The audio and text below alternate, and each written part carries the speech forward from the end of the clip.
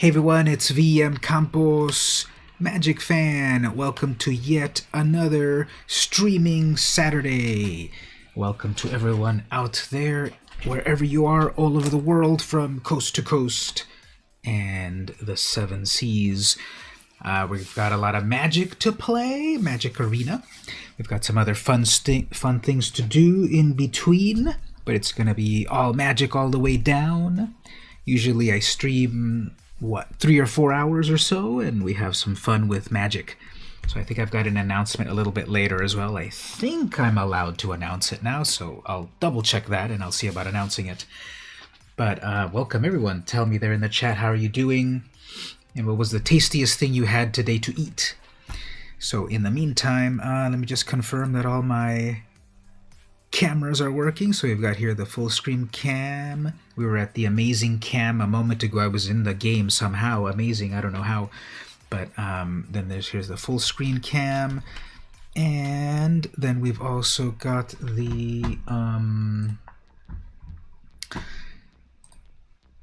web browser cam over here. Oops, okay, so I do have to reset the web browser cam.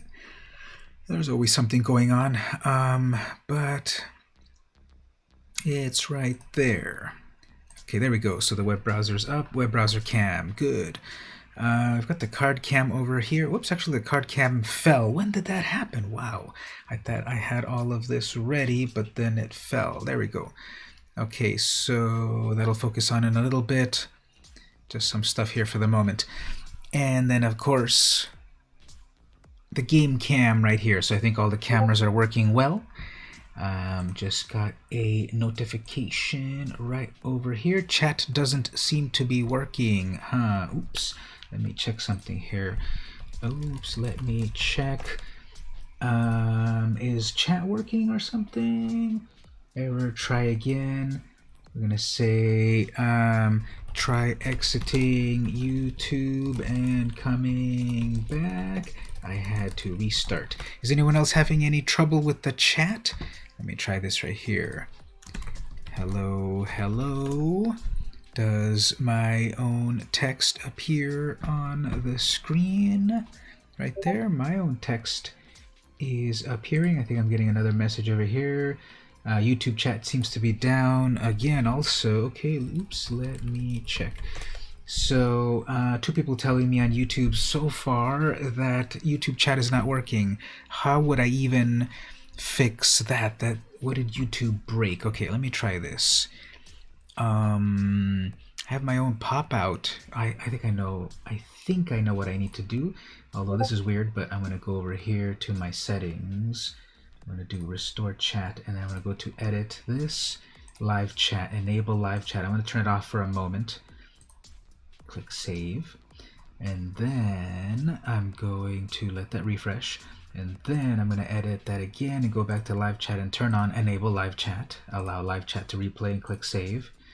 So let's see if that wakes it up. There we go. Okay, is it working? I think Stevie wrote there finally. Anyone else there? Mark, anyone else able to get that chat working? I think after I had to reset it, possibly. I have never seen that happen before, but I guess I can see it. Yeah, I can see you, in my own control panel, and I guess on screen. What about seeing yourselves on screen? I know I can see you in the chat box, but are you appearing on the screen? Like when I say here, hello, when I press hello there, it does show up on the screen during the game. In a moment, is it showing up on the screen?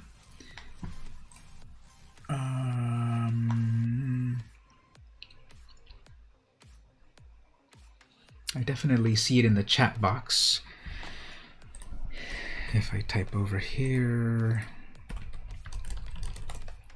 see that definitely appears right away. I'm typing that in the Twitch box, so that's appearing right away, and that appeared on the screen right there. Hey Dark Lord, welcome. We're just trying to confirm if our chat is working. I see you typed hi right there, but I'm not seeing your text appearing on the screen embedded on the on the screen. I think we can live with that as long as you can see, right? Can you see the chat box somewhere?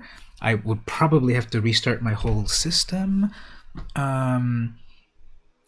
if we wanted to appear embedded on the screen. No, actually, well, there we go. It's flooding back in there. Okay, never mind. I guess it's working. There we go. So, yay, YouTube. Hopefully that doesn't happen on Wednesday. I don't know if I can mention Wednesday yet, but yeah, so anyway, I hope that gets fixed in due time. But I was just checking things out, so welcome everyone. We got it working out. Did I get the 50 packs of Kaldheim? I didn't. I'm kind of a cheapskate on those sorts of things. I just play basically on the free-to-play mode. So I almost never buy the packs. I've never bought anything on... I actually never buy anything have not bought anything on Arena, and I've just been doing free-to-play. But it is a good deal if you really want to get cards and packs and all of that. Then getting the deal in there is very good. So just let me confirm all my cameras are working, because I'm paranoid that other things are not working. So we got the game cam, that seems to be working. Then we've got the amazing cam right here, where somehow I go inside the world of Arena and I'm in the game somehow amazingly. Okay, that one's working, great. My color's kind of overexposed a little bit. Then we've got the full screen cam right here, where we have it all full screen, although I feel it should be a little bit lower. So we got the full screen cam there. You can see my bookshelf of amazing stuff back there. We've got the web browser cam. Is that one working? Yes, the web browser cam's working. We're gonna look at some web browser stuff a little bit later. And then we've got the card cam. It didn't fall again. Okay, there it is. So yeah, it's a little dark, but we'll get to that in a moment. So all the cams are working. Hopefully they continue to work. Okay, so here's our schedule for the day. We've got gold digging to do as usual. I got 2 challenges to complete for today. After that, then we've got comics. We're going to jazz things up a little bit. We're going to talk about comic books. We'll have a few segments of comics. 1, 2, 3, 4, 5, 6, 7, 8. 8, 7 divided by 3, or 8 divided by 3. None of those are even numbers, but okay. So we've got 3 segments right there where we'll browse a little bit of comics. We've got the Historic Challenge event going on. That's like one of the big events going on at the moment. So I'm going to partake in that one a little bit later. Then we'll look at a few more comics. Then we'll play some Brawl. We'll look at some more comics, and then we'll talk about Kaldheim. So that's the big schedule for today, and if anyone wants to do any 1v1 challenges and so forth, I'm down for that. Or if you have any decks that you want me to craft and so forth, I'll be down for that. And I believe January 28th is when Arena comes to Android. So we can confirm that date, but I believe it's January 28th, which is... what day is that? That's Monday, isn't it? No, that's Thursday. That's next Thursday. So Arena is coming to Android. It'll come to iOS soon enough, but it's coming to Android on the 28th. Yeah, time to get hyped on that. So you'll be able to. Did you say you'd be on your bed with your phone up like this? But you want to be careful. You don't want it to drop on you, especially during our California earthquakes. So yeah, Arena's coming to Android. All right, let's do a little bit of gold digging now. First of all, I want to flip this challenge right here. So yeah, on that note, Dark Lord, yeah, I usually don't get the 50 packs. I'm just doing the challenges, and here's a trick. If you have your challenge of the day, they're either at 500 or 750.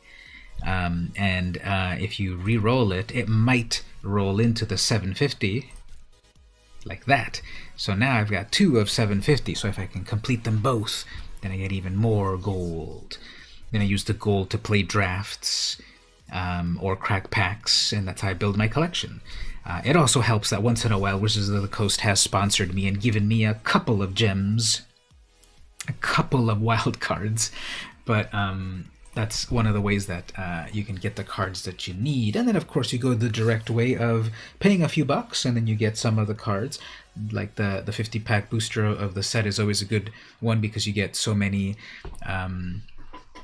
you get so many packs.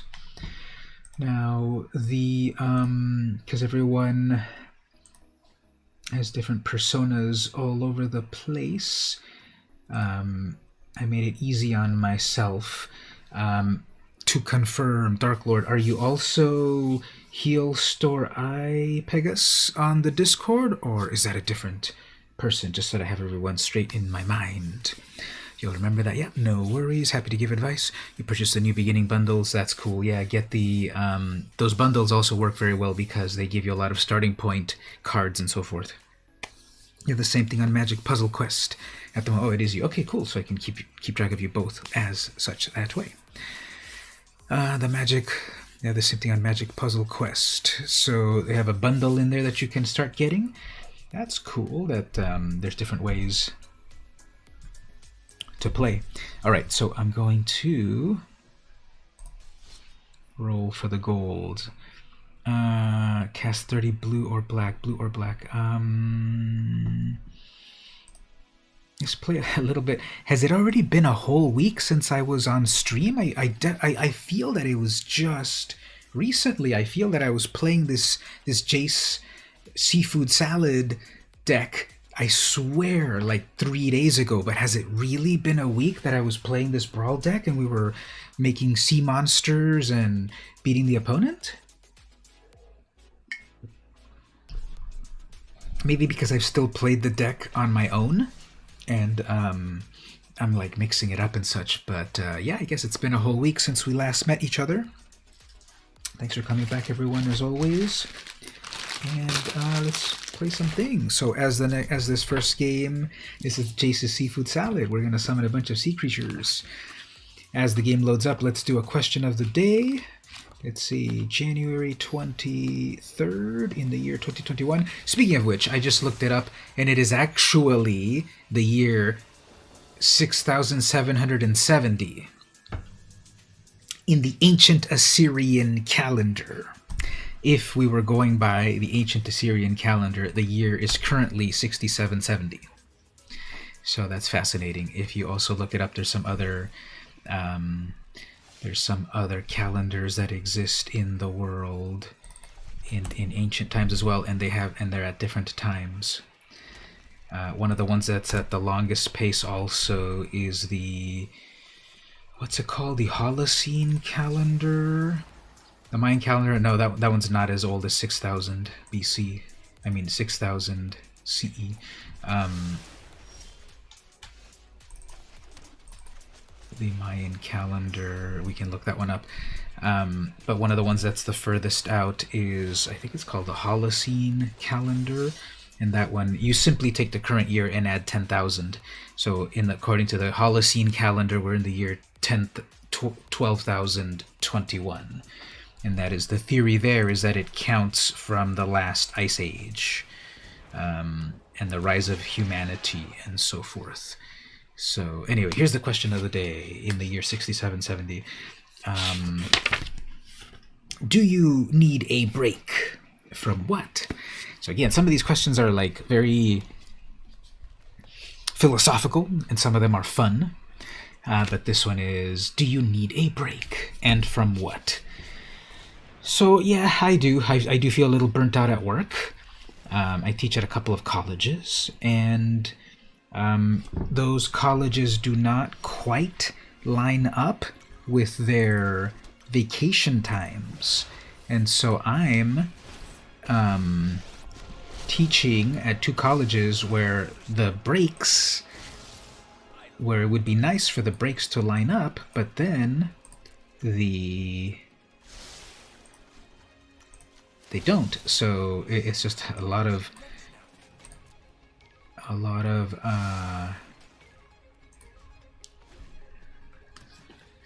grading, a lot of prep for work, and all of that. So I do need to work. I do need a break from that. The vacation time right now, I've had vacation time from one college from January 1st until February 1st, basically. But the other college, we returned back on the 4th, which was my birthday. So I got my birthday present that I went back to work. So one college, we've been back there already, and another college doesn't start until later. Now, Dark Lord, unfortunately, my chat system might have given you that message because you probably typed something and then put a period and then not a space and then the next word, and then my chat software thinks that you're trying to type a link like johnny.com, and you probably wrote, yeah, the space. So sorry about that, but it's a little weird sometimes. Okay, so what are we doing here? We're going to throw back their errata, and the scroll tag Night Runner is whatever. Deal exile top card library, sure. Let's summon the Kraken. Yeah, the opponent's like, 2 Jaces, how can I handle 2 Jaces? So much seafood salad. So they quit. Alright, well, there's one right there. That doesn't sound good. Seafood salad doesn't sound good. There's potato salad, and potato salad is just potatoes with like mayonnaise, and people like that. I like it. I don't like seafood in general, but seafood salad, yeah, I'm sure it's just, what would be the perfect seafood salad?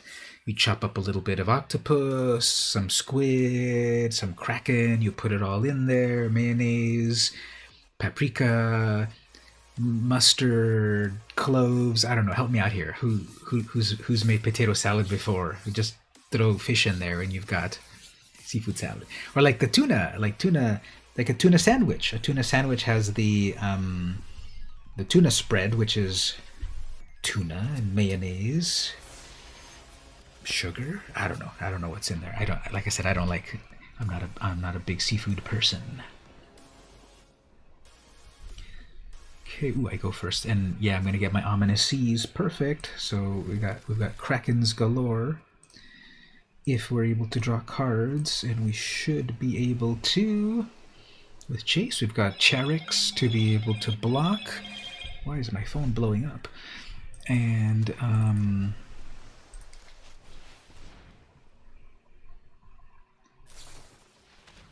right, we got an enforcer. Okay, so we're getting a mill deck going on. We got rogues. Well, not really rogue. Yeah, I guess Rakdos rogues. The rogues deck has definitely been popular. All right. So for the moment, we'll give them a target. We'll give them a target to go battle over here.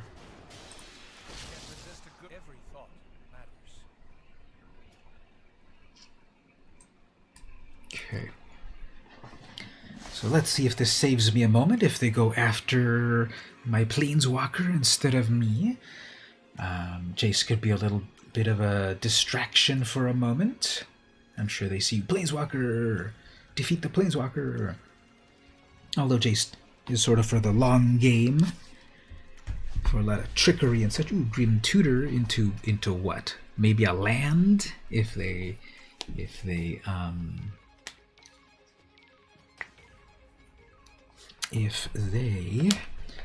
are missing lands. But the art on that's pretty amazing, and the animation's also pretty cool. I believe I was able to get one in real life.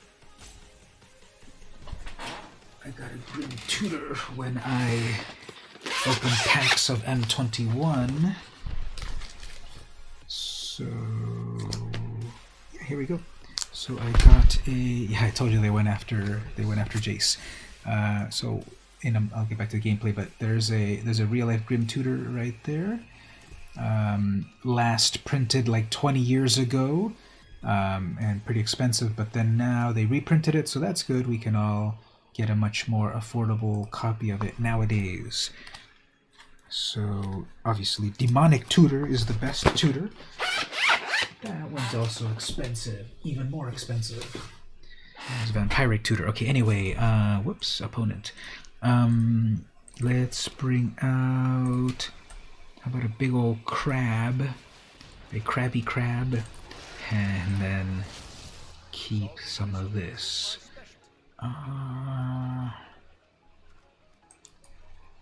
Get that over there. You want maybe 2 of those Grim Tutor cards.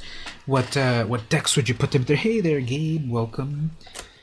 We're playing a little bit of Brawl for the rewards, and I'm playing Jace's Seafood Salad.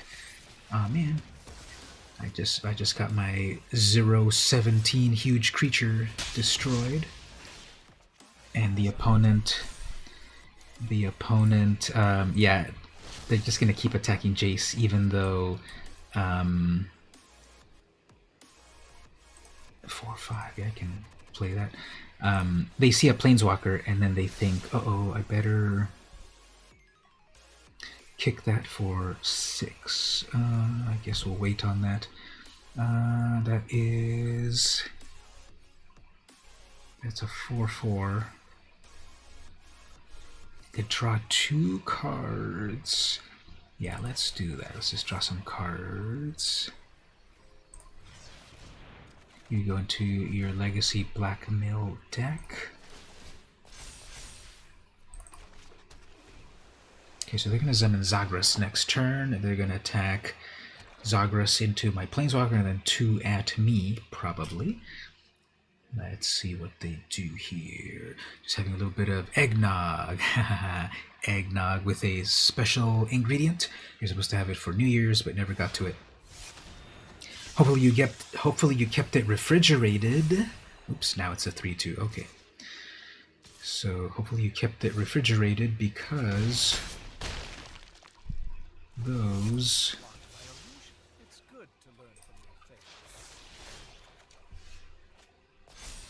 that doesn't last if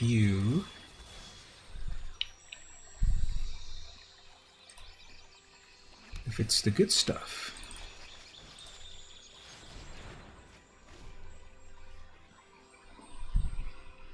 I bought myself a nice, which I guess you rate that by cost. I bought myself a nice cognac sometime last week, I think, so I'll probably grab a sip of that a little bit later. And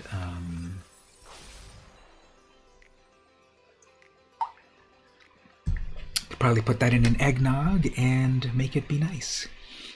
Alright, so they've got 2 creatures. Well, they've got all their creatures have death touch, so how am I going to handle this? Well, first of all, we're going to keep Zagras tapped down, and I've got 5 in total. What can I do with 5? I can bring out a Shoal Kraken, but that'll easily get killed. But I think okay, actually, let's just bring out more distractions. Come on, Jace. Oops, I need 7 mana for that. 5, 6, 7. Yeah, it's 7, 8. I'm gonna get 8 damage. And everything's got death touch. You had to have it before it expired. I guess we'll bring out this Kraken just to hold off a little bit. Although they have 2 mana open. And it's pausing for some reason. So this is definitely going to... Oh, they had an Ember Cleave. They tossed an Ember Cleave. That's interesting. That always wins the game. They could have attached to that 4/4 and make it into an 8 damage, so instead they want to do one of these flips. Sure. So they'll probably... Oh, there we go. So they're down to 1 card. If I get 1 mana next turn... There we go. Okay, so here is how we might be able to survive for a little while. We'll have 2 Planeswalkers, so they'll have 2 things to block. And then... Ooh, there's a Kiora, but I can't summon her. I need 7 mana.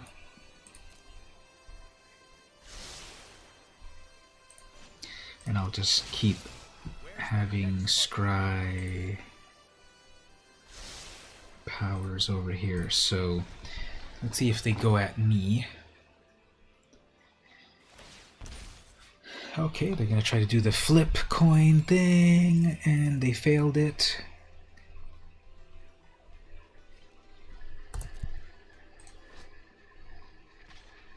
They're coming at me, and there. Okay. So this Kraken is gonna die. But at least... Oh, okay. I guess there's their final thing there. So this is going to be very hard to survive, because they'll just keep hitting me. Yeah, this is good game. They just had too many good stuff. They had every removal spell, and I didn't have enough of my lockdown spells, so that's what happened there. Alright, getting closer to today's goals. Okay, here's another question of the day. How's everyone doing? Let's look at yesterday's question, the 23rd. I mean, the 22nd. This is yesterday's question.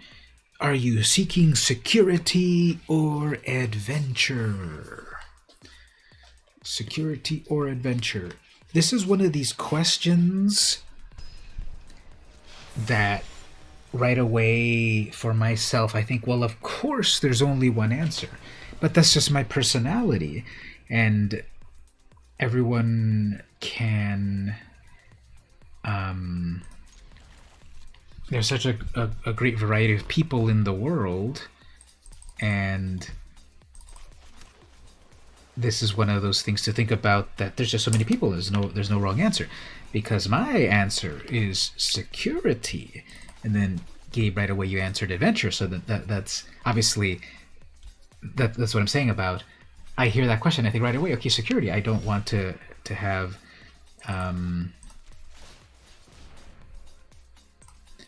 you know, adventure is adventure, but then I get pessimistic in terms of, well, what if I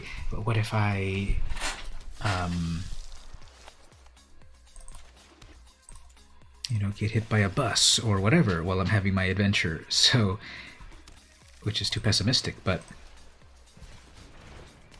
then, you know, security could be boring. So that's a good question of discussion there. What about all of you? What else do you think? Would you rather have security or adventure?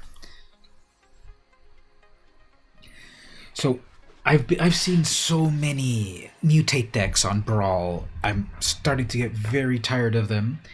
I almost see the same ones over and over like this. I see that Migratory Greathorn every single time. I see like the same 3 or 4 mutate creature commanders over and over. It's kind of boring. I don't know if I'm really gonna... I wasn't quite seeing my opponent, but usually I'm not gonna stick around on an opponent that is a mutate deck. They're annoying. They have a lot of great synergy. Those are good decks, and I would rather play much more casually in Brawl. And there are the Brawlmanders. There are the decks that I see right away.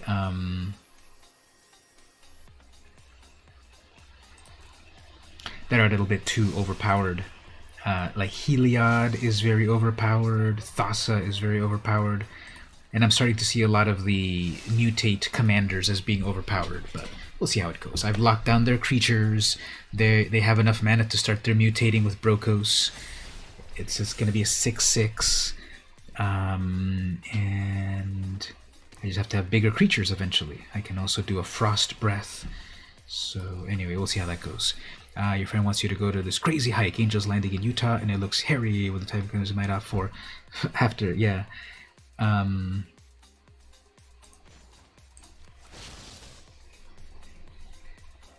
you know, hiking and that sort of thing, I'll do that. Solving mysteries is my specialty. Jace.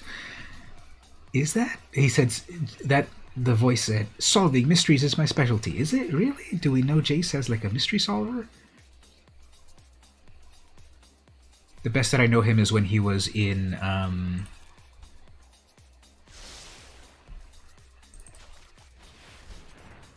the Ixalan story, when he lost his memory and became a pirate.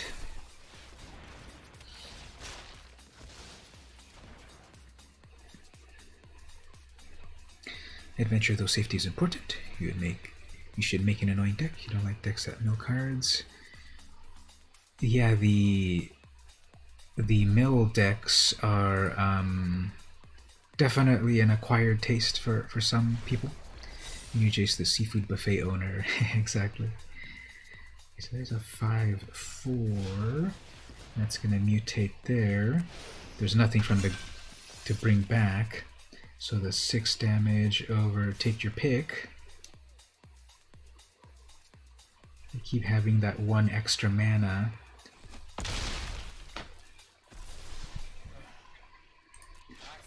Okay.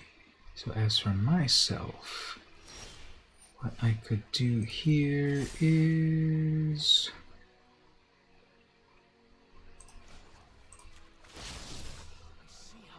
definitely have to keep the 3 mana for the... I almost never get any use out of that Sea Dasher Octopus. But anyway, I'm going to... I need to keep enough for that Frost Breath opened. They did have already 1 counter spell in that 1 shark. Counter target artifact or creature spell. Fake. So they had...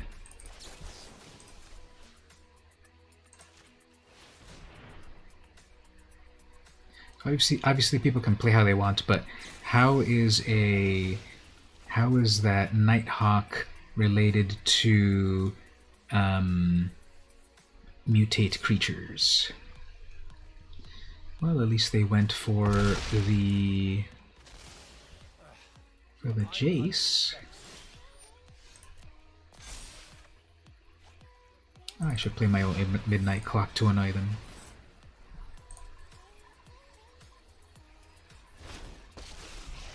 Alright, so now there's 2 more Jaces to go attack instead of me. So let's see if we can pull like a bubble snare. Nice day for an expedition.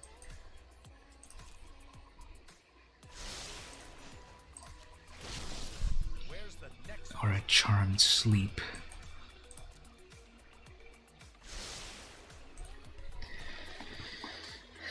Alright, let's see. So they have their own Sea Dasher Octopus that did come back to... that is going to do its thing.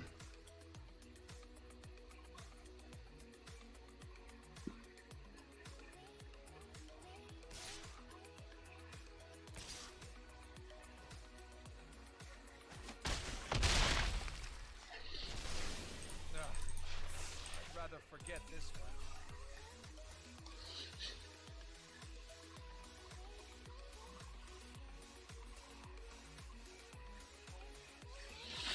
Alright, well...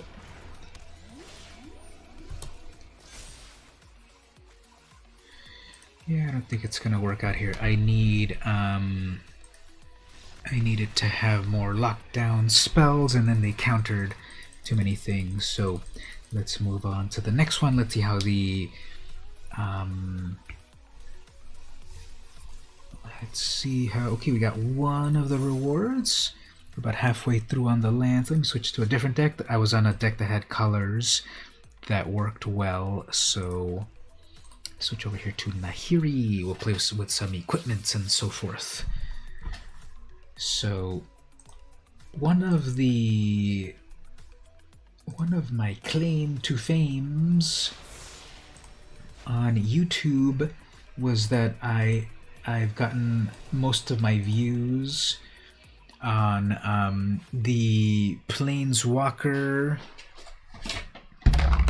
decks that come out on the various sets, and then doing my upgrades for them. Those have thousands of views on YouTube. So I also see Aura a lot. I see Aura a lot, I see Heal Out and Thassa enough times. I see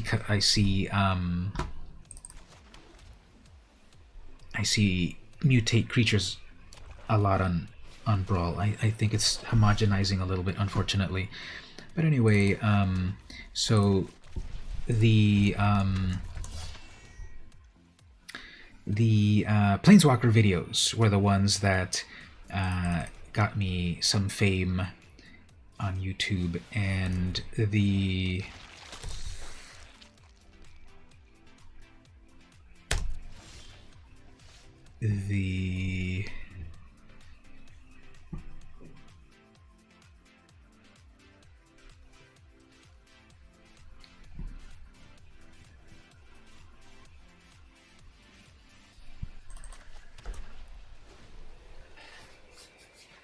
The thing is that Wizards of the Coast has stopped making Planeswalker decks as common on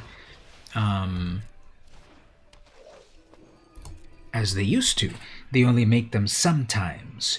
So so that takes away a little bit of the creativity. Okay, so I'm going to try something here. And in theory, I should be able to do this. I'm going to wipe the board, but keep my own Hallowed Blade alive. I believe I have to hold on to my full control if I want this to work, because when I tried to do this before, it didn't let me respond to my own thing. Actually, what am I even talking about? I need double red. Never mind. Yeah, fine. Let's bring out the commander. So anyway, I tried to do this before. I did Storm's Wrath to deal 4 damage to everything, and then I wanted to save my own Hallow Blade by making it indestructible, but then I didn't get a chance. Okay, so great. They've got their Heliod, so that's going to be a big problem.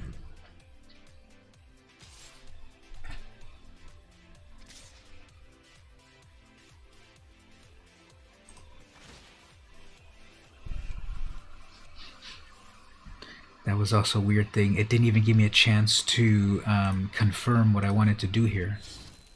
See? Look at what happened there. Okay, whatever. Let's try that again. So your question here: what advice and deck advice would you offer to succeed in the hard challenges to get gems and tokens easier? So when you're talking about when we're talking about challenges, you mean the challenges right here, right? These that appear at the bottom of the screen here. You don't mean the ones over here about like historic challenge or traditional cube and tinkerer's cube, right? So if you can clarify that, because there's many answers to this, of course. So if you talk about the challenges down here, I'll answer that. If you mean the ones up here, then I'll answer that.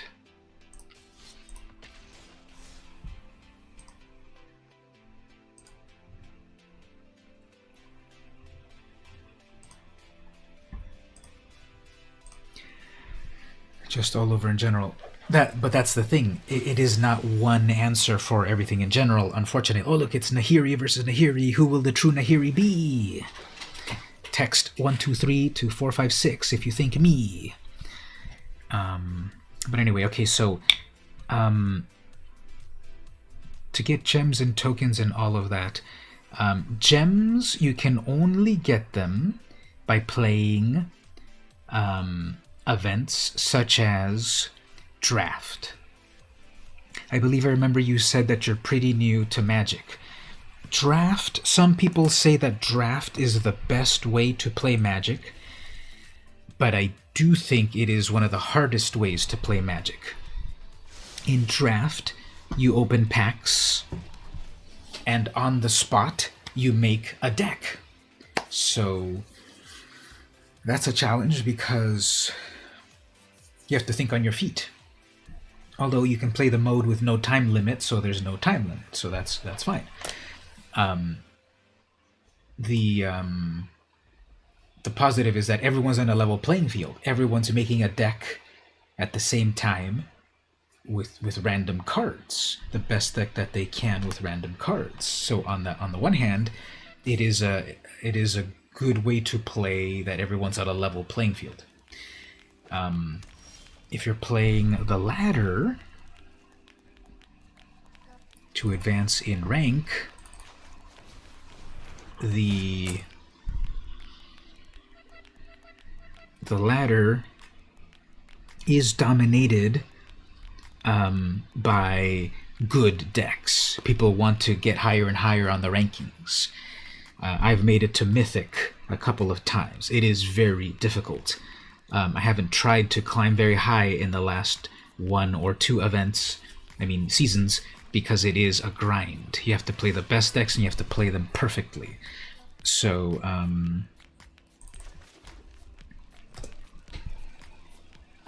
if you do care about advancing in rank, you do have to play the best decks. And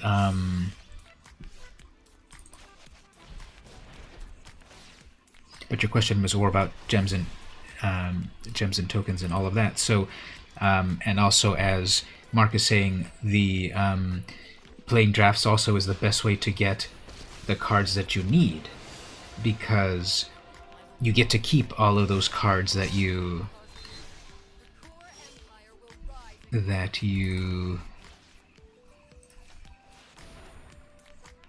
check it out. I'm binding Nahiri with her own binding. Oh, the irony is tremendous.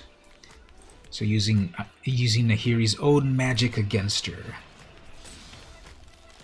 And the robber won't do anything because I have more they have more cards, but probably they'll, if they spend a card right now, we're still both at 4, so yeah, they don't get my free card. And then, I've also got a kill spell right here, so I don't know. The opponent might not be my friend after this game. Yeah, a grind we discussed earlier. In your platinum, yeah, it's a grind to get to platinum beyond, definitely. So there's also like, what is the big idea for what would you like to get out of the game? Like right now, I'm playing Brawl, which is the non-competitive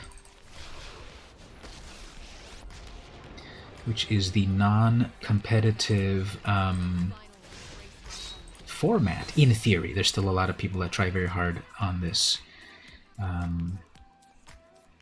in this format, which is their choice, of course. But I've tried a little bit of everything. I've tried playing the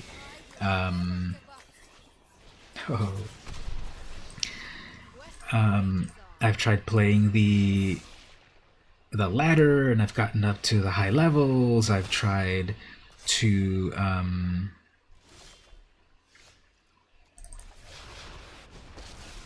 play non-competitive Brawl. I've done drafting, a little bit of everything.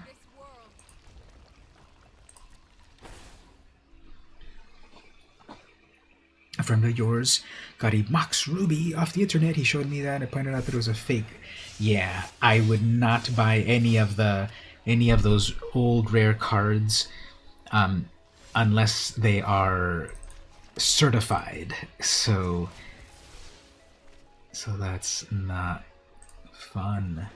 Sorry about that to your friend. And how were you able to tell that it was fake?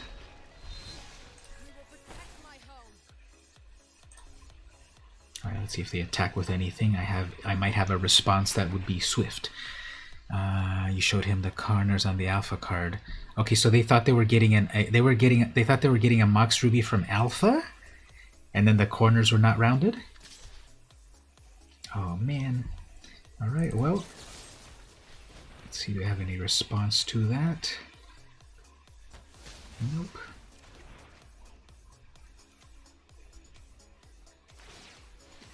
Re-equip, sure.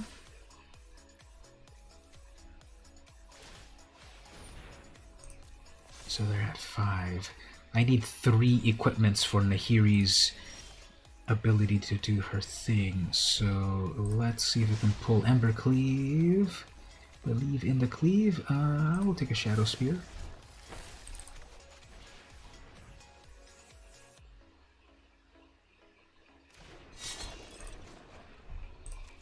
I always misclick on that Shadow Spear because the the deactivate ability, the deactivate the indestructibility always trips me up.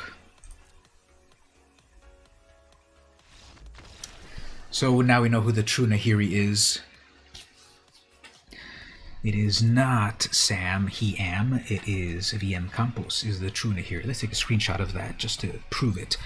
I'll print that out and put it on my wall that I am the true Nahiri. The corners in the text were wrong. Oh, yeah, if you don't know the details, like the very rounded alpha corners, then that's annoying.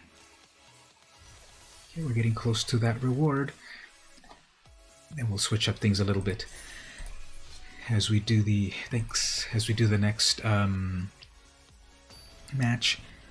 Check out this cool little Link's Shield keyring that I have right here. I don't remember where I got it. I've had it for a while, but I can have Link's Shield. Opponent goes first. I have pretty bad land, but I've got an equipment. I've got the War Leader. If I get my third land, things can happen. I've got an Ember Cleo. I need 4 for that. They have a Kenrith, so they're gonna need to have a million different manas of colors of mana. So I'm sure they'll be slow. Making a deck just got complex. It's always a little, hey there, Angle. Thank you for visiting. Looking for a second opinion. Do you think Mass Vandal is going to play like Pack Beast? Let me look it up right now. Don't remember that card at the moment, so let's have a discussion on Masked Vandal. We'll get the full crew to weigh in on it. What's it called again? Masked. I was writing marked. Masked Vandal. Let's see this Masked Vandal. I'll pull it up on screen in a moment. So first of all, it's a 2 mana changeling. So for tribal stuff, that's definitely useful. And when Masked Vandal enters the battlefield, you may exile a creature card from your graveyard. If you do, exile target artifact or enchantment your opponent controls. It's reliant on a condition in that you already have a creature before it can do its thing. So on the one hand, because it is a common, let's say you're drafting with it, you've got to build around it a little bit, that you've got things in the graveyard.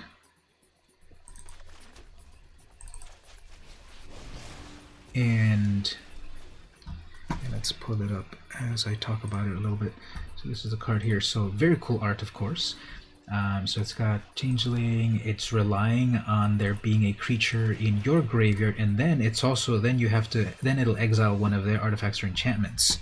So what I think of it is, I think it's a little bit too situational. Now, I'm not a Magic complete expert in all of that, but it is reliant a lot on a lot of conditions, because you need to have a target of your opponents to wreck, and then you need to have something also to trade out of your own graveyard. Pack Beast is amazing. People love that one a lot. It does get a lot of good, so I think Pack Beast is way better than this. But I think this is way more of a draft card. I think in draft it'll do stuff. It says it's all creature types. Yes, but I was reading somewhere about how, like, Party and Changeling and all of that is trickier than people think. Uh-oh, I'm gonna get rushed with no, did they use up all their mana? Yeah, they used up all their mana. Okay, hold on a moment, let me just think here. I gotta get rid of their, do I have enough mana to destroy their, no, well, I gotta go for it. I'll answer the question. One moment, let me see if I can believe in the cleave. What does the opponent have? They have 1 green mana open. So what is that going to be? Like a... Well, that 1 green mana... Green or blue... Nope, they don't... What can they do there? That 1 green mana will probably be like a Fists of Giant Strength or something, right?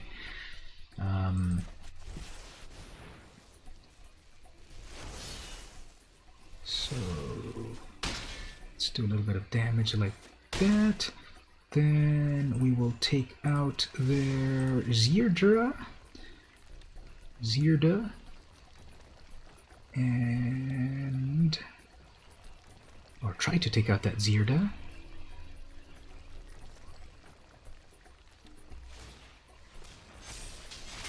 Sure. Okay. It's a permanent counter? Put a +1 counter. Oh yeah, okay, it's a permanent counter. Wow. Alright, so what was I saying?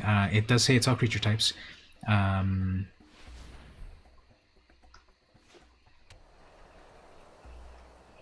So, from what I also recall of how party works, and again I do believe some other like Magic Pro said somewhere about how like this does not automatically count for all of the complete party. It is changeling, meaning it's every creature type, but it's not counting every one of the creatures, unfortunately. It's it counts as one. Like Pack Beast, you might have meant Pack Beast, not Parcel Beast, right?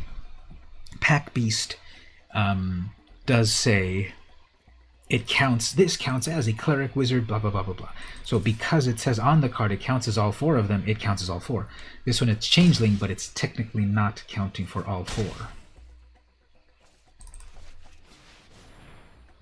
I don't know if that's fully answering the question or if we're on the right path to discovering the secrets of it. But they're saying that Kaldheim is going to be a very complex set.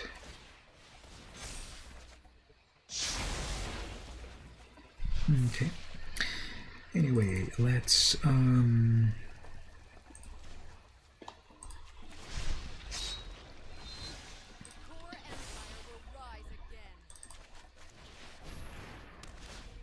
set up a really beefy warrior. Check that out. 4/4 double strike. As soon as I attach that axe, it's lethal. Probably. Question. Opening chest music from Ocarina of Time. Quest opening chest. Yeah, that's probably my phone. If you recognize it, yep, I've got these. I got all these Zelda sounds on my phone. I have an Android, so I like to put all of those. Fun sounds. You notice that you haven't done a draft in a while. Yeah, I was a little burnt out on drafts a little bit. I don't know. I haven't been fully playing them, but I just felt a little burnt out by them. But I'll get back to them at some point. And they're gonna take what are they gonna take out? My Planeswalker I can bring back again. I guess they're gonna take out Embercleave. Fine.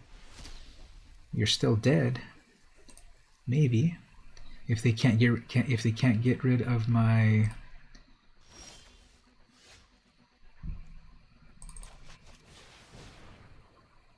let's see, what can they still do? They can, there we go. Rust Man. They saw the writing on the wall with my big axe. They need to make a set that goes back to basics. You feel they're making game. They, you know, another guests on the podcast have told me that about how like there's just so much complexity nowadays, and that games are over on turn 3. And I had said, well, the pendulum will probably swing back and forth between complexity, and they still seem to be swinging it towards complex. I guess the only thing that dials back complexity is a core set. But even that, you have things like Grim Tutor and Ugin the Spirit Dragon in a core set. So yeah, they might need to go back to basics. Although the commentary about that is that the company won't, because then how do you sell packs? You need to have more and more over-the-top things to sell the packs. Like, oh, there's a Grim Tutor in here.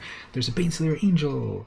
There's all the new Kaldheim stuff that we'll look at later on. The commentary is, if they don't have fancy cards to get people to buy packs, then Magic will die. And I don't think it'll be that bad, but I do think it might be necessary to go through like, yeah, a whole year, which will be what, 4 or 5 sets of simplified complexity, and things will have to rotate out of standard. Even though they did change standard, because didn't standard used to last 2 years, and now it lasts like 1.5 years or something. So I think with the complexity of the number of sets and directions of magic, if they claim that Commander is the most popular format of magic, but they make products for draft, they're at odds with their mission statement. Complex, though, that makes it fun and worth it. You're choosing at least 2 planeswalkers to create, at least both mythic. You have 9 mythics you're able to craft. Sounds fun. Have you picked a... This goes back again to the question about what are your goals? Are you playing for fun to try decks, or are you playing to try to raise on the ladder? If you're trying to play for fun, then make cool, fun decks and don't worry about your win percentages and so forth. You've made it to Platinum, which is very good. Good job on that. And you see the complexity of, or the difficulty of getting up to those levels, so you have to balance what you want to do.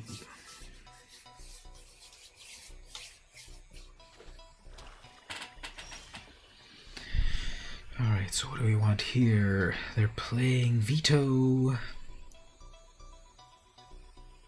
It's barely my second turn. I don't even have to think about anything. Oh yeah, I can put that out.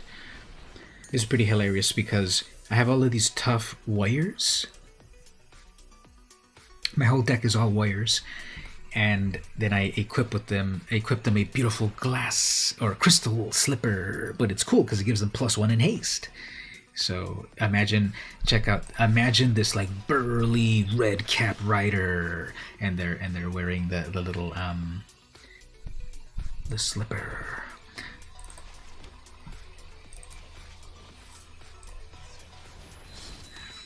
All right, so they brought their veto out first instead of a lifelink creature. The better play would be to have your lifelink creature out and then have veto next, so that you have an attacker to start gaining that life. Right here, they brought out their commander first, and then they have a Yara, so that's not even a life gain, sort of. Oh, well, I guess there's the mini life gain right there. And they're pausing on 1 black mana, so they probably have that one, what's it called, Village Rites or something, where you sacrifice your own creature and draw cards. Or maybe they have that one -4/-4. No, that's 2 black mana. What do they have for 1 black mana? Oh, there we go, Foulmire Knight. Okay, fine. They're living their dream. They have the...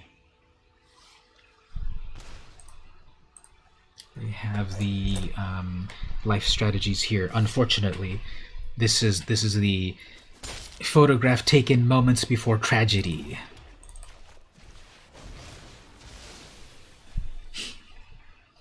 Frustrating the challenge is fun and welcome. You want to succeed in getting gems and coins though as well. So coins, you can get them relatively easy. You play your daily challenges every day. Gems are harder to get. You have to get them through the drafts. But again, if you play the drafts, here's a strategy. Think about this. So if you play all week long, and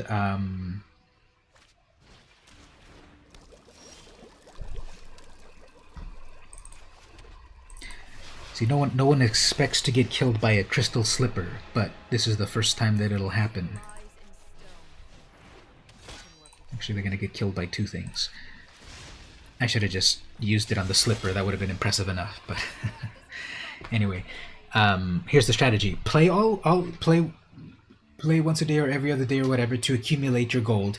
In 1 week, you are able to accumulate, I believe, 4,000 or possibly 5,000 gold in 1 week. Use that 5,000 as an entry fee to a draft. In the draft, then, you are guaranteed to get 45 new cards, because a draft is made out of 3. A draft is made out of 3 booster packs. or if you go with sealed, and it's made out of 6. So 3 times 15 is 45, right? So you get 45. You get 45 cards.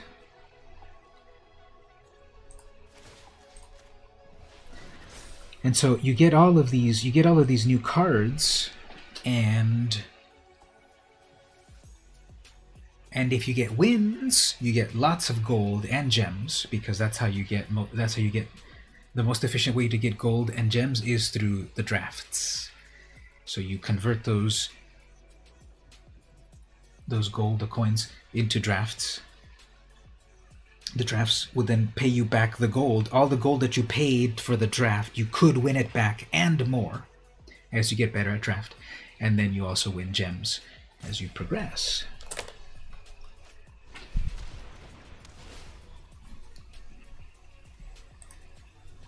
Discard 2 cards. Aw, man, that's 2 good cards.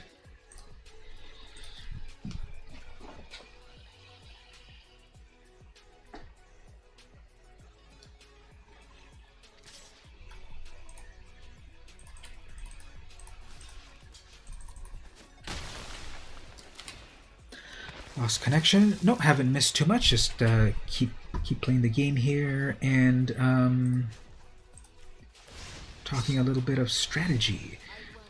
I don't know if you missed it, the part that I was talking theoretically about equipping a a crystal slipper to a burly goblin. Just the theory of that. That's just a fun visual.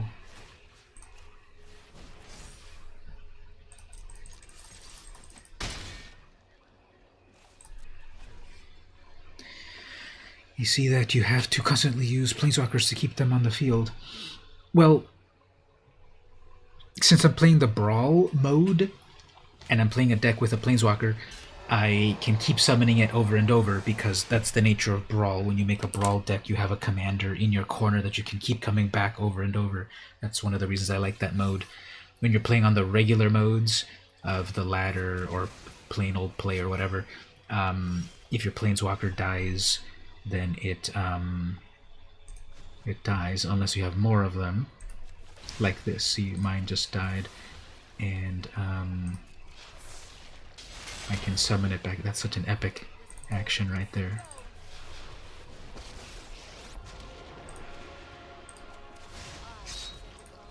Epic animation, I mean. But yeah, planeswalkers. People love planeswalkers. They're very flashy, they're relatable, like I totally relate with Nahiri. She is like into lithomancy and swords, and is like 5,000 years old or something. You gotta admit, you can't wait to play Paper Magic again soon this year when we go back to normal. Yeah, with the vaccine coming out and a competent administration in charge, I do believe things will get better. See, Geeky Gamer, sorry, but why do you keep playing the... I can believe that's your... Let me allow that comment right there. My chat system might be a little too mean. Can't believe it's kicking ass as much as last year with Nahiri. Yeah, Nahiri kicks ass, you know? But I was about to say that, unfortunately, the opponent, like, read my cards, please, because I can easily kill anything of 4 power, and that had 4 power, so...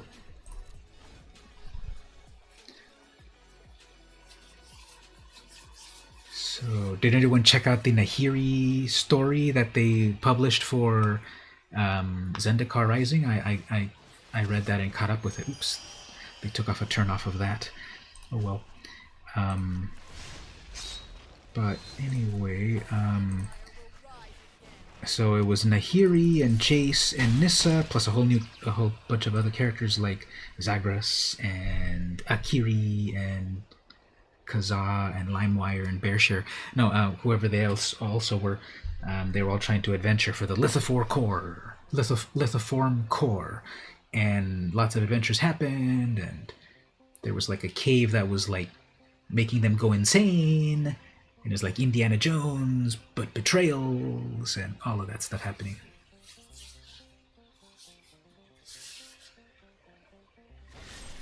Okay, they finally had enough. They finally had enough of Nahiri.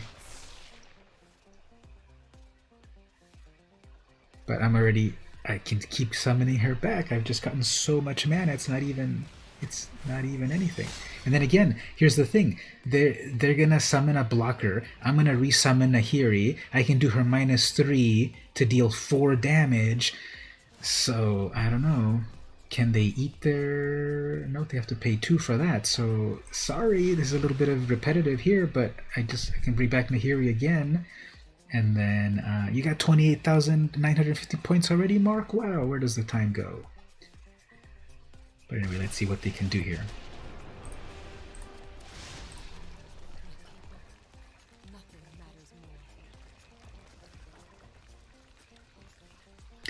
So I like how you can see like the full art of the Planeswalker only right here on Arena, because wherever else you see it you can't. But then when you zoom in like this, it shows you like that. So the only place in the world where you can see the full art of Planeswalkers is on Arena. Fun fact. Well, yeah, when the mobile game hits, you've got to oh, everything's at double strike. Beautiful. You've got to definitely redeem those points. They have 1 life left. So let's put this Dainty Slipper onto my core Blade Master. Sounds tough, right? How does she battle her opponents so expertly with Crystal Slippers? And Stevie, you've got 25,000 points. You truly add up. I've got to triple check. Okay, they finally resummon their commander. Unless they have another blocker. Unless they can somehow make 2 more blockers suddenly, this is GG. But, okay, Geeky Gamer JNB. Valiant Effort. Although they're Nyx Lotus. They have their Nyx Lotus over here. And they're gonna Hemophage, lose X life. Okay, fine. I'm gonna lose 1 life because it mutated once, although that is amazing art. That is some of my most favorite art there. It's eating that poor little kangaroo thing. Do not eat the tasty kangaroo things. I was gonna check. Okay, let me do this. Okay, I will only attack with 1 thing. I will attack with my hasty, trampling,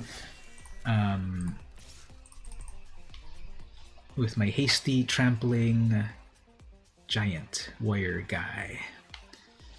Do I have that art?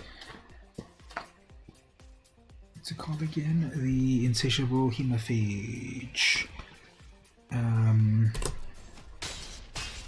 right here. Ooh, I have it in the foil. So let's check out the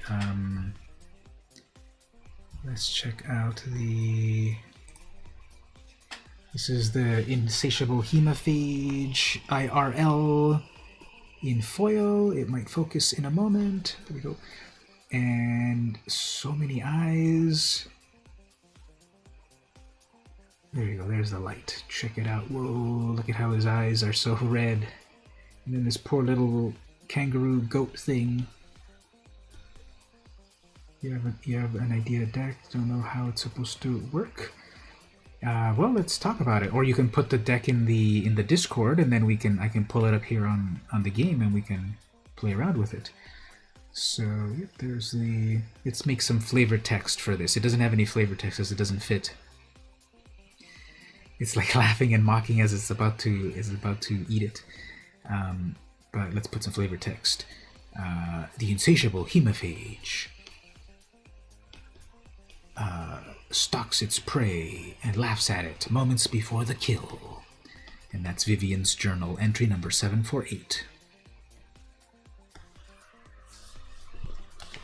So the alternate art for these critters on Ikoria, I loved it. So much good alternative art, such as this totally swole, Porcu-Parrot. Look at him. So, just amazing art on these. I just noticed it's up on a tree branch and everything, and it's up on the tree branch doing push-ups to get those arms. And spiky tail and everything. Let's see, can we get closer here? So, yep, that's the Porcu-Parrot. Never quite pays off for me. Other people play that and they're able to do so much damage, but it never works for me. Alright, so I think we got our challenges. I think we got our gold digging going on. Let's see. 850 to 525. Very good. Got that gold. Okay, I'm going to take a break in just a moment. I've been streaming for 1 hour, right on time. I'm going to check, let's check the store. Any good deals today? Bitter Blossom sleeve is on sale. Ooh, the Goblin sleeve. Oh, all of these Secret Lair sleeves are on sale. Remember when this is the first generation. Wow, those were the days. This was the first generation of Secret Lairs. And then now we have 78.7 of them. And hey, Journey Tree, how are you doing? You just need a pro number for Family Gaming if anyone wants to check it out, and if you're able to provide a YouTube link. I think I have to activate links. What you could do is spell it out like this, like yahoo.com. You know, I have to see how to activate links on YouTube. I have a certain command on Twitch, but on YouTube I have to look it up what it is. So maybe spell it out that way. It won't be clickable, but just spell it out like that. That'd be nice. Thanks for sharing that, Journey. Welcome to the chat. The preview of Kaldheim because of the beautiful art. You got that sleeve. What is that creature? So let's look at them left to right. On the left side, we've got the Bitter Blossom, that old classic card that would make a whole bunch of fairy rogues or something. You got a cool goblin and a cool art style. This one was called the Explosion Sounds Secret Lair. Here they're saying Goblin King sleeve. Then we have this one. What was this one again? Some sort of dredge or delve mechanic or something that everyone loved back in the day. What time they're going to release Magic? Well, probably at midnight, yeah. Magic on Arena, on mobile. Probably on midnight, probably Pacific time. Yeah, because they're in Washington State, right? Then we have the OMG kitties. You know, Secret Lairs are cool, but I've never gotten any of them, and I'm not really interested in getting in any of them except the OMG kitties. And I'm kicking myself because I forgot to get it. You know, I like to make cat decks, and this had some cool cats that I wanted, and now when I look up how much they cost on eBay, they're like $300. So I missed out on that. But I have the sleeve, so close enough. This one I believe is Serum Visions. Yes, it's right there, Serum Visions. And then this is the Sliver Overlord, one of the best slivers out there. It gives all of the abilities to your slivers. Do not add slivers to Arena, please, Wizards. Do not put slivers on Arena. And then we have the Snow Mountain. So before we went back to Snowlands, they had this snow sleeve. So I'm going to get one of these. I really like that Goblin one. I like the art on that. This is when they first started to show some of these like cool new arts, and I like the alternative style of arts. I like Magic art nowadays is amazing, of course, but I still kind of like the old stuff where it could just be really out there. And I like this one that is like very, very cartoony. So I don't really play like mono red, or I do have a goblin deck, but what's wrong with slivers? Well, when you get that one sliver that gives all slivers Shroud, and then you get that other sliver that gives all your slithers indestructible, then I think it speaks for itself. So I'm gonna get the Goblin sleeve, the Goblin King sleeve, and we're gonna try it out. Look at that, so cool. Little crown is floating, and his head is on a skull and everything. So yeah, exactly. So how could we want that back on Arena? Indestructibility and shroudability? No one wants that. I'll provide the Fanboy Gaming promo link on Twitch. Well, yeah, I have to see what is my command. How do I allow links on Twitch again? Allow Twitch links chat. Unblock handle with bot. Stream elements. Yeah, I keep telling myself to look it up how to do that again. I think it's like /permit. Is it that? Permit?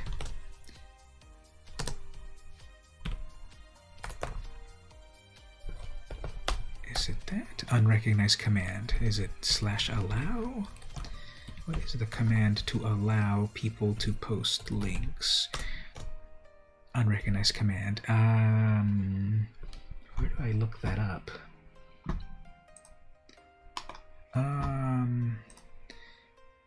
Well, like I said, spell it out. Instead of actually writing the address, spell it out when you like write the word dot instead of the dot, because it's gonna block it just like it did there. I have to look up what the command is in a moment. I guess okay. I think we'll head into a break. We'll do a quick little break. I need to refill my drink, and then we'll change gears to do what our other things on the schedule are today. We're going to take a quick look at a few comic books. Then we've got the Historic Challenge event, then more comics, then Brawl, then more comics, then Call Time, and we'll sprinkle stuff in there as time goes on. So I should get the Tombstone one. Let me look at that one again. That one was that one Delve or whatever, right? What was it called? Life from the Loam. That would look cool on a black deck. Yeah, that is true.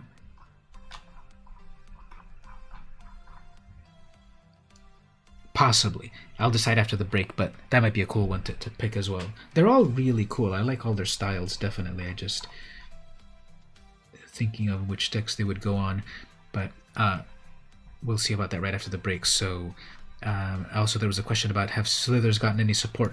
No, Slithers haven't gotten any support in a long... Well, actually, yeah, they did. They got support in Modern Horizons.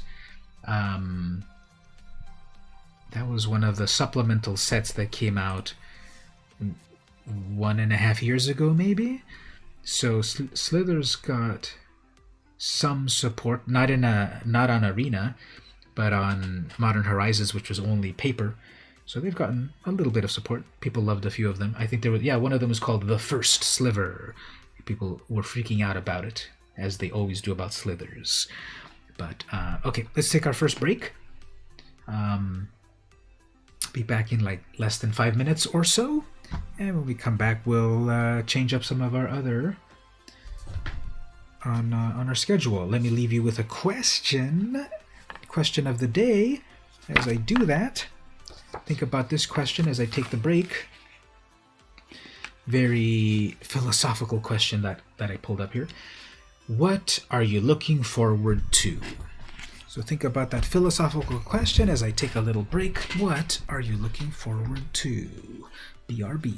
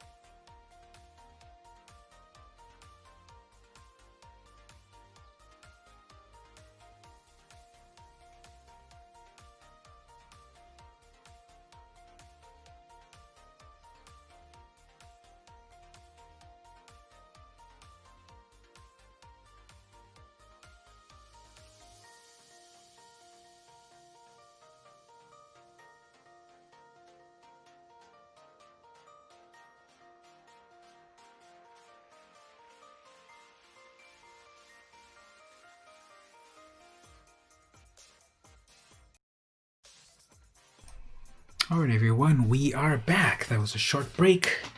Very efficient break. So I filled up my, not filled, but poured myself some cognac on the rocks. Pretty good.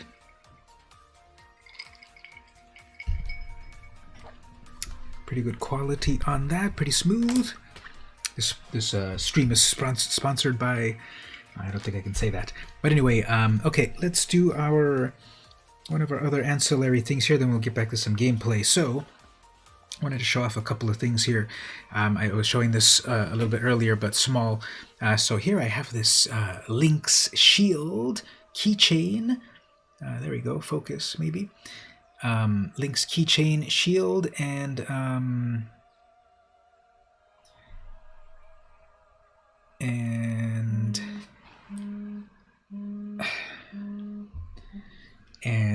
the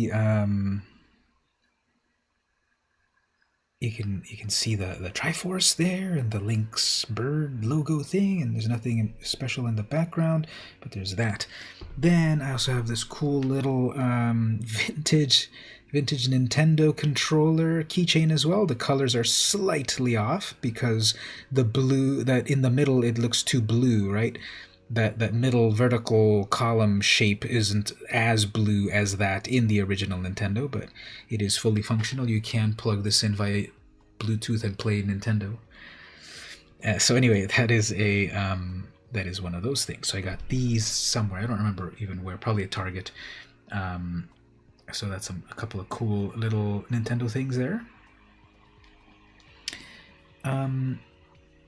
The other thing that was on the agenda was the let's look at a couple of comic books here. So I've got this comic right here, Deceased Dead Planet number 6. So what do you think this is about? Now, so I believe back in 2006, Marvel published a series called Marvel Zombies, which was actually written by Robert Kirkman, who we know as the writer of The Walking Dead. So he started The Walking Dead in 2003, and then in 2005 or 2006, Marvel said, hey, this zombie thing seems to be going good. Would you like to make a zombie comic for us? And he said, sure. So he made the Marvel Zombies, which is a lot of heroes got turned into zombies. This is an alternate dimension, of course, and so everyone's dead and so forth. And it was a great big hit. So years later, I think in 2009, DC did their own DC Zombies, which was Blackest Night, which was the Black Lantern from the Green Lantern universe. The Black Lantern was bringing to life characters that had died in the world of DC Comics. So that was their first DC zombie thing. More recently, last year, or maybe 2019, DC did another like DC Zombie event, which was their Deceased. Get it? Their DC Comics and then Deceased. So they had a series called Deceased, which is on another alternate dimension of the DC universe, some virus. Where did it come from again? Well, some virus, the anti-life virus or something, started to take over the superheroes. Spoiler alert, Wonder Woman got zombified. You don't want a zombified Wonder Woman. It was bad news. So that was that first plot. And they've had these spin-offs. DC Dead Planet. This is number 6. I read number 1 and 2. I loved it.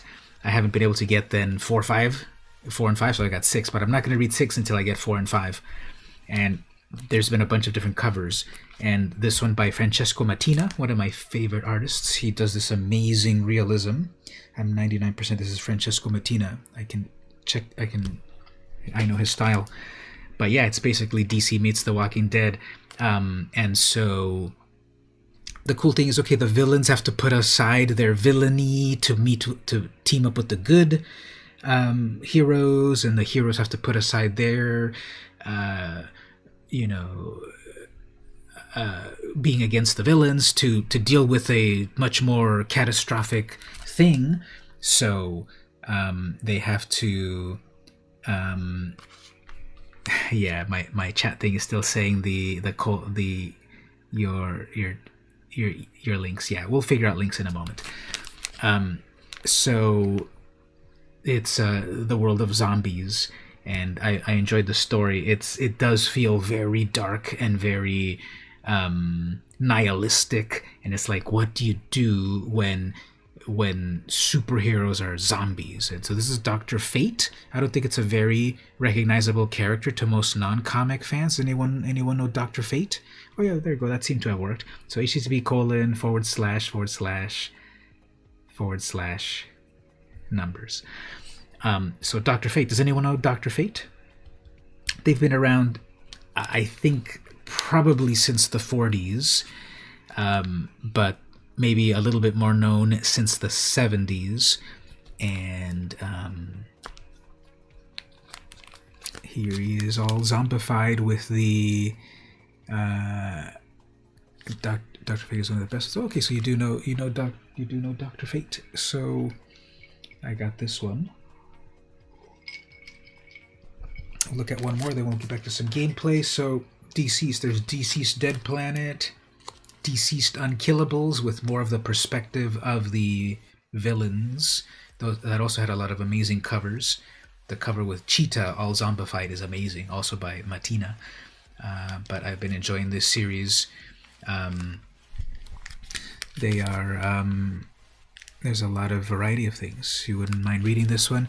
Yeah, check it out. It's available also digitally. Obviously, I like paper comics because I'm old school about that. But you can read all of these on like the DC app or over on Comixology. You can get them all digitally on your tablet and just no smudging the ink on your fingers. You're looking at the comics like that would happen to Dr. Fate. Sometimes what's on the cover doesn't always match with what's in the book. So I have not read this one yet, so I don't know if Dr. Fate gets zombified, but various other characters have been, and one that I said is Wonder Woman, but that happens like right away, so and that's not a spoiler. Yeah, there's that one. So we'll look at one more, then we'll go on. So here I got Vampirella number 15, the Peach Momoko variant. So Peach Momoko is an artist, Japanese artist, that she draws in this very cool style, this very mannered, cartoony style. And she's often like in watercolors or colored pencil sort of style. And she has just gotten so much fame in 2020. She's pretty much only done covers, and she's done covers for Marvel and DC, and this is Dynamite. She's done covers for every publisher. Covers. She's finally going to get her own interior story this year. I believe, what did I read about it? She's going to do the interior art, and I think she's also writing it, about a Japanese styled like X-Men event. I think I saw like a samurai Wolverine, and she's writing it. I know she's drawing it. She might be writing it. But anyway, I love Peach Momoko style. I always try to get her covers. This is Vampirella. I'm not reading this this comic really. I read the first 2 or 3, but I'm not really following it. This is already on issue 15. Vampirella's been around 50 years. She debuted in 1969 on her own comic, and she created by Forrest J. Ackerman and Trina Robbins, and a very famous cover by Frank Frazetta. So she's been around 50 years. And in her latest story, number 15, like I said, I'm not following it completely. I'm following Vengeance of Vampirella, which is a different plot. But Peach Momoko has this cool style that I'm enjoying. So here, classic Vampirella outfit, very spooky with the bats and the moon and the Betty Page hair and all of that. So I picked this one up. Oh, I just noticed right here, this swirl over here almost looks like what's behind her is the Death Star. Watch out, Vampirella, you've got a Death Star back there. Vampirella has been in a movie in the 90s. It was horrible. People hate it. Don't watch it. But yeah, I'm surprised that they haven't had like a new Vampirella at the moment. The character's been around through a lot of iterations. There's a controversy around the character because obviously it's like a very sexy character, and in the 90s, there were so many like bad girl comics, very scantily clad and all of that. And people dismiss this character as, a lot of male fantasy sort of character, but the stories are interesting. It's about, the battles of heaven and hell, and she's actually a vampire from the planet Draculon. She's not even a human. She's from the planet Draculon. And there's a whole civilization on the world Draculon, the rivers flow with blood. On Draculon, they drink blood instead of water. And it's not that they're like evil vampires like here on Earth. That's just their life source. And then she comes to Earth, and of course wants to fight her urges to kill. But she's a vampire from the planet Draculon. So there's some depth in there. There's interesting stuff that could be done there. And throughout the years, she's had different outfits. It's not just been this like bikini all the time. She's had like cool steampunk outfit, and she's had a few more chaste ones. So there's a variety to her. I was a vampire hunter D, the son of Dracula and a human. I believe so. I believe I remember that it was Dracula and a human. So that is a Damphir. A vampire / human is a Damphir, as I recall. Blood is actual water and life source. Interesting. Yeah, exactly. On her planet, the rivers are flowing with blood. And it's not because people got sacrificed and dumped it in the river. No, it's that the water flows, the rivers flow like blood on her planet. Planet Draculon. She's also got like 1 or 2 sisters. Eva Lee, I believe, is one of her sisters. She's blonde. She's just like Vampirella, but blonde. Very creative. Okay, we'll look at one more, then we'll get back to the gameplay. So here we have Adventure Man, number 1, second print. This is by Matt Fraction. People love him as a fun independent writer. And then by Dodson and Dodson. That is Terry and Rachel Dodson. They are a husband and wife team that works in the world of comics. I've actually met the husband, Terry, at Comic-Con. He signed... Do I still have it up here somewhere? I have it right over here. I met Terry Dodson at Comic-Con, and he signed a few of his art prints right here. This is stylized black cat, French black cat. Where did he sign it? He signed it up there. I swear he signed it. That's not me signing it. But there's that, and then this other really cool one right here, this cool style. So they're a husband and wife team. They have this cool style. I like these expressions. So these are postcards. So like the expressions that they make are sort of these like cartoony styles that I like, but then with still a lot of realism and detail. Yeah, why does that not focus? So she's kind of like a pilot, steampunk sort of character. I'm a sucker for steampunk. If I ever dress up for Comic-Con, I want to dress up in steampunk. And then here we have like the black cat. This is the same artist right here, Rachel and Terry Dodson. They're the husband and wife team. I met Terry, the husband, at Comic-Con, and he signed their postcards, and he signed them. And he also signed my Princess Leia number 1, and he was very cool. So the comic that I'm picking right here is Adventure Man number 1, second print. It's black and white. The original one was in color. And I read this a while ago in 2020. I have to reread it, but the main character, I forget her name, but it's taking place in the modern time. And there's a book, there's like a novel of series of Indiana Jones novels of a character called Adventure Man, which is this guy right here. So in the modern time, the first like 20 pages are excerpts from the book Adventure Man having an amazing adventure in like 1930s US steampunk, diesel punk,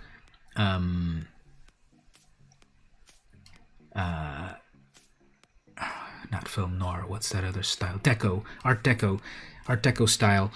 And that was 80 years ago. So the book was never completed. On the last page, the bad guy's about to win. and so she's reading that book to her son as a bedtime story, the Adventure Man story. And then the final page ends, and like, what happened to Adventure Man? And then she said, well, I don't know, they never completed the book. So she's I believe she's the owner of a bookstore with her sisters, and then the story jumps back to the present time, and something is happening, perhaps that he wasn't actually fictional, and his power based on some weapon or something, but she gets it, and she becomes Adventure Man, or the Adventurer, or whatever the name she chose. So I got this book when it first was published. This is the second print. I got the first print because I just loved Rachel and Terry's art. They do mostly covers nowadays, but this whole book is all their art, and it's beautiful. You saw the postcards right here. It's full. The inside is full color, but it's this amazing style that they have, page after page after page. 24 pages. Actually, this is longer than 24 pages. They had the very first issues like double size to get you hooked. But it's page after page of Terry and Rachel Dodson art, and then Matt Fraction, who, what else has he done? He's done some indie stuff that people love, but I don't remember at the moment. And Clayton Cowles, I believe, is the fourth person here. So I saw this at the shop, and I picked it up. It's second printing, and so then it says right here, be on the lookout for issue number 2 in July 2020. I don't remember if the series was complete because of COVID. The comic industry shut down for 2 months and disrupted a lot of comics. Like the Spider-Gwen comic never finished. It went to issue number 10 and then it stopped, but it never finished. And this one, I think they only published the first 2 issues and everything then shut down because it's saying, I don't even know if it ever came out because it said July 2nd. I know they published the collection of all 6 issues. It was going to be 6 issues long. So I know they published the collection, but I don't remember if they published the individual issues. And I got issue 1 and I never saw issue 2 ever. And this is issue 1, but second printing. So that's one more comic. And I wanted to get that because I just love their style. Look at that detail. So I really like the thick, see if this focuses, the thick ink style. That's what you should draw next time, Mark. You should find Adventure Man comic. And why does this not focus?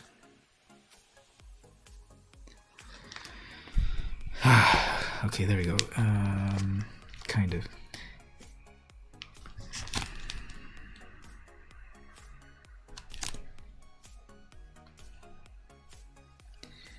Can't believe I'm fighting with this. Okay, so you should check out that art, and then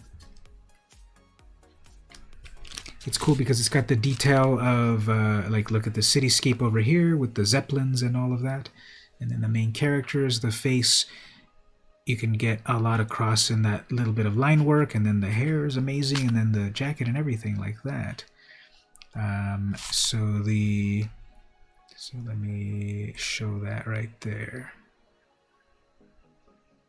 Okay, I think I'm realizing here. So Gabe, are you Journey Tree on YouTube, but then Gabe on Twitch? Sorry if I didn't realize that. I might have seen that before, but yes, let's see if that link goes in there.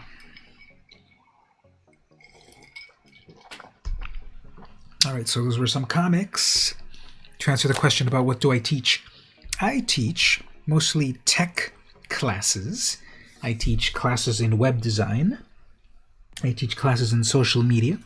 I teach classes in mobile app programming, digital marketing. So that's social media. Just sort of that. I've also, not recently, but I've taught classes in Photoshop. I also teach classes in gaming and animation, so all that tech fun stuff. Gabe and Stevie were both in my classes before, so I literally taught them everything they know. Alright, let's get back to some gameplay. I'm going to try this historic challenge, and the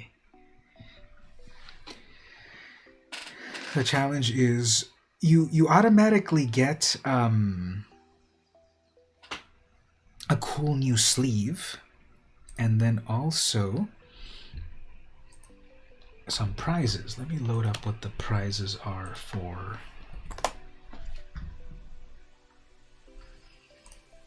this event. So the January 21 Historic Challenge, it goes from the 23rd to the 25th. Blah, blah, blah. Traditional best of 3. 10 Gs. All players will receive a damnation sleeve. So I'm about to get a damnation sleeve. You go to 8 wins or 3 losses. And what you win here is, if you win, even at 0, you get 4 rares.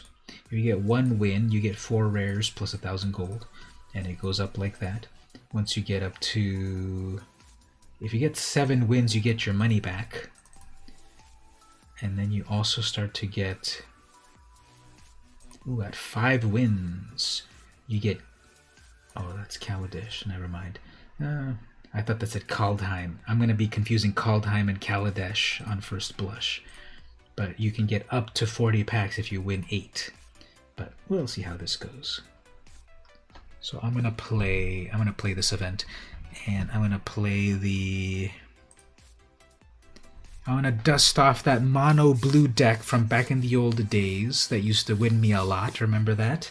That mono blue merfolk annoying deck. That's what I'm gonna play right there. Yeah, I thought it looked like Kaldheim too, didn't it? It's Kaladesh. So we'll see.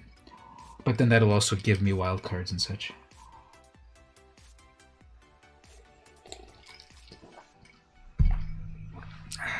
Maybe if you get off the ground with your carving and we're working business, you hit me up. Cool.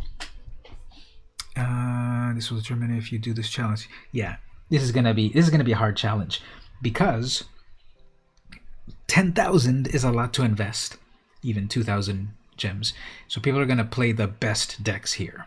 So we might see, you know, mono red goblins to try to cheat a lot of wins. Not to put down red, but you know, it is an aggro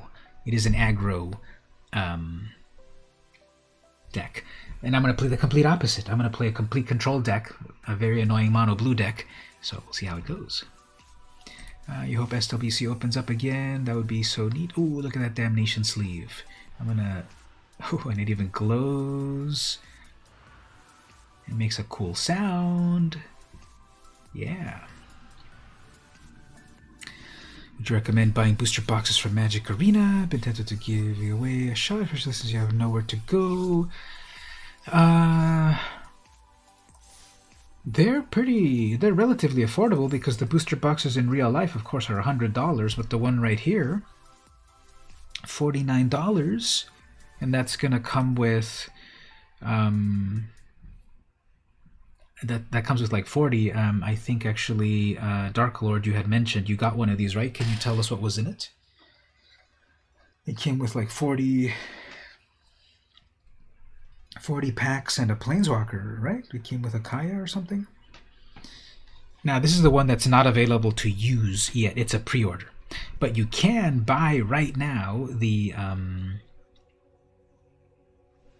where's the other one? Over here. Where's the other one? Bundles. You can buy... Yeah, those are pre-order at the moment. There's other ones there, so that might be... No, they're not physical cards. Well, No. Yeah, we're talking about all of these on Arena. They're not physical cards. They are the...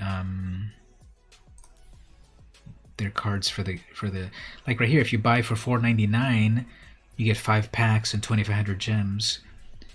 You can pre-order these, but you're pre-ordering packs on Arena when this debuts next week.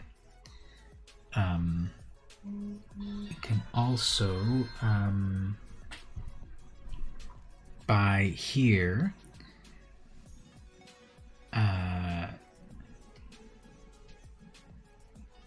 You can pay $99 to get 90 packs. A booster box in real life has 36, and this you would get 90 for $99. So they're like almost $1 each. So it is real money to get virtual products, and that's just Something to think about. Cancel. That's a nice lead. Now that's our black deck. I'm going to... That's the one. Haven't seen that deck in a while. Yeah, I'm gonna load up that blue deck, and I'm also gonna put the new sleeve onto it. What did I call that deck? Oh, there it is. Okay, so let's put the brand new sleeve that we just paid for, and then see if we can get some wins in this event.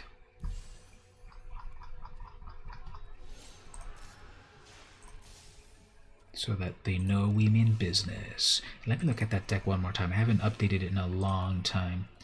I'm thinking of putting a Tormod's Crypt in there, actually, in the sideboard to deal with graveyard strategies. So that's for Gruul. That's for Gruul. That's for Planeswalkers. That's for stealing. I don't think I quite need that. So yeah, I haven't updated this in a long time, but if we remember, it worked pretty well. I'm sure there's a better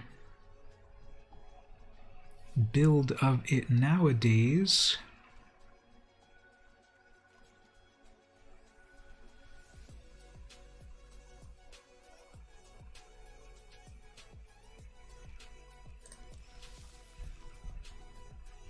Thinking of buying the pre-order, the 50 good, the 50 ones is good. Yeah, more packs, more good.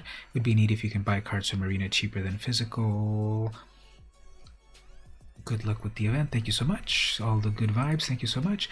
All right, so Dark Lord. This was a deck that I used to dominate with like 2 years ago, right? I've been playing Arena for a little while now, and this was the deck that was like the best deck of all. It's very, very annoying to play against, and it's very powerful because there's counter spells and then just controlling the opponent and making them rage quit. But it's been out.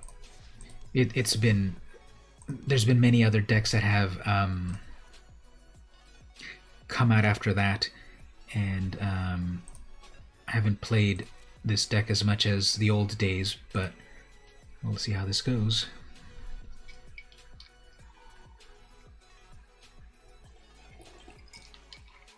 The Food Golem sleeve here.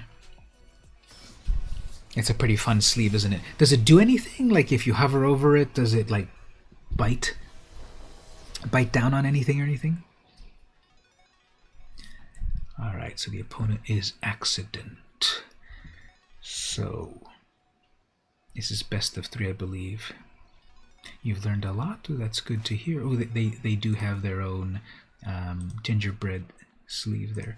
Alright, so I got 1 mana, 1 Spell Pierce. They go first.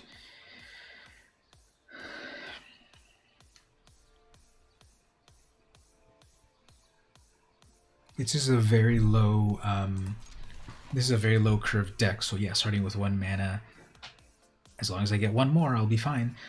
But okay, we're dealing with a turn 1 Thoughtseize. If I had that spell, if it was my turn first, oh, we're doing with one of those. Okay, no big deal. So they're going with Rakdos Sacrifice. That means they're gonna want to steal my stuff, attack me with it, and then sacrifice it to get value. So the dive down would be useful, as well as the Spell Pierce. Double shocks.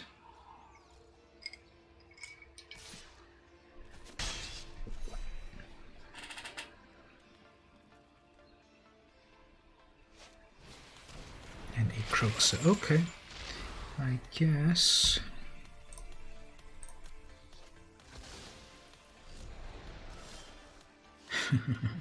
Well, this deck works when you have mana, but we're not so bad at the moment. They're just attacking with a 1/1. So if they play another Croxa, we can, I guess, drop a Tempest Djinn. It is pausing for them, so they probably have that Village Rites where they sacrifice their own thing to draw cards, or some kill spell. Amazing. So that was one of the things here about the deck. it's a very low mana curve, so as long as you've got like a couple of mana, you'll be fine. But the problem, of course, is when the randomness of it all doesn't give you any mana. They're far away from summoning that Kroxa back from the graveyard. And that Spell Pierce probably won't do anything by now. They've got enough mana for it, but we'll see.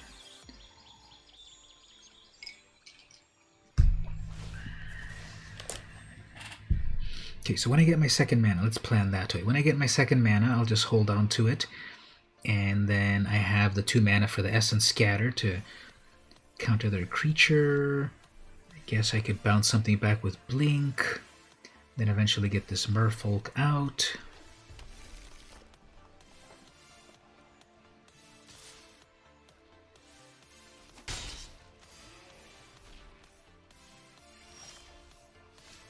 Okay, there we go. So, play the land, pass. They can't summon Kroxa yet. I'm sure they've got removal spells.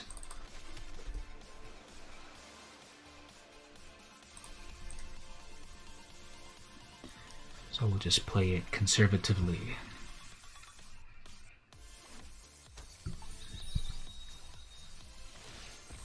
If I had the Tail's End, it feels so good to stop that Fabled Passage. That's one of the mean things that the deck does. Okay, that's Stitcher Supplier. That cares about putting stuff in the graveyard, but if it gets countered, then it doesn't work. So they're not filling their graveyard with stuff for Kroxa.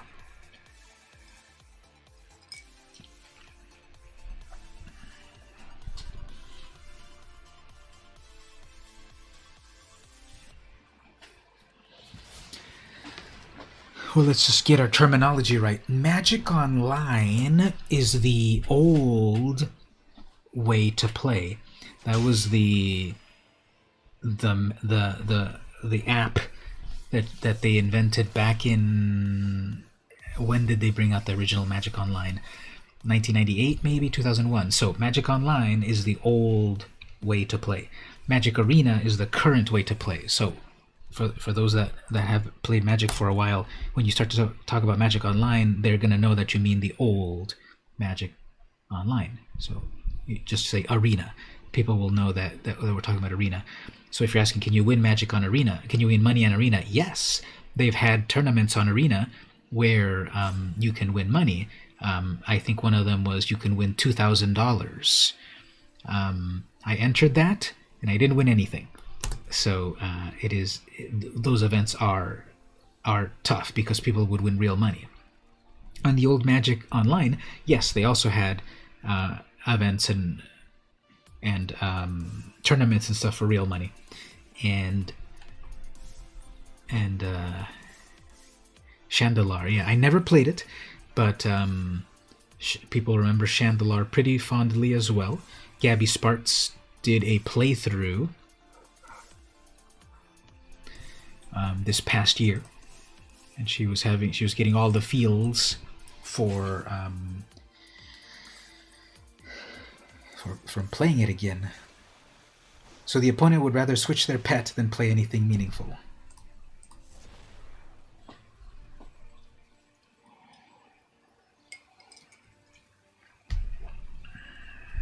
Well, your elemental is cool, but it's not a Black Lotus. Do I like being evil? I like playing evil decks, but I don't like being evil. It's just a consequence of playing evil cards.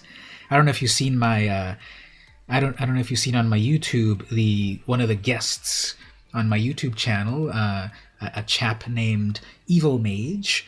But Evil Mage appears on my YouTube channel once in a while to talk about evil cards. So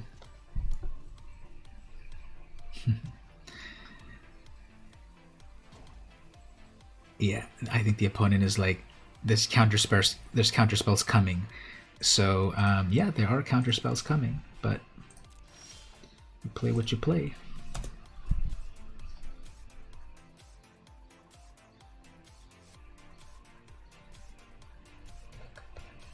We are in a high stakes game. If I'm playing the ladder, then yes, I'm gonna play the competitive cards, which are often the mean cards, the evil cards, the annoying cards. If I'm playing, the ladder, if I'm playing a competitive event like this that just costs 10,000 gold, then yes, I'm going to play the best cards. And unfortunately, it might mean counter spells or milling or hand disruption and so forth, because it's serious business. But if I'm playing Brawl, which is supposed to be casual, no, I'm not going to play the mean cards. I'm going to play a cat deck. I'm going to play a deck full of seafood. I'm going to play fun things on a casual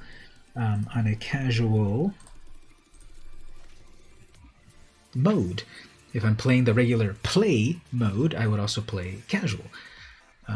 But when there's important stuff on the line, you play the cards. Well, let's look at this cool sleeve again as the opponent contemplates their existence. Even before I interact with it, there's already like some cool mist around that black hole. And then when I hover over it, wow, look at that.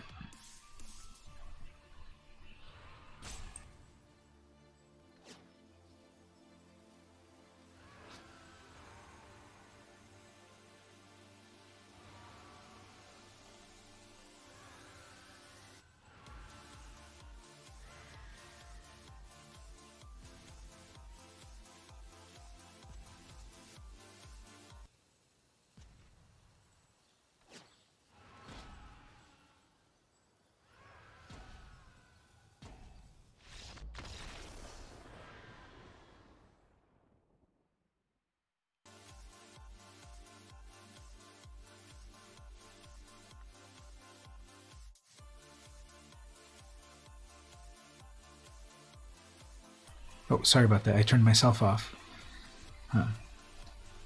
Anyway, I turned myself back on. Well, I was just saying that, I was saying that the opponent, they got salty, and even though my opponent had 5 mana, lots of cards in hand, they had hit me with Kroxa, were gaining life, they still saw 2 blue mana, they saw that I countered their spell 1 time, and they got triggered enough for that they let the timer run out instead of battling me, because they wanted that citrus supplier, but I countered it. And the opponent got salty and stopped playing. Now, I could have sworn this was best of 3. If we go back over to the browser, this says right here, the January 21st Historic Challenge, blah, blah, blah, traditional best of 3 historic. Maybe because the system recognized that they were roping me, they kicked them out. So I don't know what happened there, but okay, this says best of 3. But we've got 1 down. Got a reward. Lord Dracus. We have 1 win so far, which according to the things over here, 1 win equals 4 wild cards and 1,000 gold. I don't know why they didn't have a chance to put it here in the design, but anyway. I created a meme for Kaldheim, noted always battle Kaldheim. I haven't kept up enough on the memes. There's so many creative people out there, but I've got to check that one out.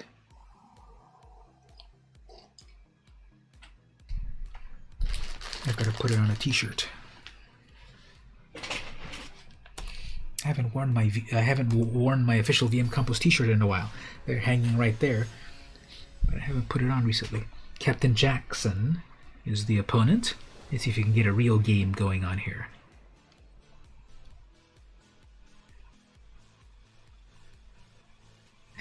Always battle. We just need to spread it. Okay, so here's what I want. Alright, so let's see what they have. Turn 1 Siren Storm Tamer. Turn 2 Curious Obsession, protected with a Spell Pierce. Hopefully they don't have removal right away when it bounces back to their turn, but we will see. Oh, Damnation versus Damnation. So let's see, what do we get? Okay, so black, blue, and green. I could play my Siren right now. When it goes back to them, they could have removal, and then all my plans fall apart. I could wait until the next turn to play it, and then have Spell Pierce to protect it. But YOLO.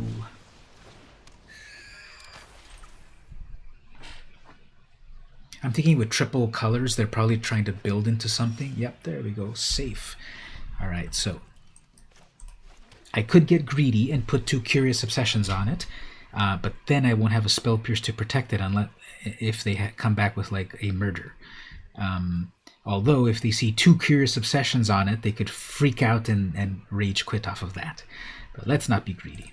Let's just put 1 onto it and get this murder train going.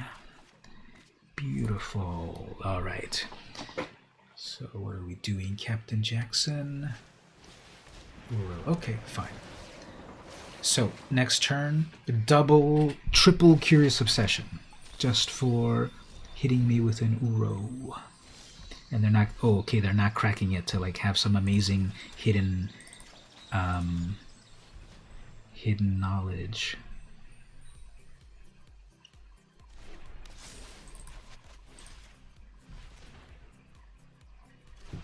It's a 4/4 that's going to draw me 3 cards. Unbelievable.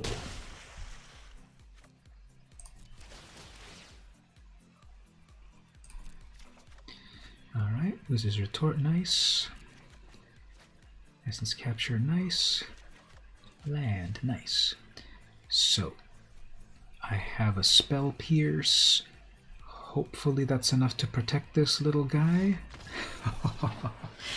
Alright. Oh, so it is best of 3. The other one, it was the other one that because they were rage timing out, they got kicked out. I guess the system's getting smarter.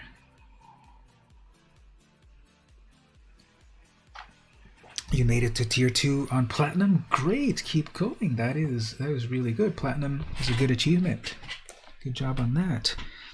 Alright, so, okay. Tail's End will take care of Uro.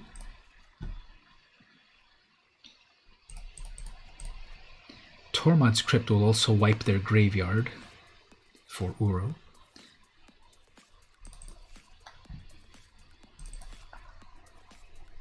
What colors were they playing again? Blue, Simic plus black, whatever that is. I never remember the 3 colors.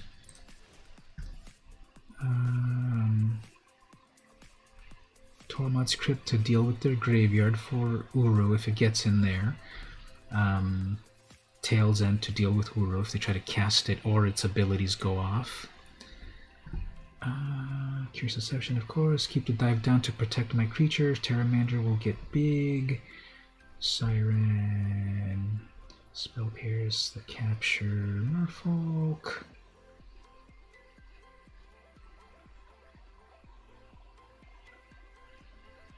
Didn't I used to have a creature in here? Didn't I have that one Merfolk that used to get big every time I cast a spell on their turn? No, that was on that other deck. That was in the green-blue deck that was also annoying.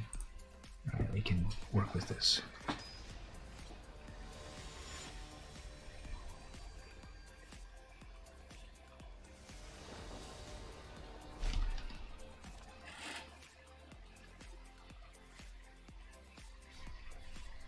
Okay. Turn 1 Terry, turn 2 ready with a Essence Capture or Trickster, and then we've got the Retort.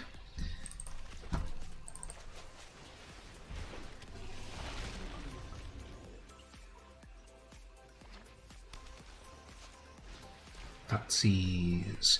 That requires a You Worry Too Much.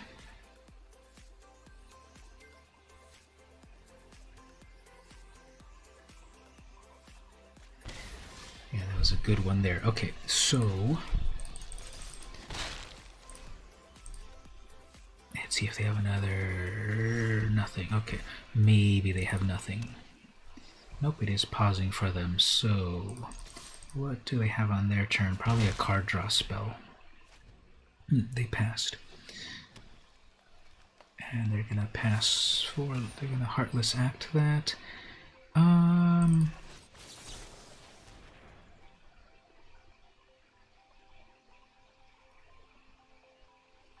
They probably have double Heartless Acts if it's still pausing for them.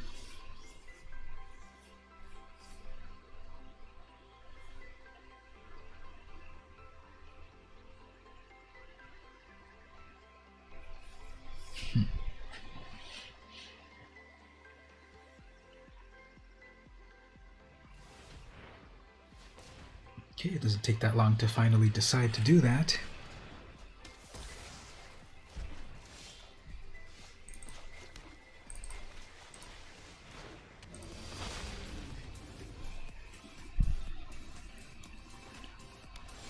Alright, I'm gonna keep that hidden card in hand.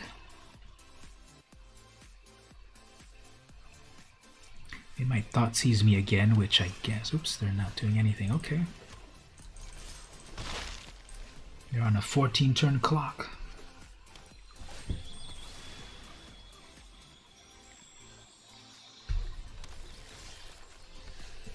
Well, as long as I get something good.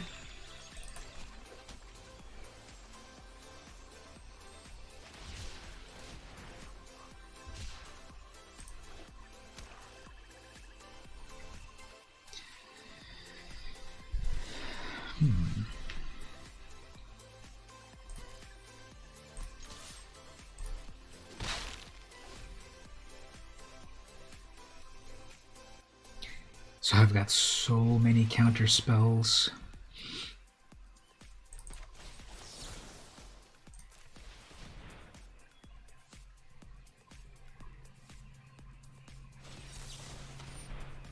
They're countering my counter spell, sure. I seem to have another one.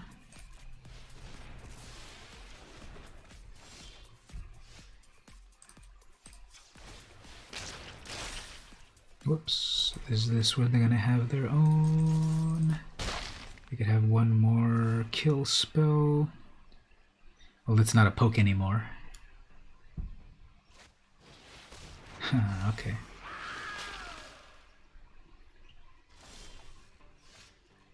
Well, let's see if they Doom Whisper. Nope, they're not gonna Doom Whisper. Okay.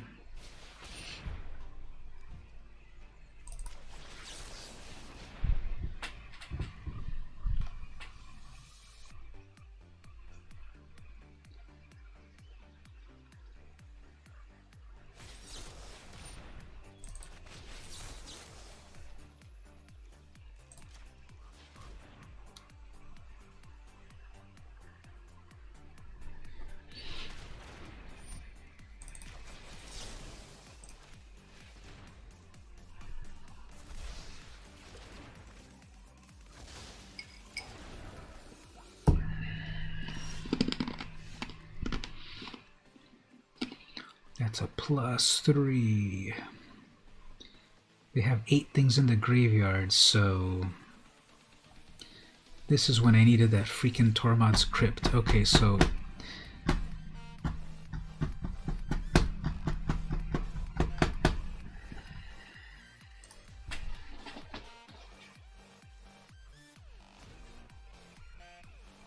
if you try to resummon Uro, they'll be able to get it back no problem, gain some life off of that, or they have another Uro.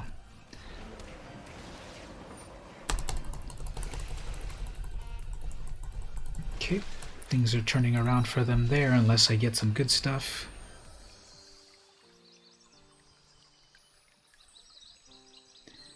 Because they're going to gain 6 life here, they're going to get a 6/6. Yeah, they're bringing it back and have no way to stop it, so...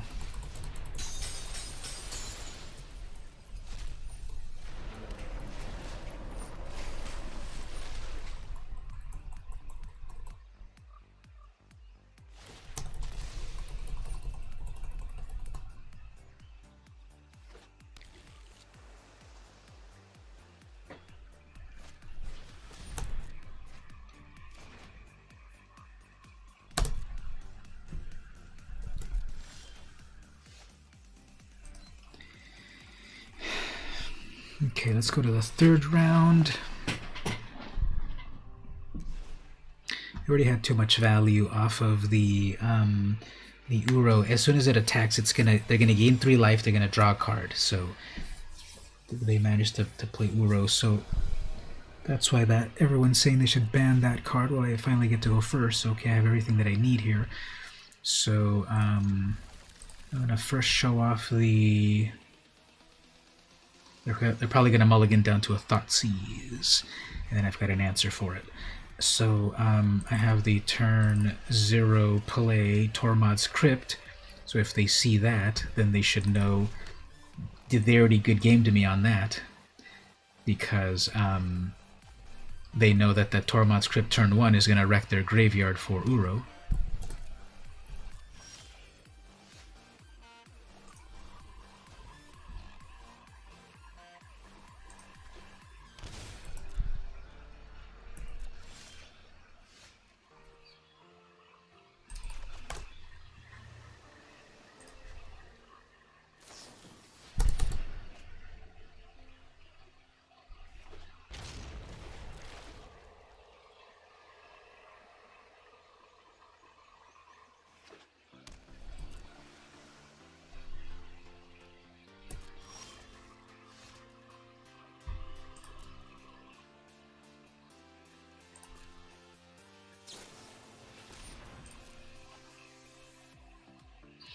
Alright, so they're probably just trying to bait me out to do some counter spells.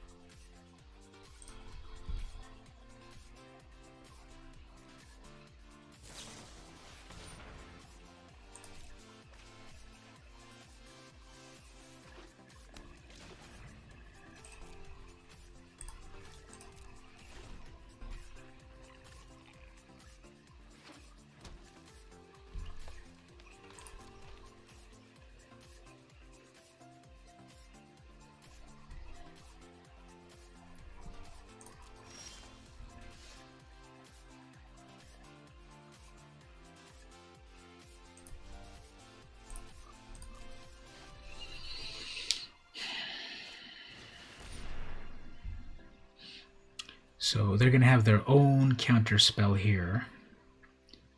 I've fallen too far behind to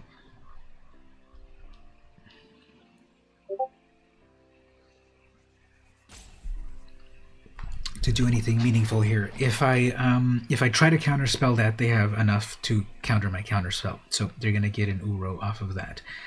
If I summon a Merfolk Trickster, they probably can't counter that.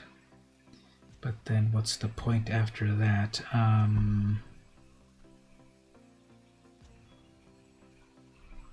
actually, wait a minute. If it goes to the graveyard, then Tormod's Crypt. What am I worried about?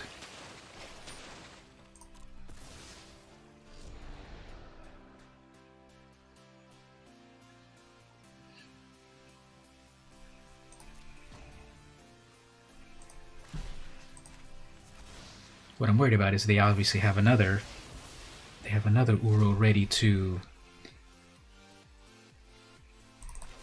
Well, I guess right here. Let's see what do they do about that. Well, that's where they have their murder or fatal push. Fatal push. I never see people play that. Okay, well,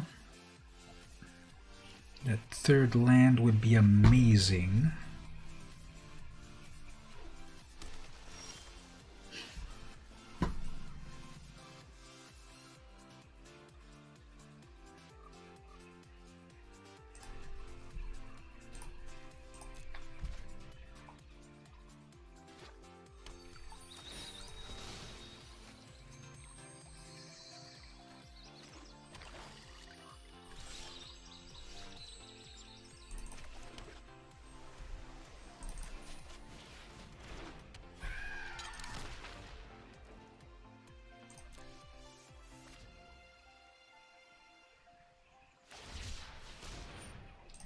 Finally got that third land, yeah, but Languish. I can counter that, but they're just trying to bait out my responses. So if I hit it with the hard wizard's retort, they still have enough mana to still kill it. So that gives it a +3. If I had 2 dives down, that would live. I can't wizard's retort it because I know that's going to... Let's see how if they really want this. So we can spell pierce that. If they pay 2, I can do it one more time. They still have one more fatal push. Or not. Okay. Maybe. We've got to get cards, so let's see about this.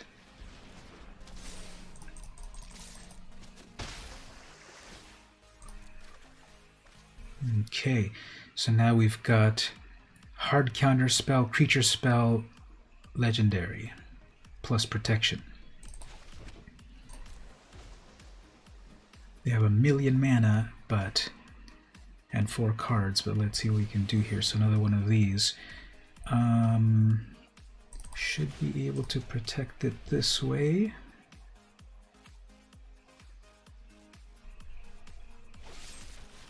Heartless off of that.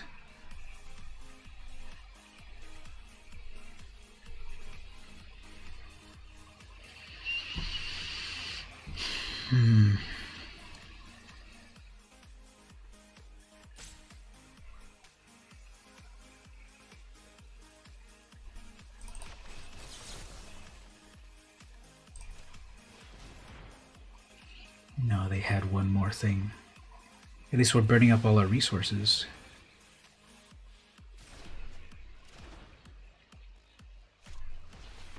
And on final Uro, okay.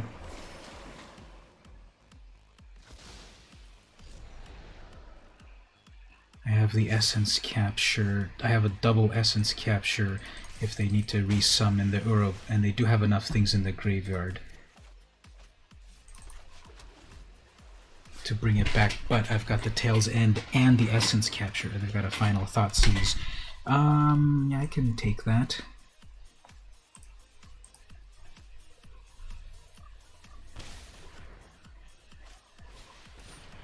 Scavenging Ooze, well.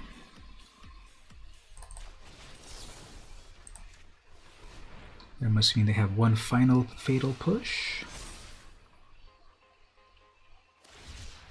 Cycle. I can Tail's End that cycle, but we'll let them cycle, and it's a final land. Nice. Okay, so if they try to bring back Uro, I have a final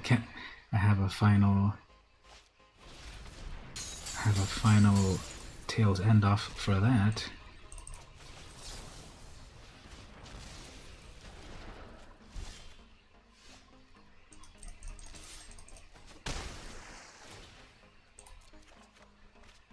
Terry will get big next turn, and then they don't know what I've got. Okay, there we go. One final draw card. Hurt themselves. Grow, make my monster grow. Bring in a trickster. Final card. Tormod's Crypt, destroy their graveyard.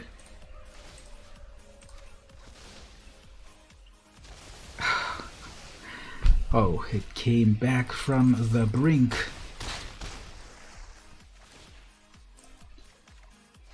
Oh, one final, unless they get a Languish. Language will wreck me. No, actually, no, it won't. Because the Terramander will still live with a Languish. And they're gonna kill themselves. They're searching for one more thing. GG, Captain Jackson.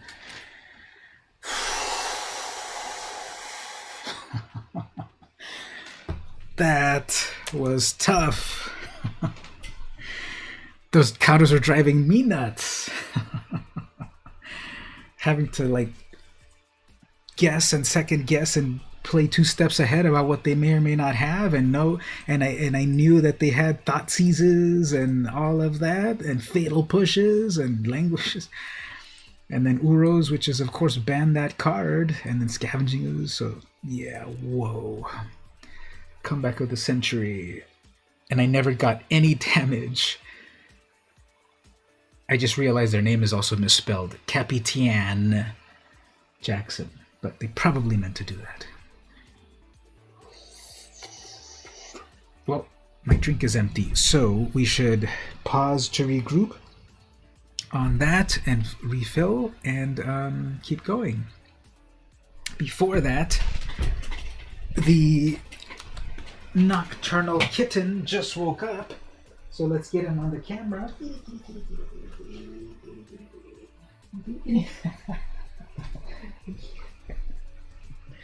So let's get the kitten on the camera for a moment, and then I'll take a break, and then we'll keep going. But let's say hello to the kitten. He just got here. He'll be my good luck charm for more wins, and he's already using my hand as a chew toy. Everything to him is biteable. He's got an appointment at the vet on Monday for his next booster shots, and I don't know how the nurses or the technicians are going to handle him now that he's getting bigger and bigger. He's like so frisky, and everything is a toy. My hands are finally healed, but I'm gonna have those scars for the rest of my life. And yeah, he's just getting more and more frisky all the time, and I don't know how the nurses are gonna give him his shots. Here he is freaking out. You just get a boss beast cat, yeah, like one of these boss, like cute little stripes right here. See, he's got a really cool, really cute fur pattern over here on the sides. Or like that old gremlin from Gremlins. Remember Stripe? For those of us that watched the original Gremlins.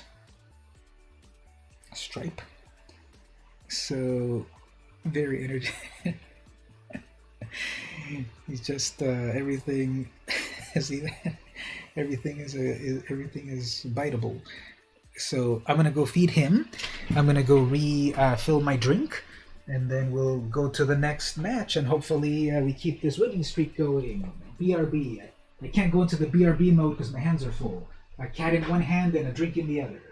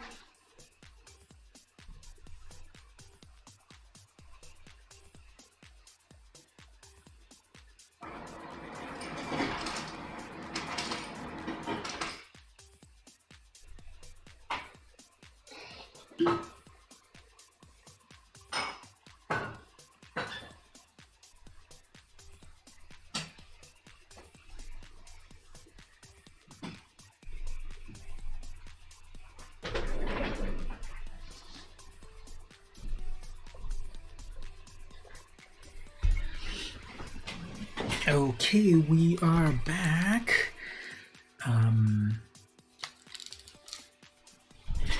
Let's keep the game going.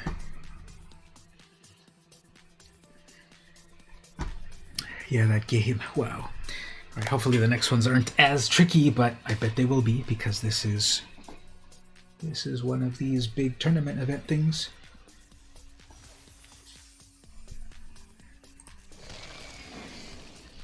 Necropanther, I always want to make a deck out of this one, but never quite worked out.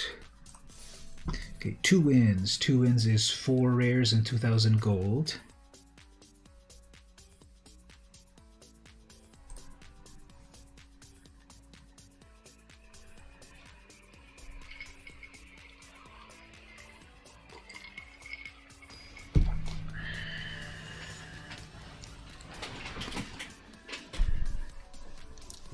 Racer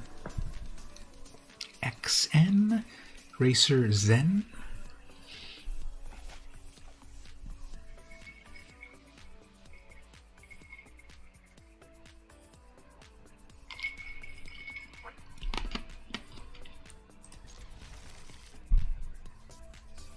We both have the Damnation sleeves.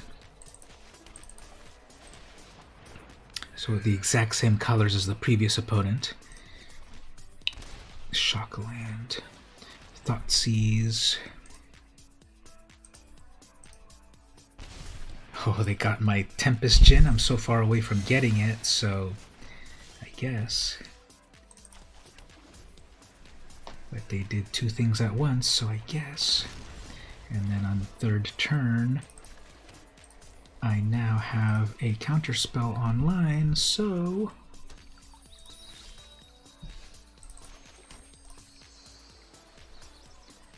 two wins so far, and one was such a complex win that it accounts for the first one.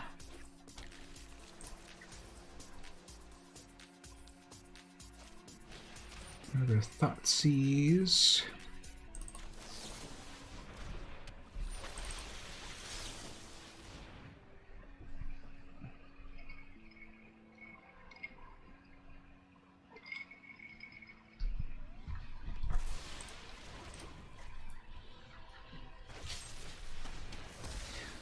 Well, I guess the opponent is just playing all removal at the moment. Hopefully they burned up all the removal. Extinction event, okay. I guess this is that one... It's a bit of a control deck in that they're killing everything, so everything's a kill spell. So there's another extinction spell. I guess we just keep playing until they run out of kill spells.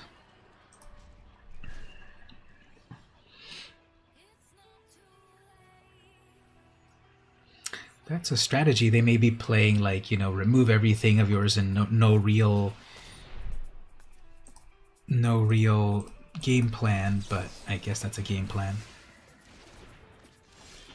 To eventually put out your Planeswalker.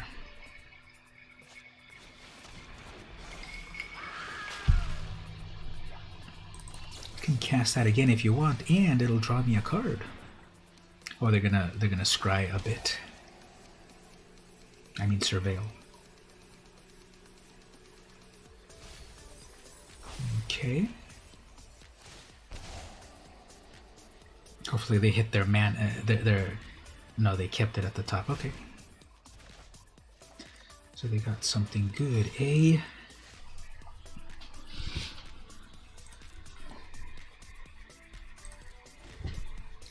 So they kept two things on the top. A Thoughtseize.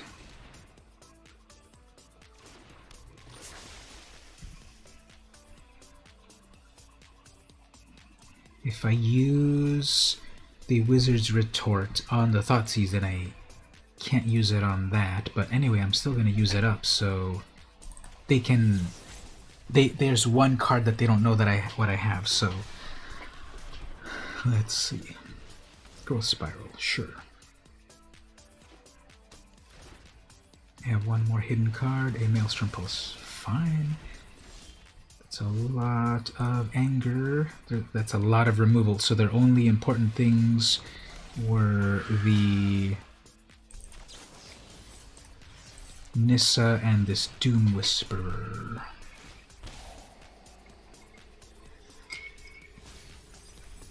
Two lands.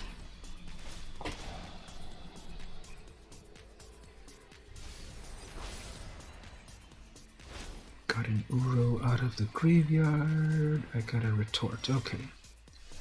Terry will get big in a moment. They have three cards that they don't know what I have. I have a lot of mana. They're trying to bring back in Uro.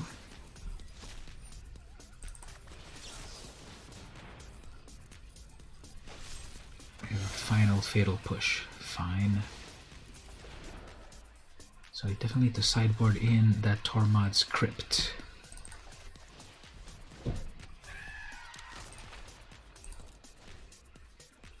bring back that Uro easily.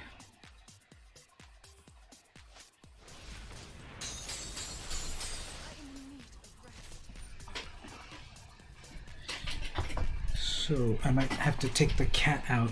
He is going to want to jump on my lap and stuff, and I won't be able to handle him here. But we'll do that in a moment when we sideboard. So right there, he already jumped on my lap over here. Yeah, I don't think I'm going to be able to handle him here. Very energetic. Yeah, let me go put him out. So I need to sideboard in that Tormod's Crypt.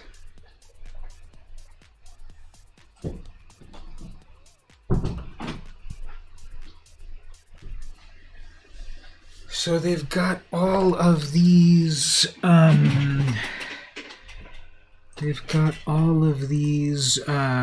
kill spells until they get to their good stuff. But Tormod's Crypt will get rid of that graveyard, and then Tail's End will get rid of that Uro.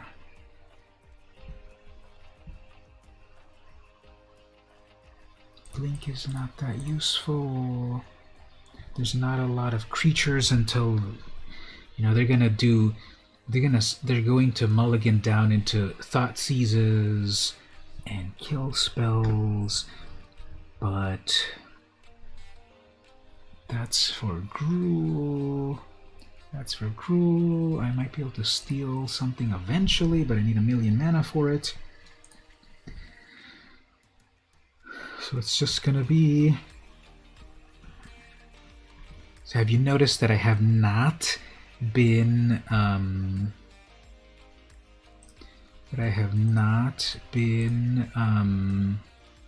going first? That's definitely a way to lose off of that opponent. So they just fill their hand with Thought Seizes and Fatal Pushes and all the removal, Extinction Event twice, and all of that. There you go. Once you talk about it, it happens. Okay, so I'm going to need a turn 1 protection from Fatal Push, which is this. So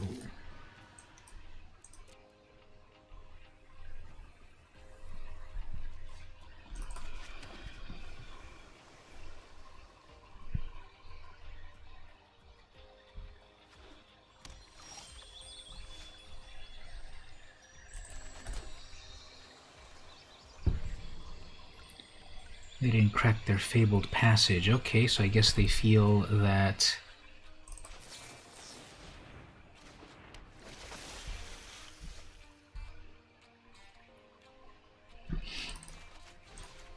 if they had cracked their Fatal Passage, they would have had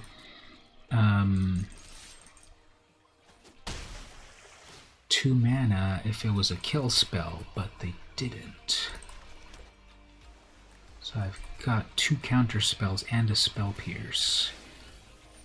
I don't know if that was a misplay on them or a big brain play that I can't comprehend.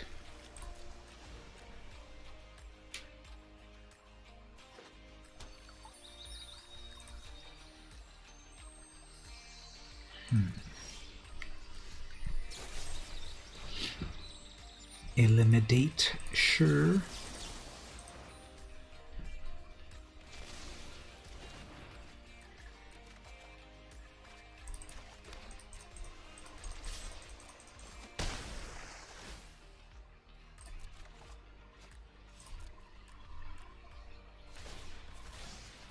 Maybe they kept the Fatal Passage as a way to stop the priority.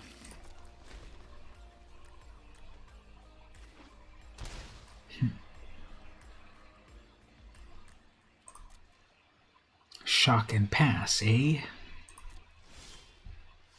Uh-oh, another eliminate.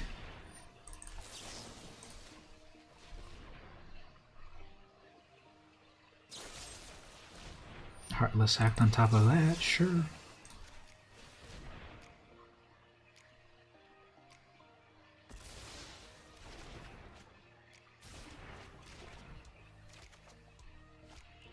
keep that in hand just to make... No, actually, I have to play it. So I have enough mana for one more retort. And Uru off of that. Nope.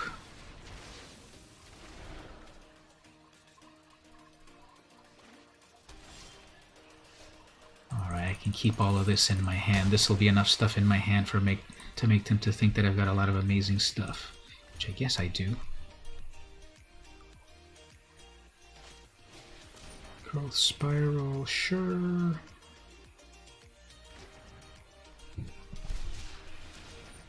Fetid, sure. 3, 4, 5. Do I have a way? And then they're done. Okay. Yep. So that's the way. You have to go first against this opponent.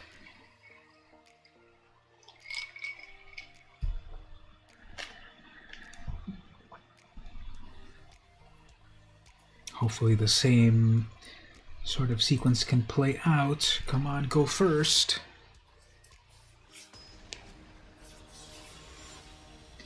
Come on, go first.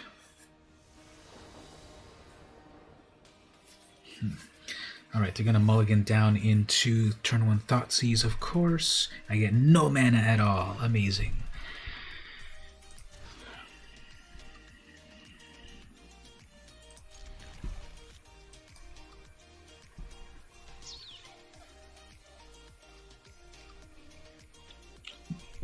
Okay, I don't want to be pessimistic, but I'm dead. If I...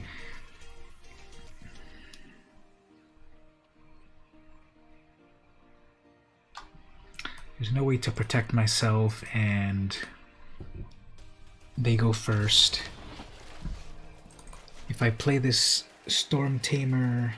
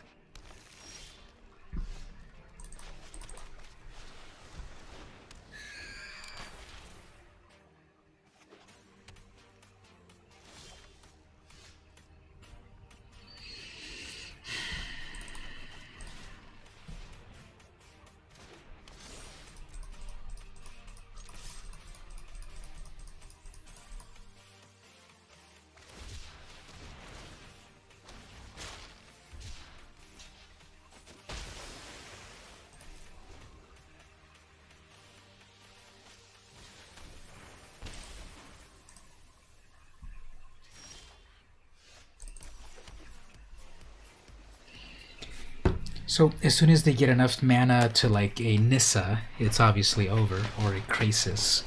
So I don't know, should we keep going if we're flooding out like this? This is probably like futile.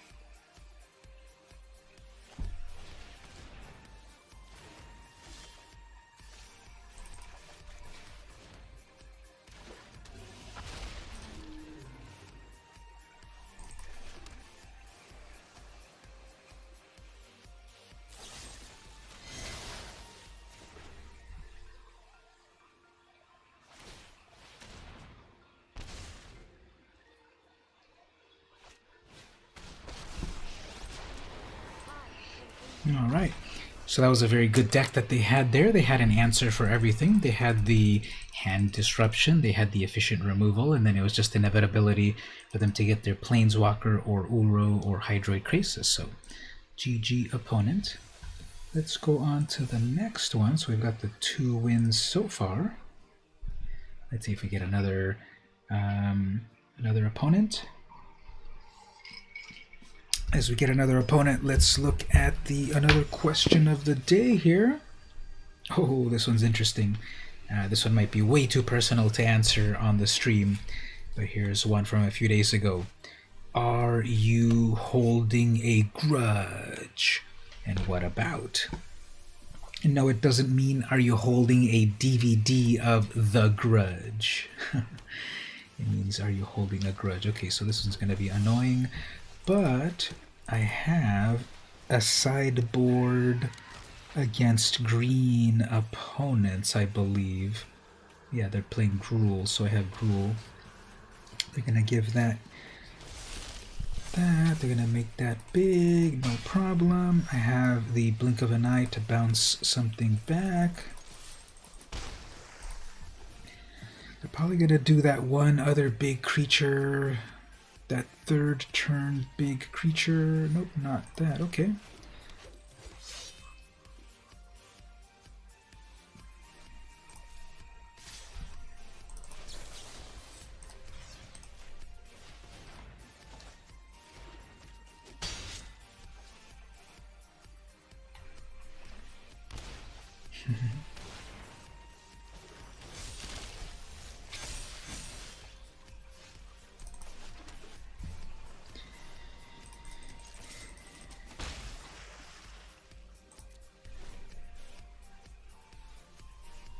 So they've got Gruul aggro over here.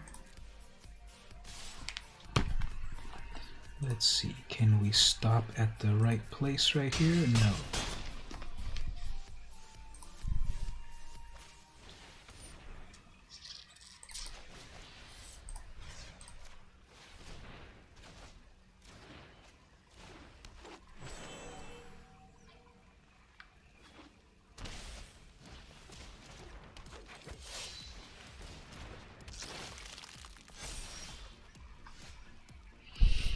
Right, so the opponent is an aggro green deck, and I have right here Aether Gust versus that, and then also Cerulean Drake, and because there are a lot of little creatures, I can capture them with my Melody. Now the Tail's End can also stop some of those abilities, so let's switch over to a much more controlling sort of thing. Well, the whole thing's already controlling, but let's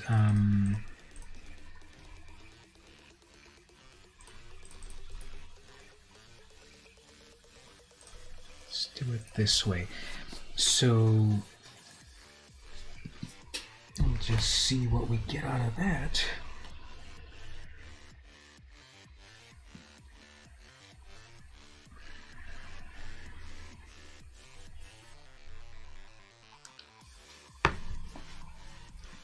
So no answers on that grudge. I guess that was too personal. So let's look at another question here.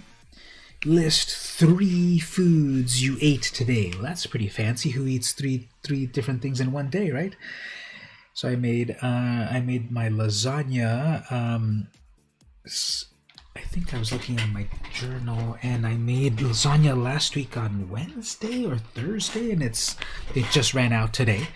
So I was eating that lasagna over and over, and my friend gave me like a little chicken wrapped in bacon, and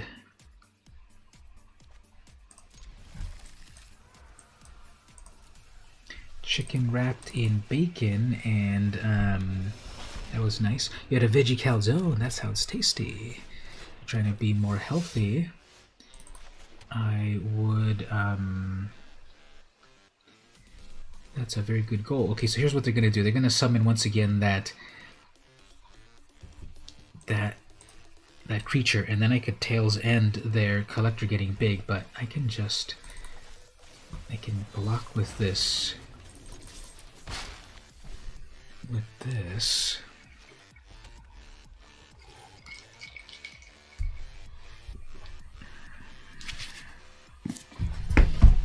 Galia.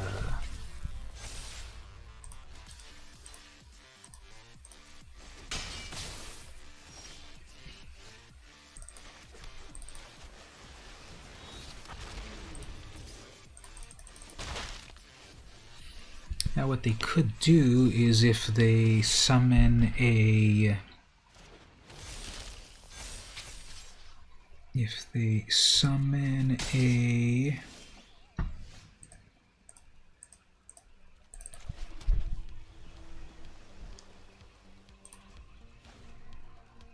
If they use like a bite spell, that'll be annoying. Get a tuna fish sandwich for a snack plus Cheetos.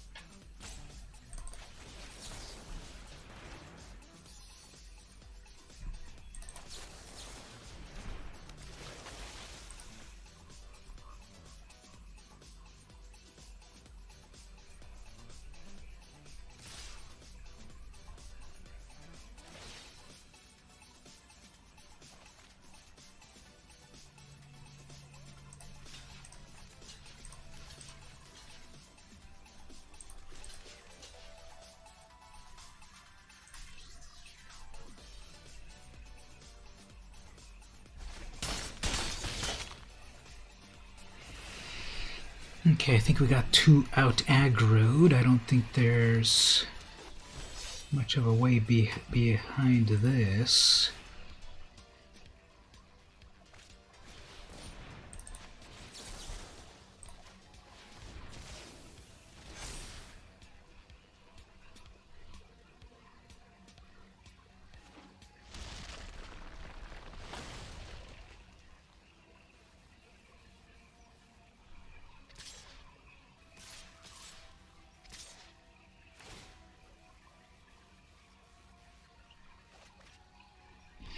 Alright, well, that was a pretty aggro deck.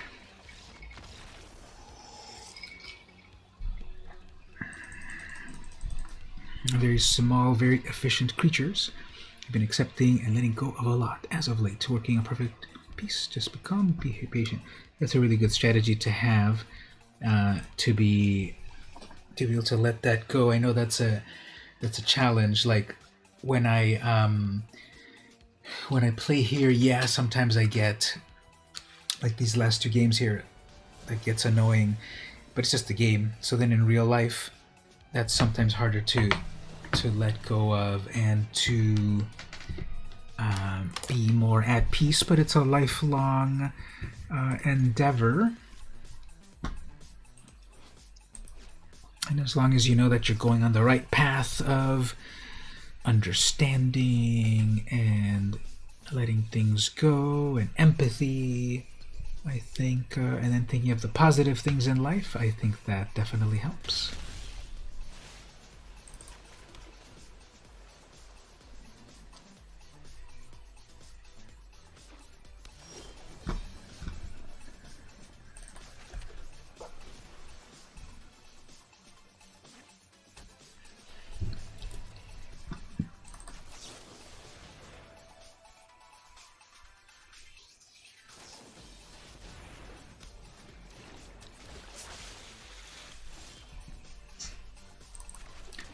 So we both had flash creatures, but then mine has this.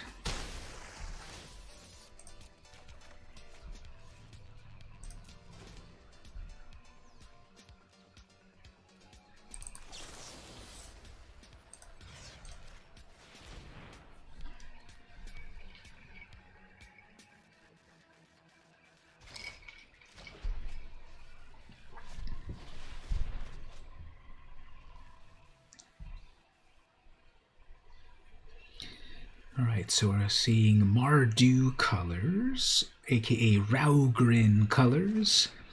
So it's bad enough that we had to memorize the original color pairs, and now the color triplets, and now they've been changed over to these new ones. So it's not Mardu anymore. That's like, okay, Grandpa, now it's called Raugrin. So we got Raugrin.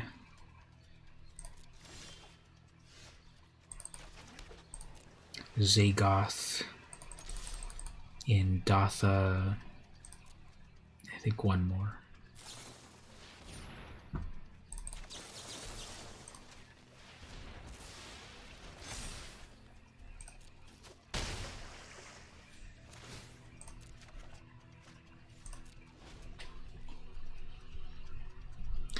Boogie Two Shows is the opponent. They're bringing Gideon. I haven't seen that Gideon in a long time.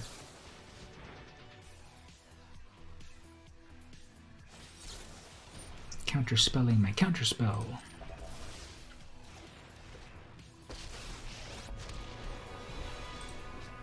Your weapons won't help you win. Prevent all damage that a target would deal. Sure. Unless I suddenly become hexproof. Not even paying attention to Gideon over there in the corner.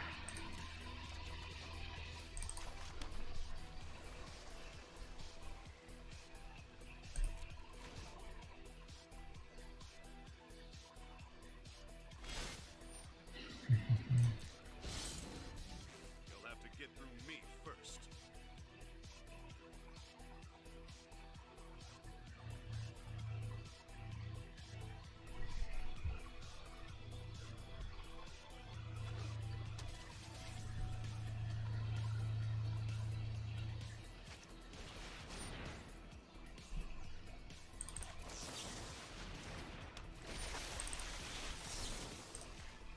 Vadrock.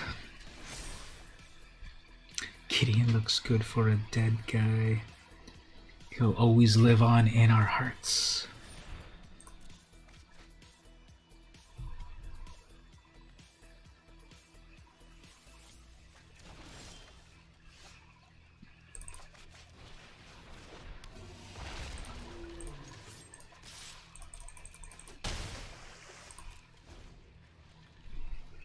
Alright, so if they don't use the Gideon effect on my Pteramander...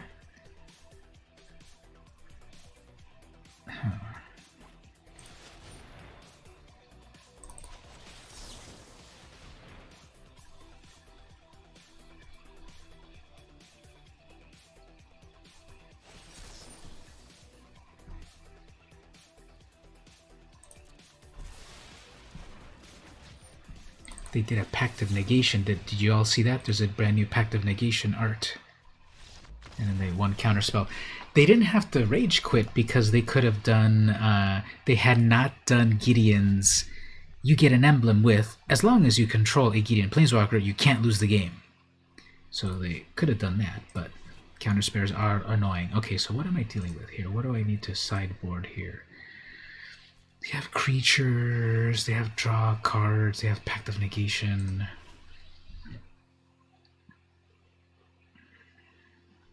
Yes, the tails end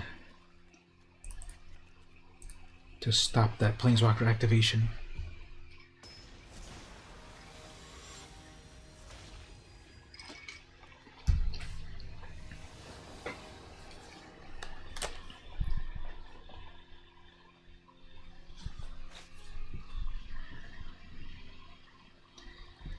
Okay, they played a little slow, so I think we can set ourselves up here for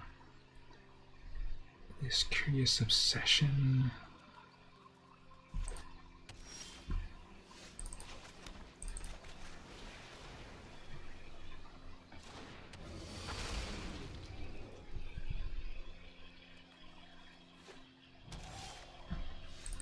Yeah, exactly. Well, this is probably going to be a counterspell here. Yep, there it is. Ooh, but I have my own counterspell. Nice.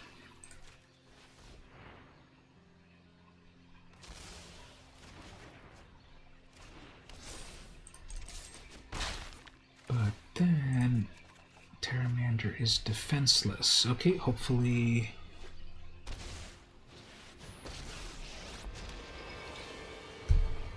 Show me what you can do. Try getting through me. Let's do it this way. Let's put some pressure by having, okay, go off, and I have to attack with it, but nothing will happen. If I didn't attack, I was about to not attack, and then, because I thought, well, it's not going to do anything. But I have to attack, or the Curious Expression would have destroyed itself. Yeah, let's see if they don't pull out that Wrath of God. Nope, okay. Draw some... Okay, can't lose the game. Fine. Don't quite care about that at the moment. Well, actually, I can take out... I can take out the Gideon so that the emblem doesn't work anymore.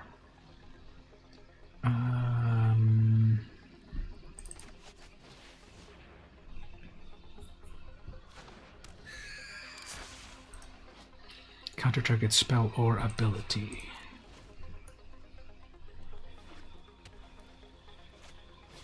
If it's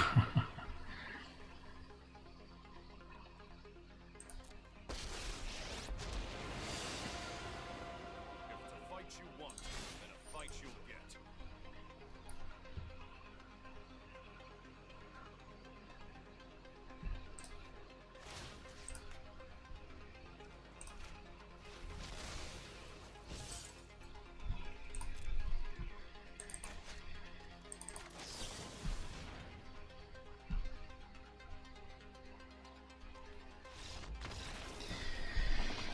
Alright, Boogie Two Shoes, I guess your big strategy was to have Gideon and you're unkillable with that emblem as long as you've got a Gideon. But I do have counter spells against abilities, so okay. What set was the Terramander? It was from Ravnica Allegiance. So it was the second set in the not really a block set. So Ixalan was the last block set, Ixalan Rivals of Ixalan. Then they had Core Set 2019. Then they had Guilds of Ravnica. But then at that point they decided we were no longer going to have blocks. But then they had Ravnica, Guilds of Ravnica, and War of the Spark. And all three of them happened on Ravnica. But they were still in the middle of deciding their block structure. So it was Ravnica Allegiance. And I think this finally might be starting to do its thing, so I don't know if that's going to help me more on the historic challenge. But we made it to 3 wins, so if I lose on the third one, 3 to 3 is a livable thing. Okay, so we got 4 wild cards, 4 rares, I mean, and 3,000 gold if we end here. But if we get to the 4th one, that'll be 4 rares and 4,000 gold. It's at the 5 wins when we finally get booster packs. So okay, let's go to the next one.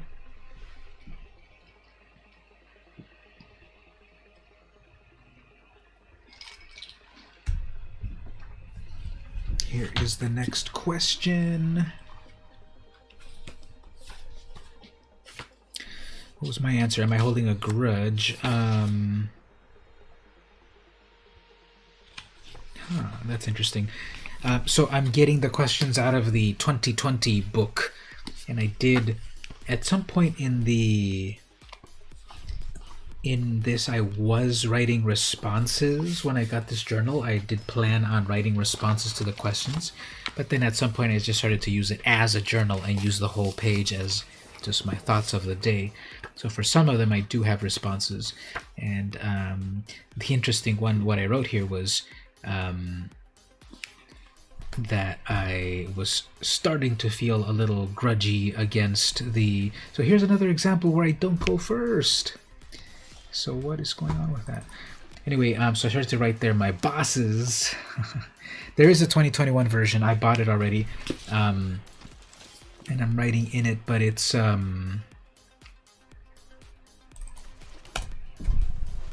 actually larger. I like this one. It's like this nice petite size, and the other one is like 1 inch larger, and even that 1 inch is a big difference. So this size was a good size.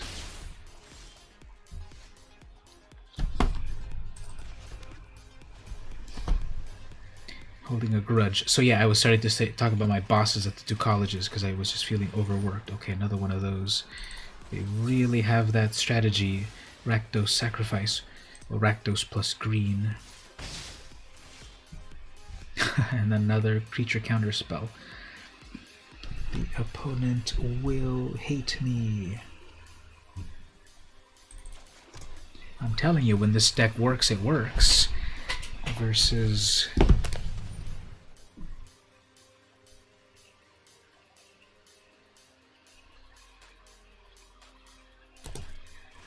these decks.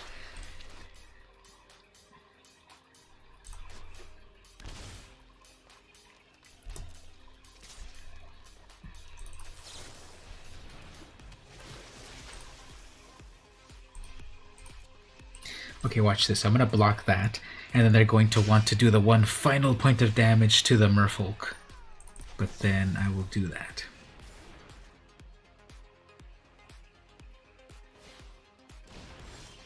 And then they have Gigantha ready on track.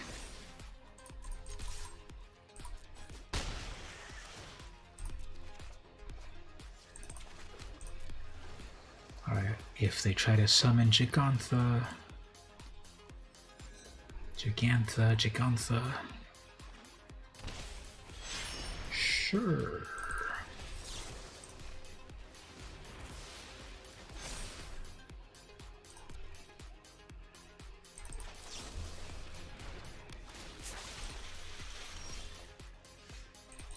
Double Spell Pierce.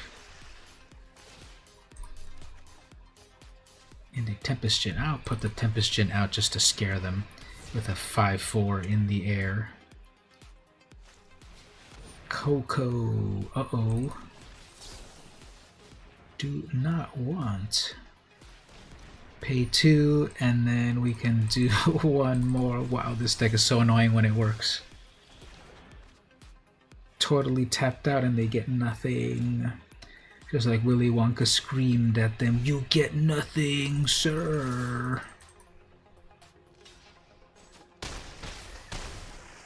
And then that's GG. Nerdherfer is the opponent. Okay, so what do we want to do here?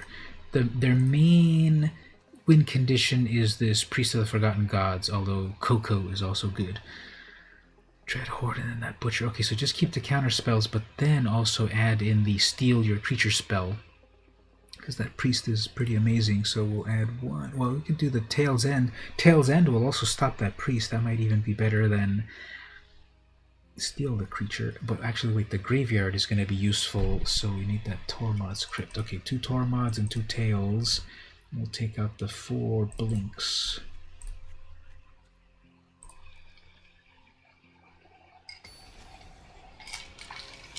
And hopefully they're triggered enough by that game that they don't want to do the next game.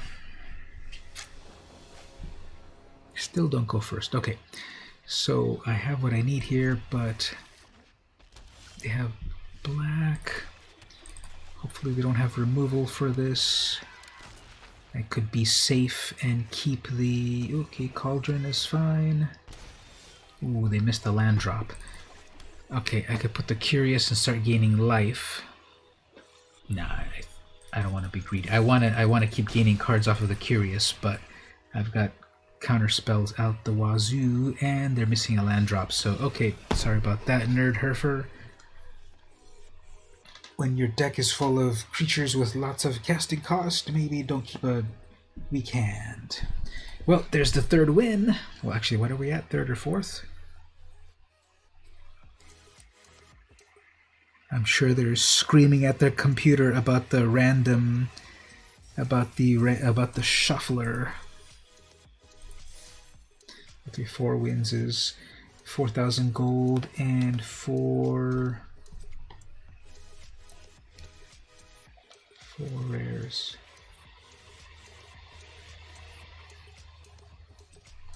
All right, let's see if we can get to that 5th one. We actually win 8 booster packs. Kiyu is the opponent.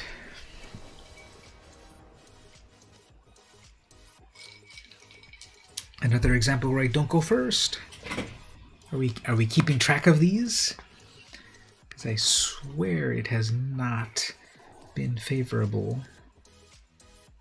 So here I can Terramander turn 1 and Obsession turn 2, draw some cards, but then don't have any way to protect it. Got the Merfolk Trickster for some tricks. Tempest Djinn is impressive. That was back in Dominaria when they had a triple color for every color, remember that? So the Tempest Djinn in blue, triple blue for a 0/4 that gets stronger based on islands. There was the Benelish Marshal, triple white, gives all your creatures +1, every other creature +1. What was the triple red? Triple red was Chain Whirler. Uh-oh, they mulligan down to Thoughtseize turn 1. Oh, they didn't. Okay. They probably have a Fatal Push then. So, if I summon the Terramander, I have no way to protect it next turn, but I'm going to get Thoughtseized.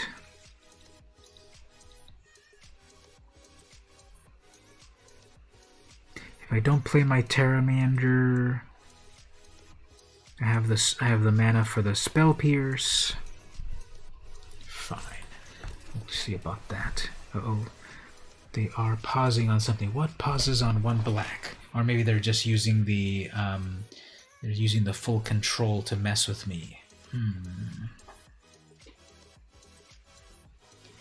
They're probably using full control to mess with me.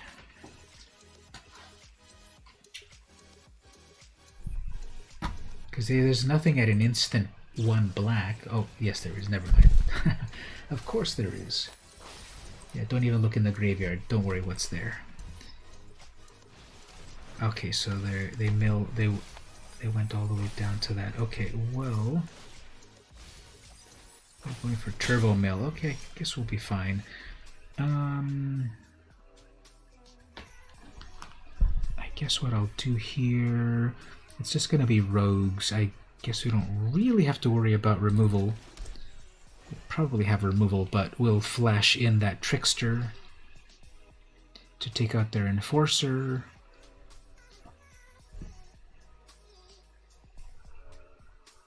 We like the triple black. Yeah, there was that one shade. I was trying to remember them all.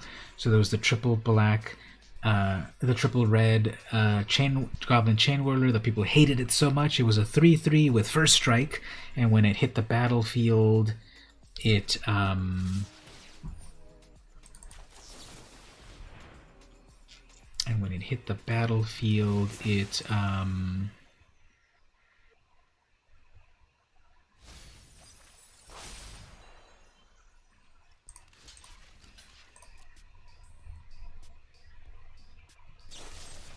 of course a Fatal Push.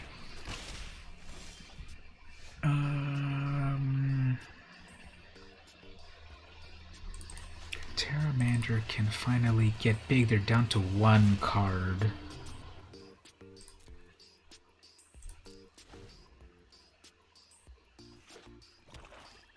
They're down to one card.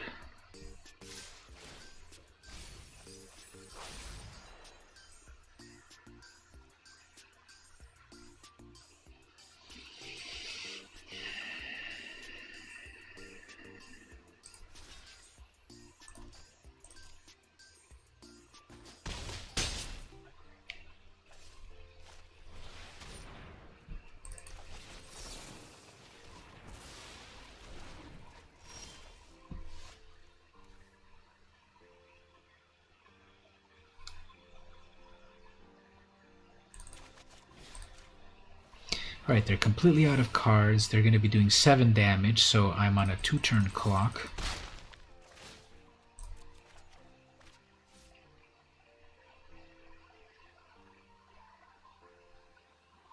We assume a creature. We'll bring in a blocker. And anyway, the Storm Tamer can protect the Pteramander.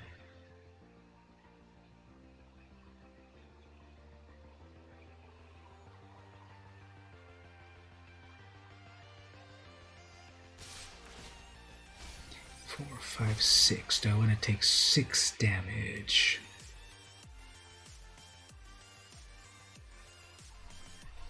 Do I want to take 6 damage?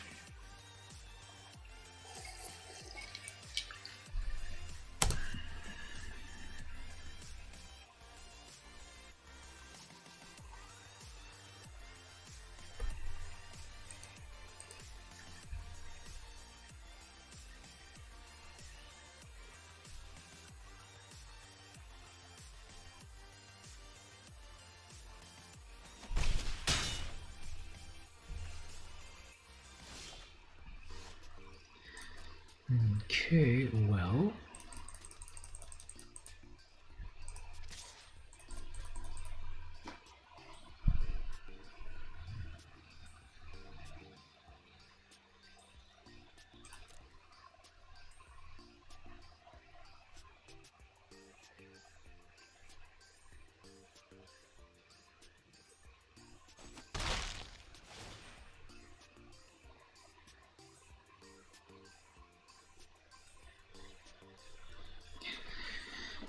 It was really close. So I'm pretty sure they've got it just on full control. That's why it's pausing every single time for everything. Do you think you've ever seen so much extra in an MTG match before? The match I'm playing, so many cards being wasted. Well, what do we do here? I'm definitely going to need to block. And I didn't get a land. Well, another Pteramander will help me double block, and then I have an Essence Capture or Wizard's Retort.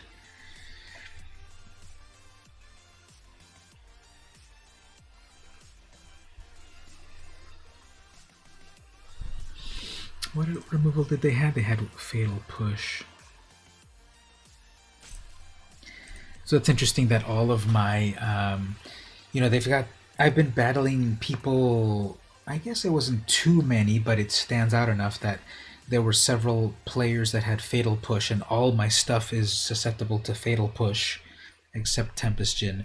So that sort of makes you think about the matching algorithm that, why would it match me on a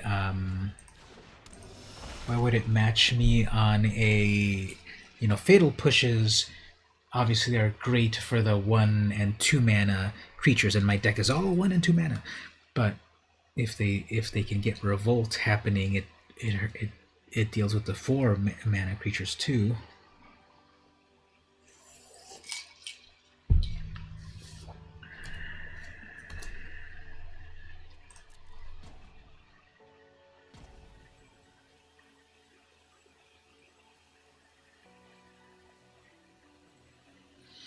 Do another flash creature. See, it doesn't matter that they're milling me. Oh, there's the Borrower.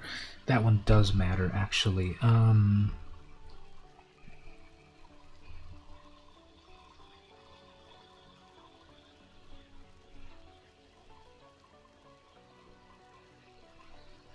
could make a creature big. Yeah, let's make a creature big so then I've got a blocker in the air.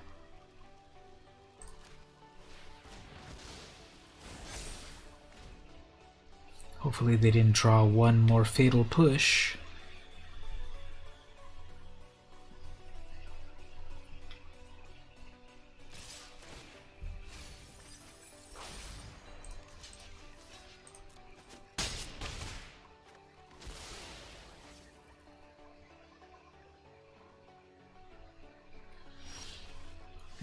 Okay. I have the full 8. I can adapt for 1. And it makes a really weird sound when it adapts. Okay. So are we going to be able to turn the tables here?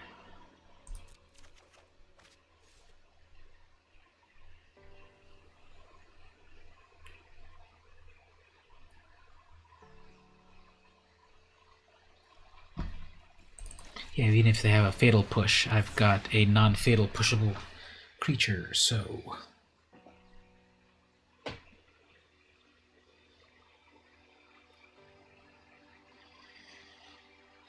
I've got 2 blockers. Even if they flash something in, nothing's going to help them. Okay, we got an Una's Blackguard. Each rogue enters the battlefield with an additional +1. Fine. Let's force the issue here.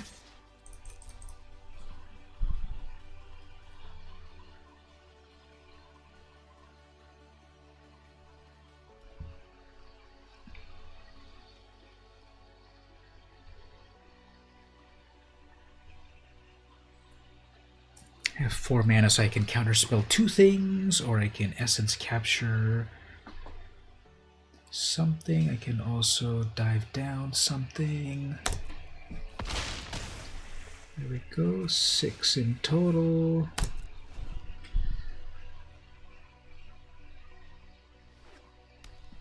Okay, what are they gonna do? Are they gonna dare attack? They're gonna dare attack. Okay, we can try that. Gonna do a block on that. Protect it.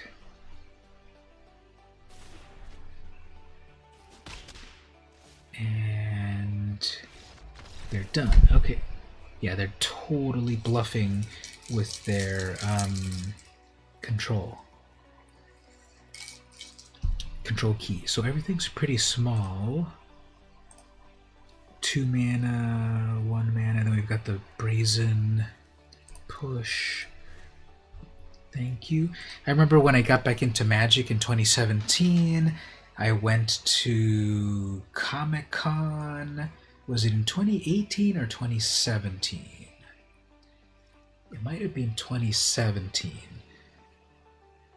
So I went to Comic-Con and I went to the booth where you play, or not the booth, but the hall where you played Magic, and I played against I played against people, and I played against the guy that was obviously playing for a while, and I was playing obviously a very low power deck because I just got back into Magic, and they were playing like a standard deck or something, maybe modern, and then I was trying to keep up and do my things, and then they said, okay, push your cat. That was probably a cat deck, and he said, push your cat, and I'm like, what?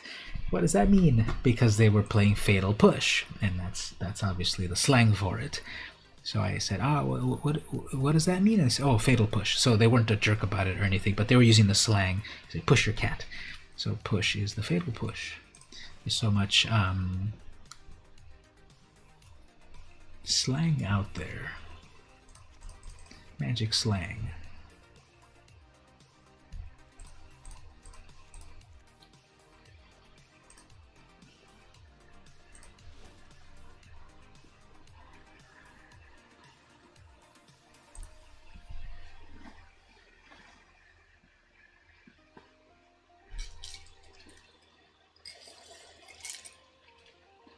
So the opponent is also furiously sideboarding. How many wins will you achieve? Let's see. Let's keep going. There were those 2 wins. There was that very first win that was like they gave up. And then there was the second win that we battled it, battle of the century. Then there were 2 losses that were pretty crushing, and then there was another win off of that went back and forth, and now here we have this one. I've won 1, they've won 0. There was that one red-green deck that they out-aggroed me.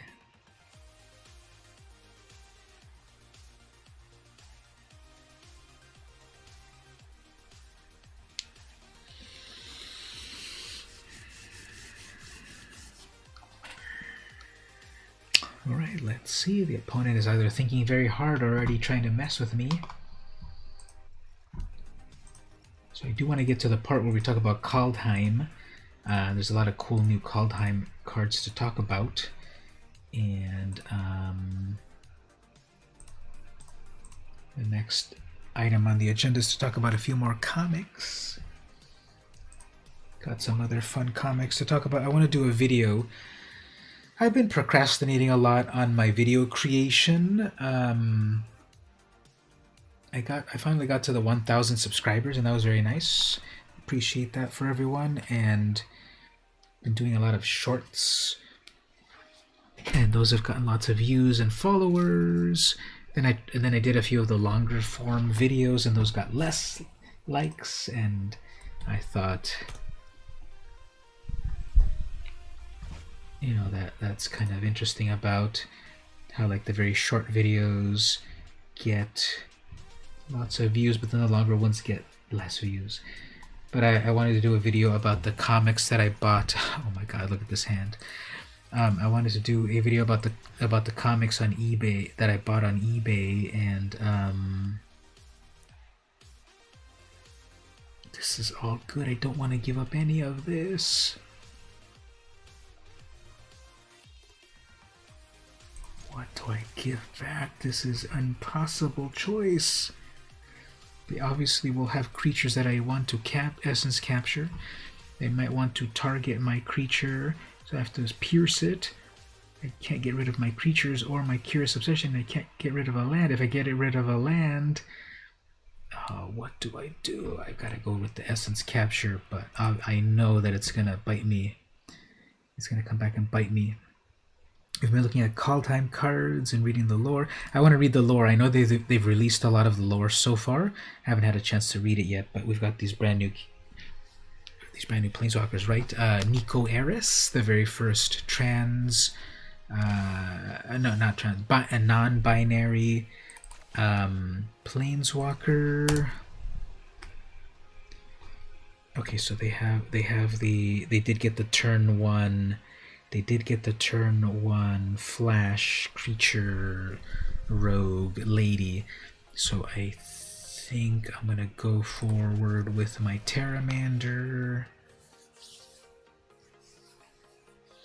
So Nico Eris, first non-binary planeswalker. Then we also have something like Tyvar Kellis, something like that.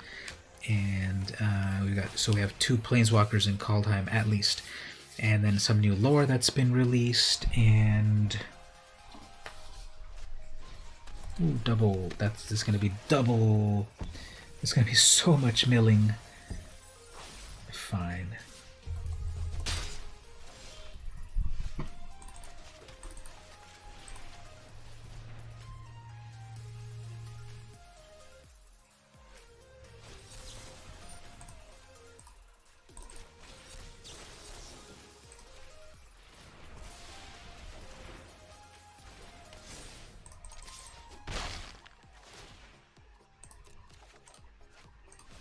That still probably taps me out, and they probably still have removal anyway, so.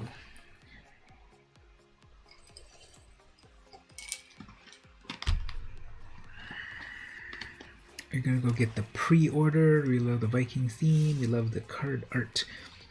Magic art has had a lot of amazing art, definitely. And you can't go wrong with it, so getting the new set on Arena will definitely, I think it's pretty worth it. And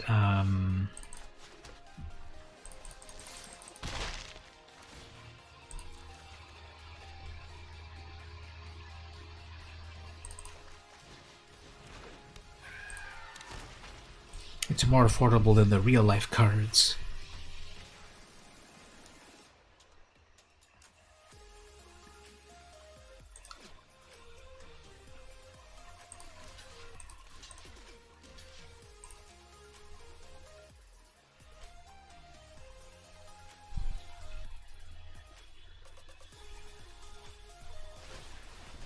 Oh man, Zareth San.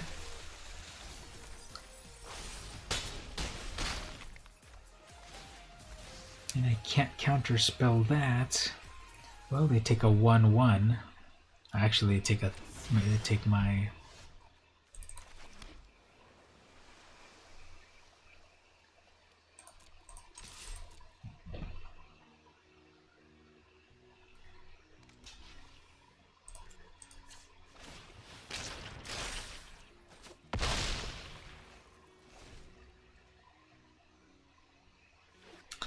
Yeah, I'm stuck here. They have their Zareth San, and they're just going to keep taking my good creatures out of my own graveyard, so they managed to get that in there. So Tail's End would have definitely stopped that.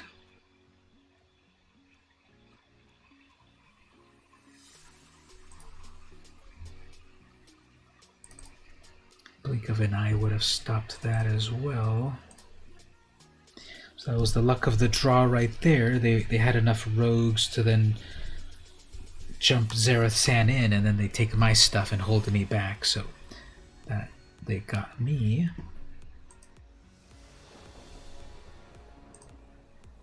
Finally get to play first in like 50 games, right? But nothing really that good.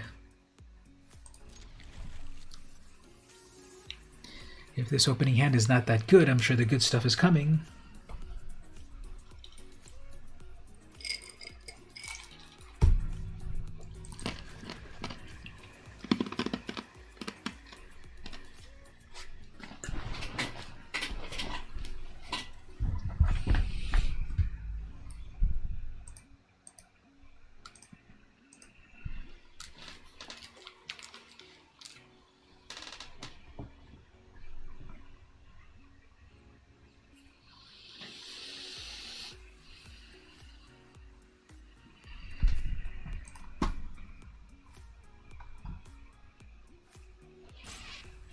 Alright, so the opponent is obviously playing some sort of mind games here. They spent 18 minutes and I'm at 22, so it's counting down. They're at 18. The lower the number, the worse it is. So obviously they're not really going to have any sort of play here. They're just kind of running down the clock. So I would not be opposed to all of you reporting this player, because it doesn't make sense what they're doing here. And oh, they didn't play anything and then they mulliganed. Okay, so maybe they're having connection problems. I sort of doubt it, but they missed a turn and then they didn't play anything, so that's very weird.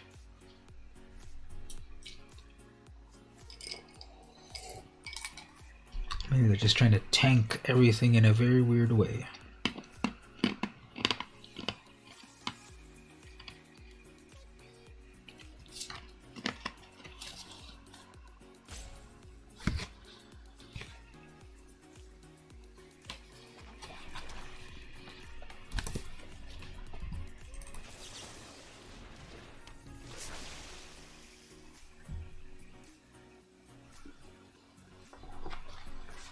Yeah, what is this opponent doing?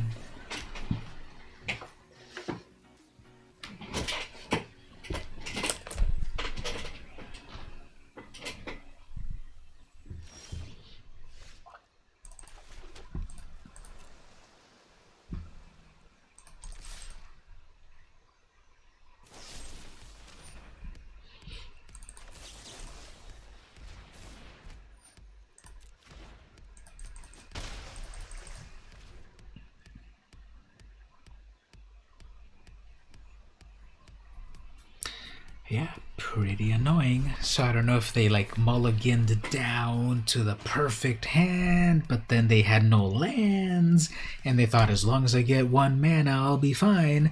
Because yeah, the Fatal Push does its thing.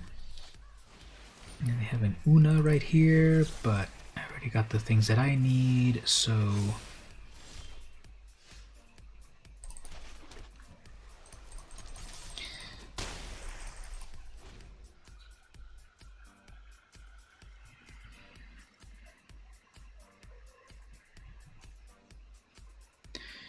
If they try to do another Fatal Push here, I guess I can bounce my own creature back to my hand and draw a card off of it.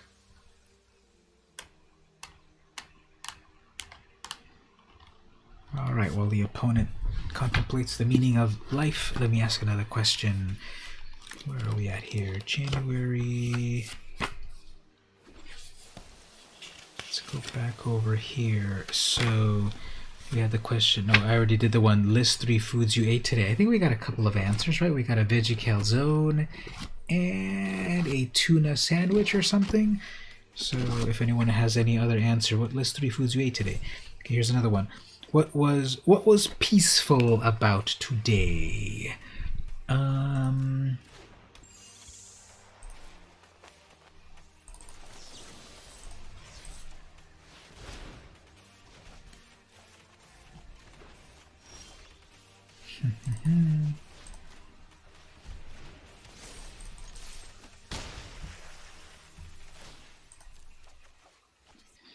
What was peaceful about today? Absolutely nothing. Not even the time that you were asleep a little bit today?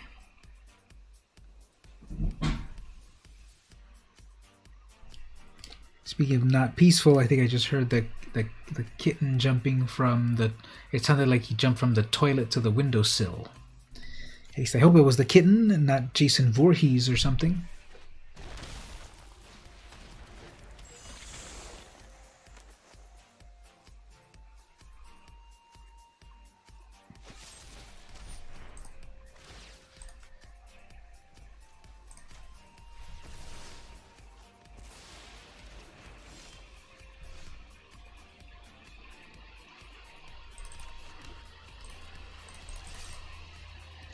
Being able to... Oops, they didn't block that. Okay, I guess they're losing their will to live. Let's go for it like this. If they have like a Fatal Push, let's just have a whole bunch of things to do here. Each other rogue you control gets a +1. Whenever a creature you control with a +1, and then they're like, I'm done. Okay, yeah. Kyo. You quit really fast, but still wasted my time. Being able to find your center in each new day given, to not be affected by all the nonsense there is. There's a lot of nonsense out there, but being able to swim through it is a very good ability and a goal of the day. Marasa Rootgrazer, I love that little guy. Okay, wow, we're at 5. So okay, there it is. I can die happy now. We got to the 8 win. We got to the 5 wins, which is supposed to be 8 booster packs and 6,000 gold. So, all right, let's keep going, I guess. Hopefully, we get an opponent that plays a little bit more on time. So here's another question. Thank you on that. What's the oldest thing you own? So, what's the oldest thing you own? Do I have it handy here somewhere? Legend goes that a few years ago, I remember my dad gave me a can of WD-40, which is a famous lubricant, and he said that it was originally my grandfather's. So I don't remember the date off of that, but that sounds old. And then you're saying there your father's ashes. Oh, that's That's a good one, definitely. Anyone else? What else do I have here that might be of some age? Okay, so you can't see it, but I just remembered over there. Uh-oh, I'm dealing with goblins. Okay, so we're dealing with a goblin deck over here.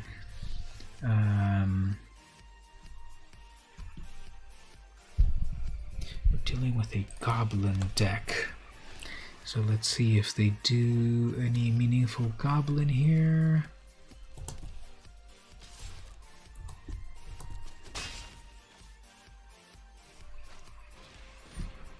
And also a Soul Scarred Mage, which is not a goblin at all, but I guess. Double Soul Scar Mages, great. Alright, so right here we can do a Merfolk Trickster and then protect it with a Spell Pierce. Another Firebrand.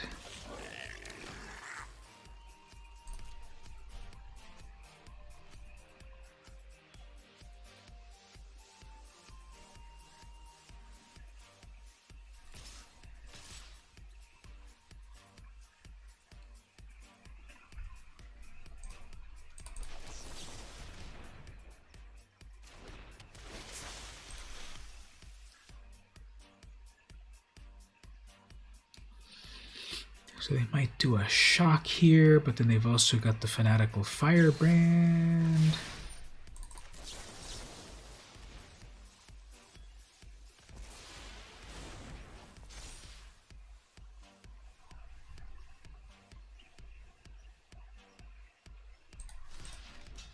They're kind of burning their hand, but I guess that'll work. They're going to lose 2 creatures. They just have 1 creature left. And then right here we've got a big old blocker, so let's see if we can survive off of this. The 28 will be here before we know it. Exactly, it's just next week already. On a Thursday, there's less than a week before that. And then the 28th we'll get the new arena. So does everyone in the chat there have an Android, or does anyone have any? Uh-oh, look at that. There's probably an Embercleave. Then they don't have enough for Embercleave. They might double Prowess.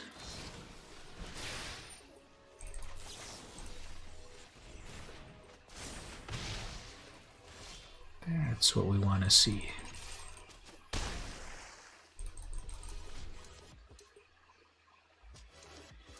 So mono red, and then we get a Torbran. I should have let it come in, and then I could have blinked it and drawn a card. Oh well, we'll keep it like this. Not tip our hand. You know my phone by now? Yeah, Team Android. We have 1 card left. Okay, let's scare them with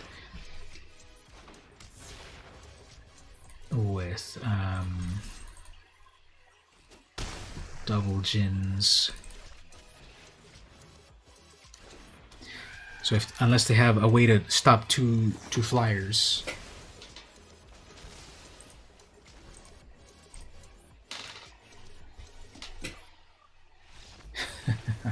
Lord Pico. Okay, well, mono red. Oh, mono red. Cerulean Drake. It's completely unkillable. Aether Gust will also mess with red players. Terramander's too fragile.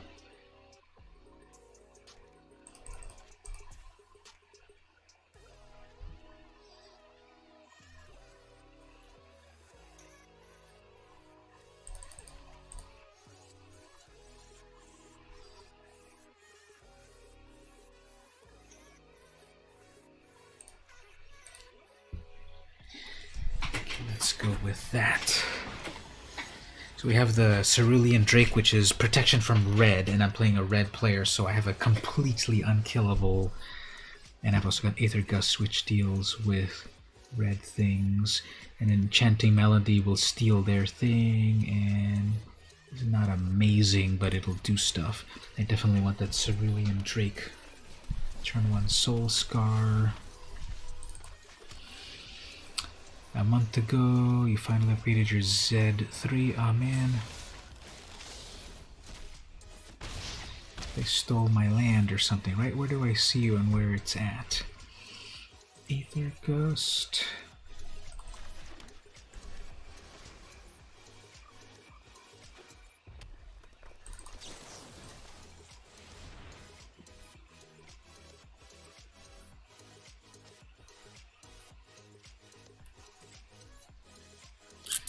You upgraded your Z3 Play you had for 4 years to a Samsung 20.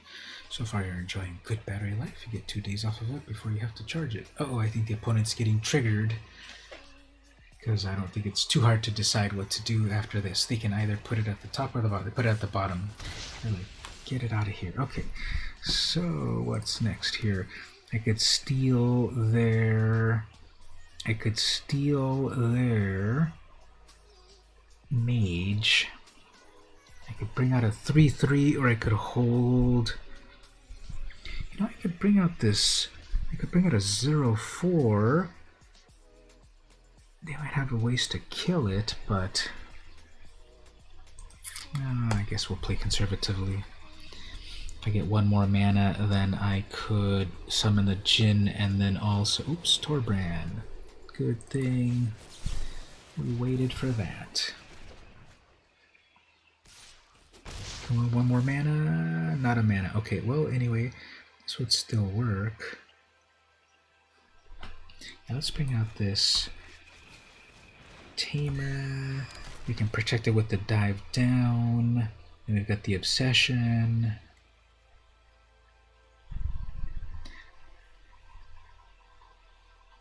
Needed the upgrade. Your phone was going on 5 years. I don't remember when I got mine. I feel either 2019, maybe 2018.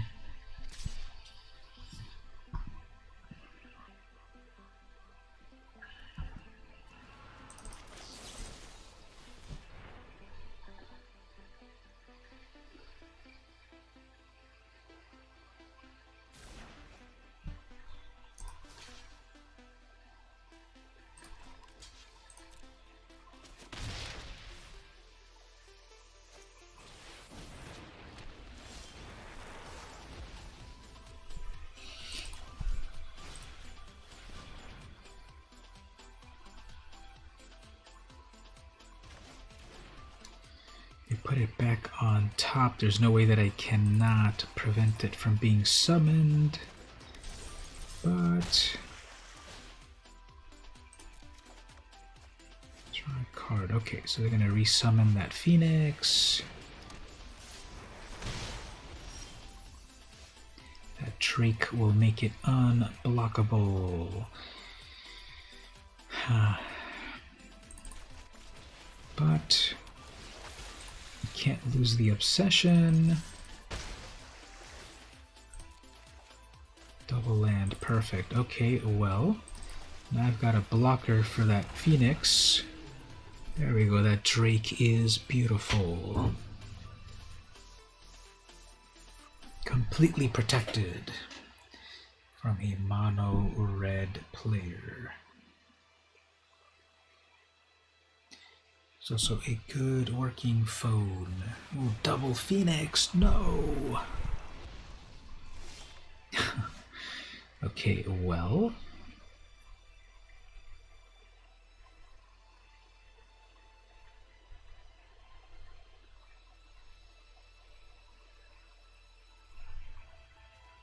costs 4. I need 6 mana to enchant it.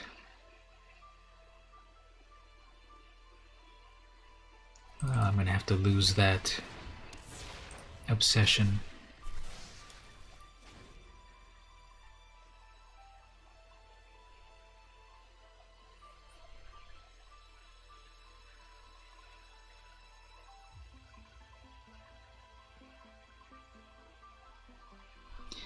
One final spell pierce just in case. They have the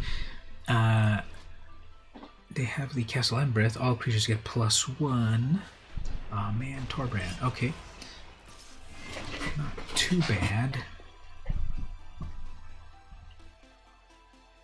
The Phoenix is just going to keep coming back to life. I'll be able to protect that, but that'll just come back to life with haste. Probably have to steal it.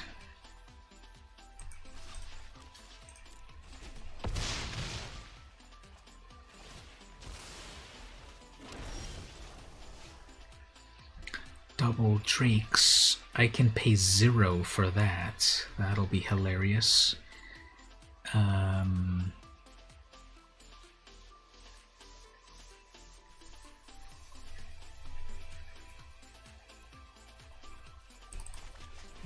pay 0 and steal that, and then have a blocker.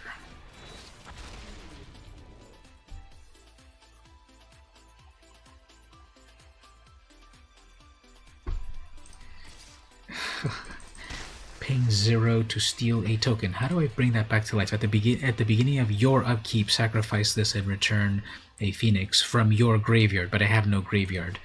So, okay. I do not have it in the graveyard. So I've got 2 blockers off of that. Sure. Robber, sure. Oh, I can double block that Rich.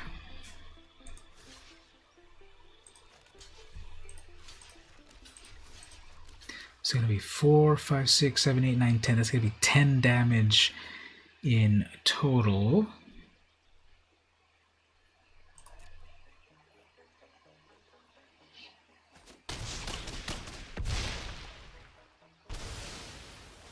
Hey, wait a minute. Why did they die?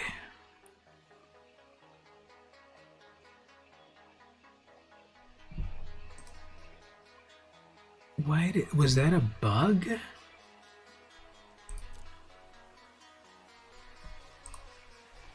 Protection from red. This permanent cannot be dealt damage by anything red. And I used them both to double block a red creature. But they died. Yeah, exactly. Why did my protection from red creature die against a red creature? Is it a bug because Torbrand is doing something? It deals that much damage +2. I don't know. Okay, well, I guess let's go to round 3.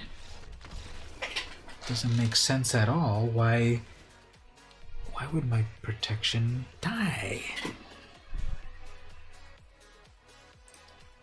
Is there some deep rule there that did something? Because that doesn't make sense at all.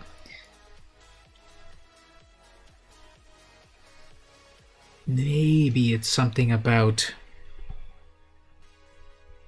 Torbrand deals that damage +2.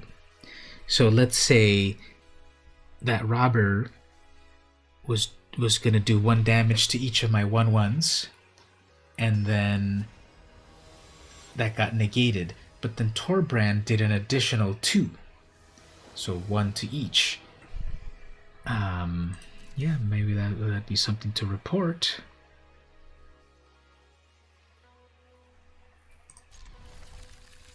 It's still red.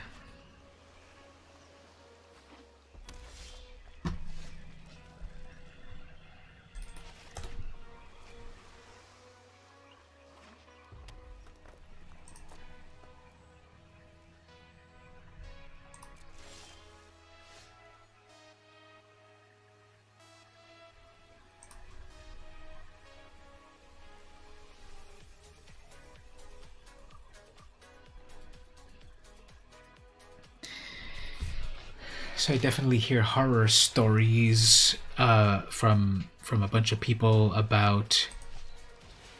Oh, there's Cheney right there. I definitely hear a lot of horror stories about people's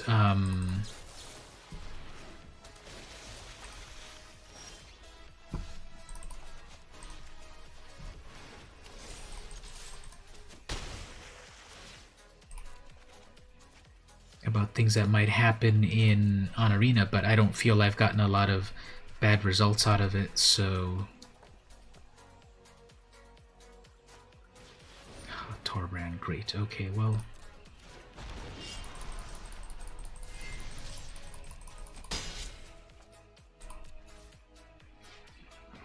So what do we need to do here? At least I got another land. Okay, so... Aether Gust...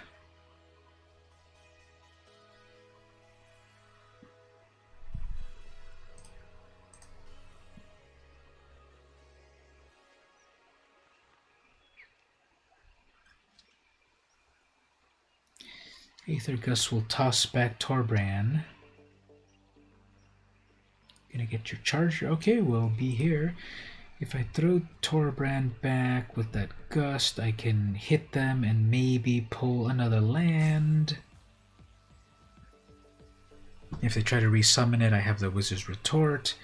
Yeah, we've got to do that. We've got to get a land off of this. Come on, we've got to get a land.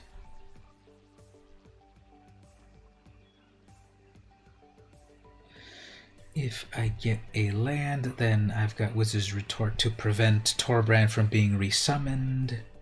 It all hinges on this right here, where they put it to the bottom. Okay. Come on, land. Land. Okay. Well, actually, whoops. I guess I already did my land for turn.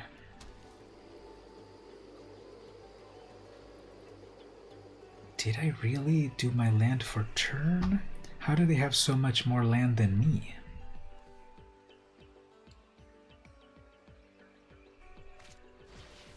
Fire on that. Nope. Hopefully we can protect it. Another Chain Whirler.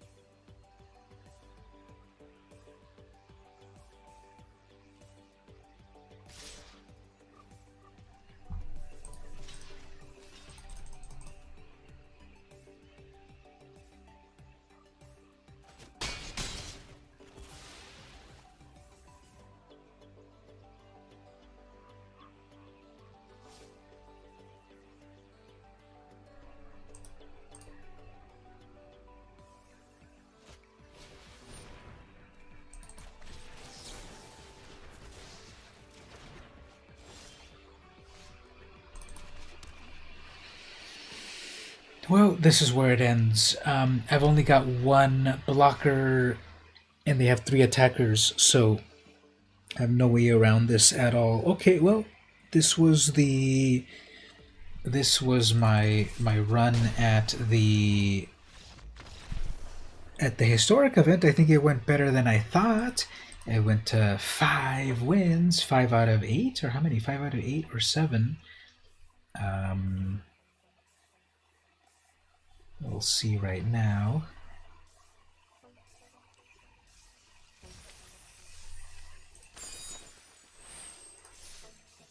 8.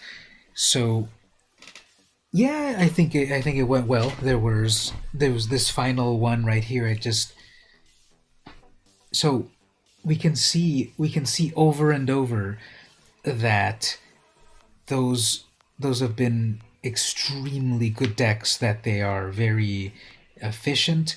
We saw that there was a bunch of 1 mana and 2 mana things topping out at 3 mana, and like the highest levels of Magic are often that way, where it's very efficient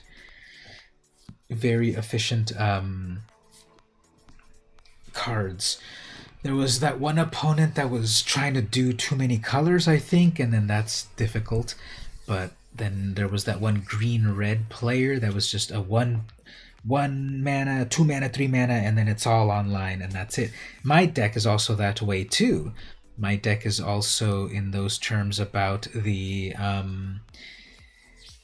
the most expensive thing is the 3 mana Jin, but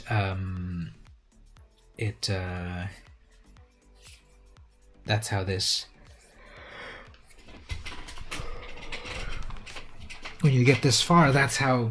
I mean, when you're on these like levels of tournaments and such, and events, it's all about being very, very, very efficient. So this is what I ended up getting right here. I'm going to crack this open in one moment, but I want to confirm. Mark, did you come back? Did you put your charger in? Are you back on the stream with us? I don't want to open the rewards without you being there to see as well.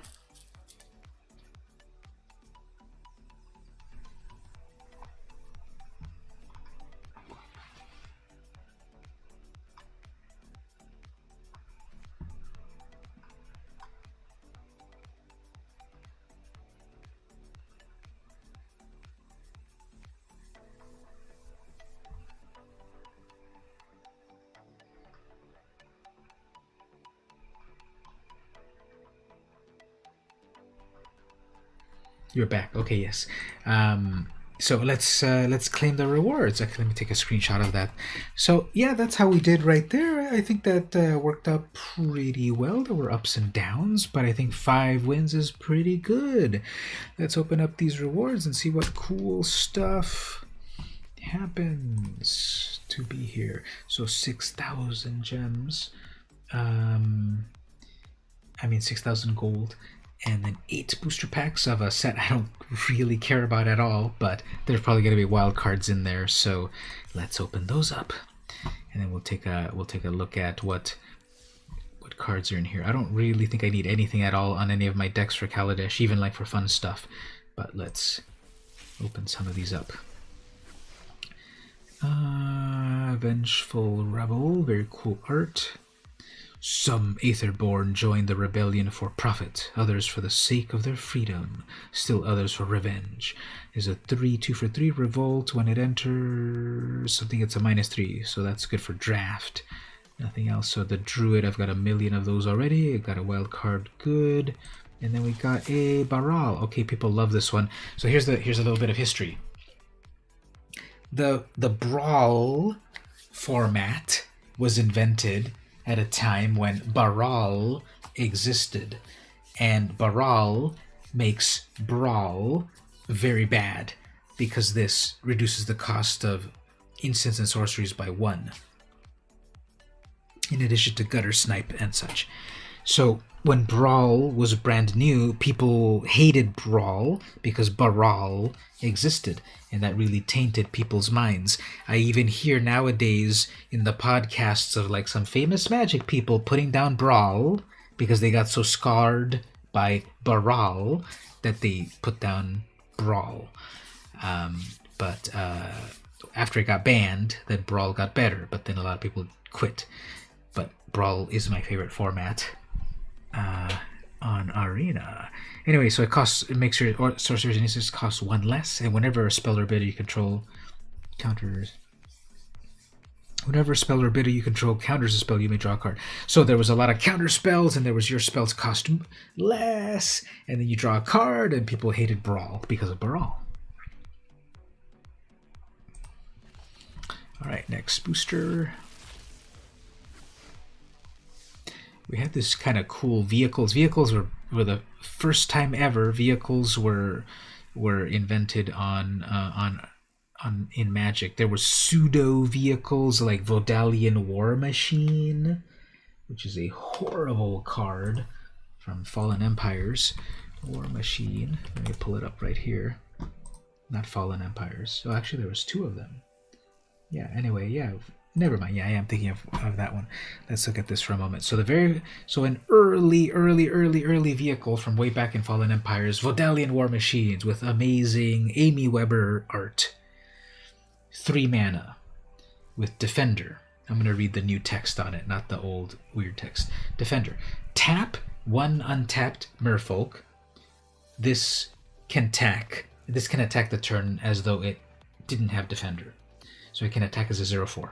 Tap and untap merfolk. Vodalian War Machine gets +2/+1. So if you got 2 merfolk, you can turn this into a 2/5 vehicle that can attack.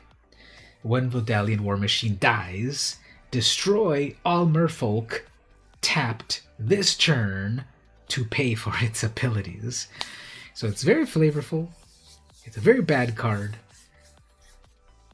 It's got cool art, cool vintage art. This was a vehicle. You had to tap a creature to turn it on to be able to attack. And then if the vehicle died, however, if the vehicle died, the merfolk die. You have 4 Vodalian War Machines. If you have all 4 of them, you have a cool $2 of value, which I'm sure they're in heavy play quality, right? You were playing them all the time without sleeves on the concrete, I bet. So that was like proto vehicles from 20 years ago, 25 years ago. Nowadays, the vehicles that we have are much, much better, such as a 6/6. When this attacks, it deals 1 damage to any target, and you crew it for 3. What else? The Artisan, Aether Hub. People like this one for mana fixing. And the rare is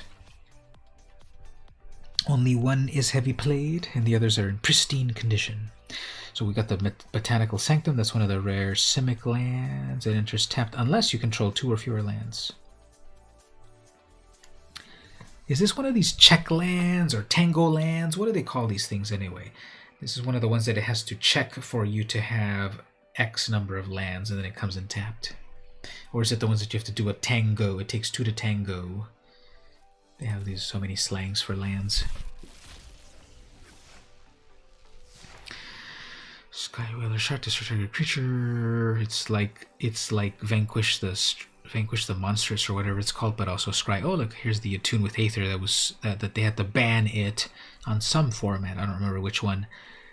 1 green, search your library for a basic land, reveal it, put it into your hand, and you get energy. Because energy was so good in Kaladesh.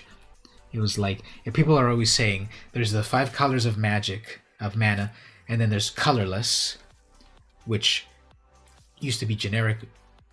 Colorless used to be colorless, but then it became generic mana, and then colorless became a color with wastes in Zendikar, and then energy became a new color.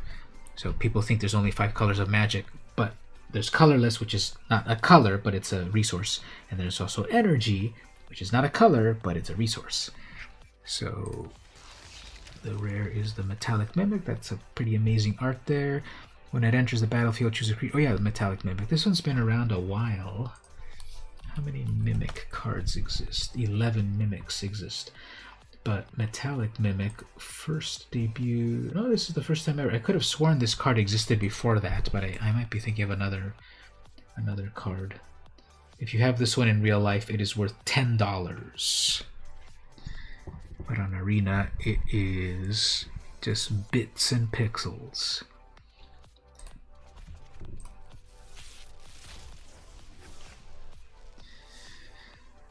Those are pretty cute servos. Servo Exhibition. Demolition Stomper. It's a 10/7. No trample, so it'll get blocked with your Llanowar Elf, no problem. It cannot be blocked by creatures with power 2. Actually, it cannot be blocked by your Llanowar Elf. It has to be blocked by your Llanowar... What's that one Llanowar Elf that is actually a 3/3? Is that the one that came out in Dominaria? There was a 3/3. No, that was Steel Leaf Champion. Llanowar Tribe. That's the one that I'm thinking of. You're colorblind, so there's only 3. Black, white, and gray. The true colors of magic. Black, white, and gray. Okay, so we can have the Llanowar Tribe. It's a 3 mana, 3/3 that gives you 3 green. And this was in Modern Horizons. Llanowar remembers the Ice Age, the Phyrexian invasion, and the Rift Era. So long as we draw breath, we will ensure such disasters never threaten our world again. Well, some of them are kind of out of your control, I would say. Alright, so the rare here is Wildest Dreams. In your wildest dreams, you pay green and double X. These always confused me, the double X's. Return X target cards from your graveyard to your hand, and then exile. Return to your hand? So if you just use regrow, right? You pay 2 green for one thing? Because right here, if you've got a lot of mana for it, you can bring back a lot of things back to your from the graveyard, but if you want much more than that, you're going to pay so much because it's double X. Penny format, I believe are cards that are worth 1 penny, but also penny counts in Magic Online, not Magic Arena, Magic Online, because this one's 82 cents. This one's 82 cents, but it's penny legal because over here you see on Magic Online ticks is a 0.01, so it's valid there. I think that's what that is. Let's look this up here. MTG format penny. Penny Dreadful? Is that the full name of it? Penny Dreadful. Penny Dreadful is an incredibly budget format meant to be played on Magic Online. When you're done building and buying your deck, one rule. In Penny Dreadful, any card at 0.01 ticks is legal. Every time a new set is released, the list of 01 ticks this list remains valid. So it's cards that are worth 1 penny on Magic Online. So even though this one said here, even though this one said 0.02 ticks, it's still on the list of 0.01 ticks of tickets of value. So it counts in Penny Dreadful, apparently. Remember the cards with anti, which is actually spelled anti. In Tempest Ifrit was one. Tempest Ifrit, let's look that one up. Tempest Ifrit, Ifrit, however you say it. Look at that novel in the box. Nowadays it's okay. Sacrifice this. Target opponent may pay 10 life. If that player does not, they reveal 1 card at random from their hand. Exchange ownership of that card with Tempest Ifrit. Put the revealed card into your hand and Tempest Ifrit from anywhere into the player's graveyard. This exchange in ownership is permanent. So, first of all, you're playing for anti. So, if you lose the game, you lose a card permanently. And second, you might trade something out of their hand. You might trade their Black Lotus for this. So, yeah, anti. I never played it in real life. But I know that it was part of the original rules and people hated it because people don't want to lose their cards. We can look it up right here. How do we look for cards that are anti cards? There's not that many.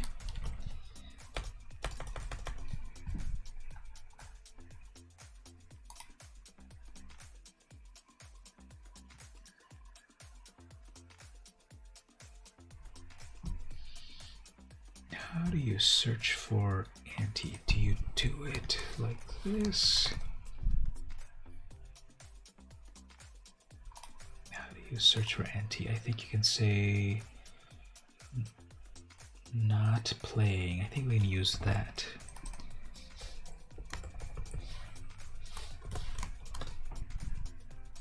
Yeah, here's how you do it.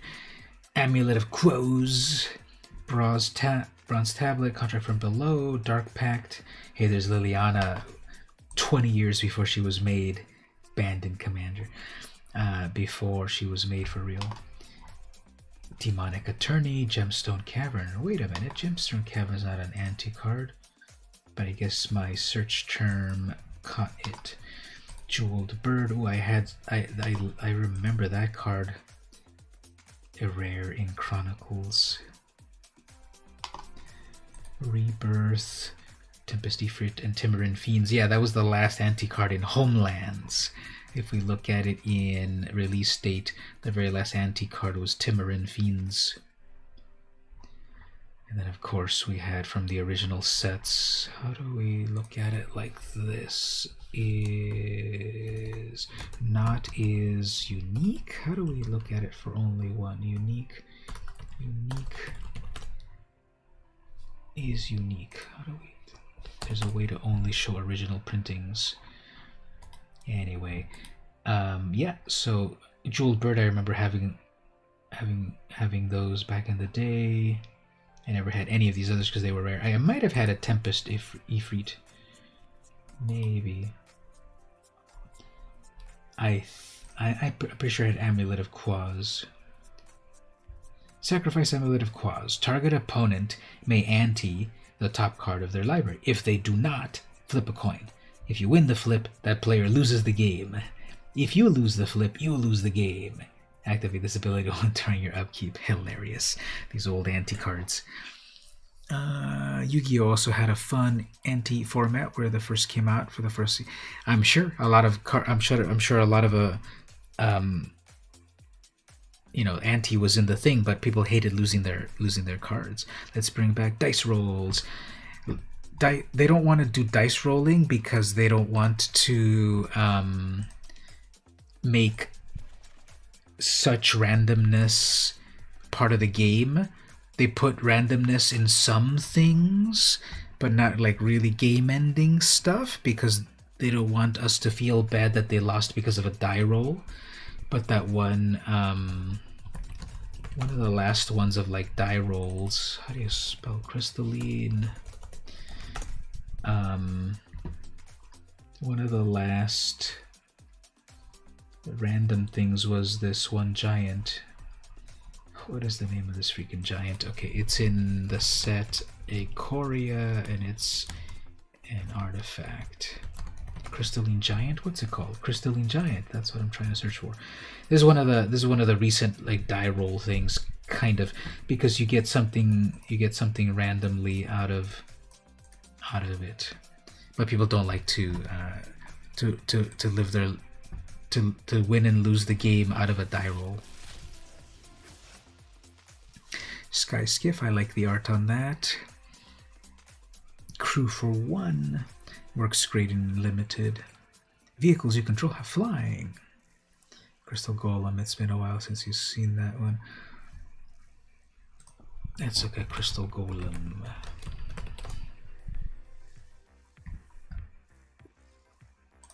From the good old days of Mirage. Artifact creature Golem. At the beginning of your end step, Crystal Golem phases out. So 4 mana for a 3/3, but it phases out at the end of your turn. Okay, so how does this work? You pay 4 this turn, and then it phases out this turn, but it has Summon Sickness anyway. Next turn it phases in, you can attack with it, then it phases out, and then you don't have it. Okay, that's not so bad.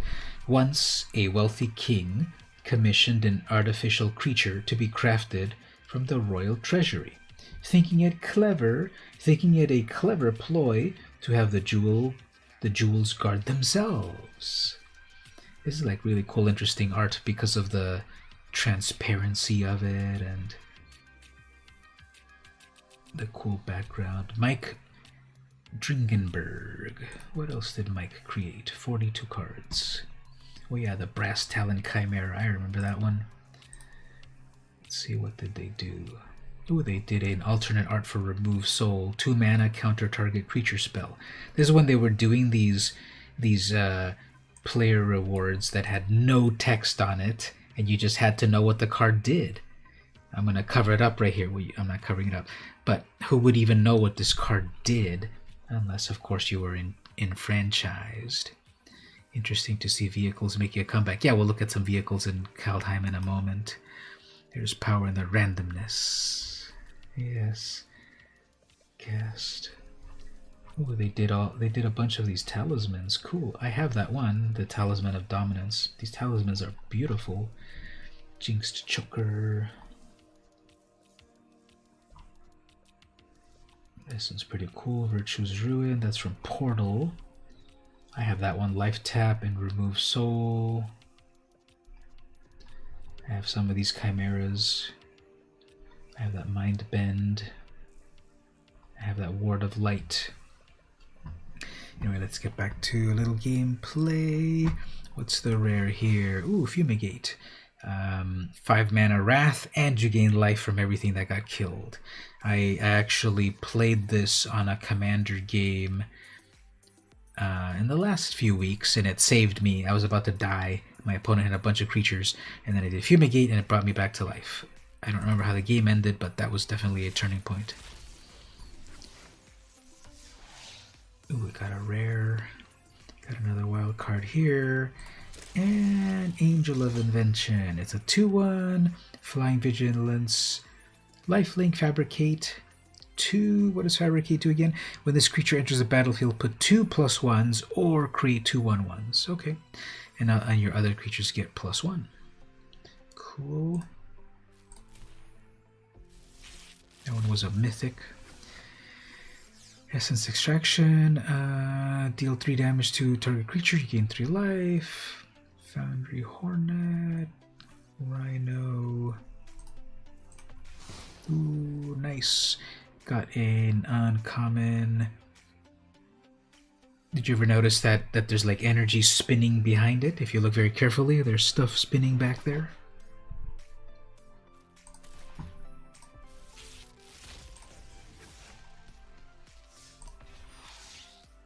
Baral's Expertise. Speaking of Baral's Expertise, 5 mana. Return up to 3 target artifacts and or creatures to their owner's hand. You may cast a spell with CMC of 4 or less from your hand without paying. So you return stuff out of their hand and you pay for something for free.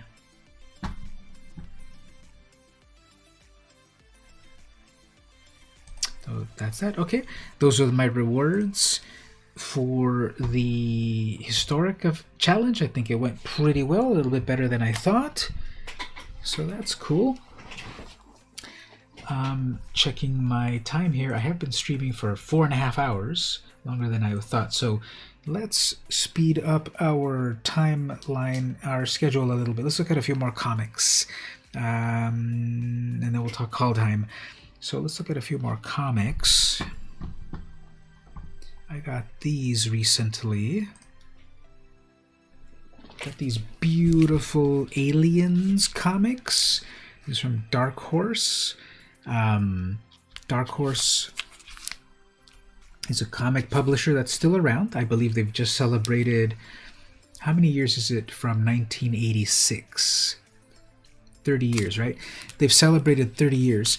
Dark Horse Comics started off as like this little indie publisher that was publishing in black and white, and they got the license to publish Aliens comics, and the only well, Alien was out in like the first Alien movie was out in like 1979, and then Aliens with James Cameron. So there was the Ridley Scott, then James Cameron, Aliens, James Cameron in 86, right?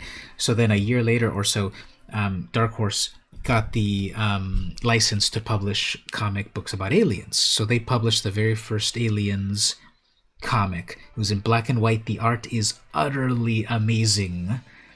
And it takes place after Aliens, the movie. This is not that. This is volume 2. So volume 1 of that Alien series was in black and white. The art is amazing, completely amazing in black and white. This is volume 2. So it's a 4-issue miniseries. It follows Newt after she's grown up, like 5 years or something. And so these covers, I love these covers. The interior art is good. It's in color. Dark Horse at that time was doing a lot of black and white comics, and even in the book it says Dark Horse is not colorblind, and they talk about it saying we publish comics in color as well, not just black and white.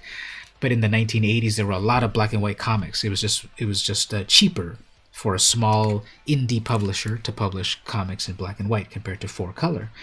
And Dark Horse started off in black and white.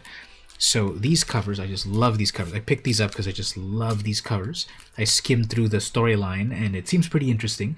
It takes place after the movie, and it follows Newt and Hicks. And this is my favorite cover right here. Look at this beautiful cover. The alien in blue, just this horrific xenomorph, the tail and the head and everything. I forget who did the art and stuff. This one, I'll give it a 3 out of 5. I'll give this a 5 out of 5. And I also have the next ones, of course. Here we have like a queen alien sort of thing. This is really good. I'll give it a 4 out of 5.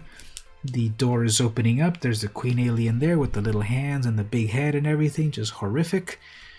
And then we have the 4th one. This is really cool. I like this one a lot too. They're just torching one of these. I'll give it a 4.5 out of 5. So it's the full 4-issue series. It's about Newt and Hicks, and Newt is having nightmares about the aliens 5 years later and stuff. There's like a crazy commander of the settlement that he's in charge, but he's crazy, like Captain Rhodes on Day of the Dead.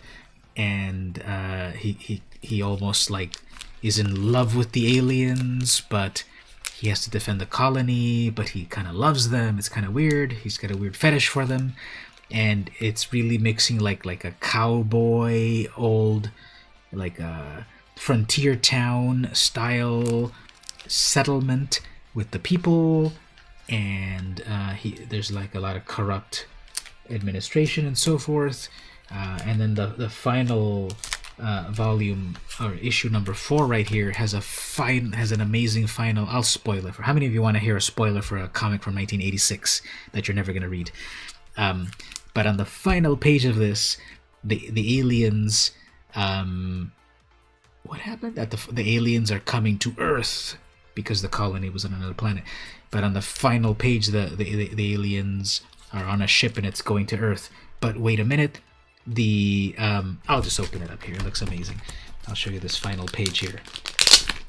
There's all of this action and adventure and intrigue that happens on. If you don't want to see the final page of this 30-year-old comic, close your eyes. But the final page here shows the next series after this one. They were publishing a lot of 4-issue mini-series of aliens when they got the license. But then the final page of this,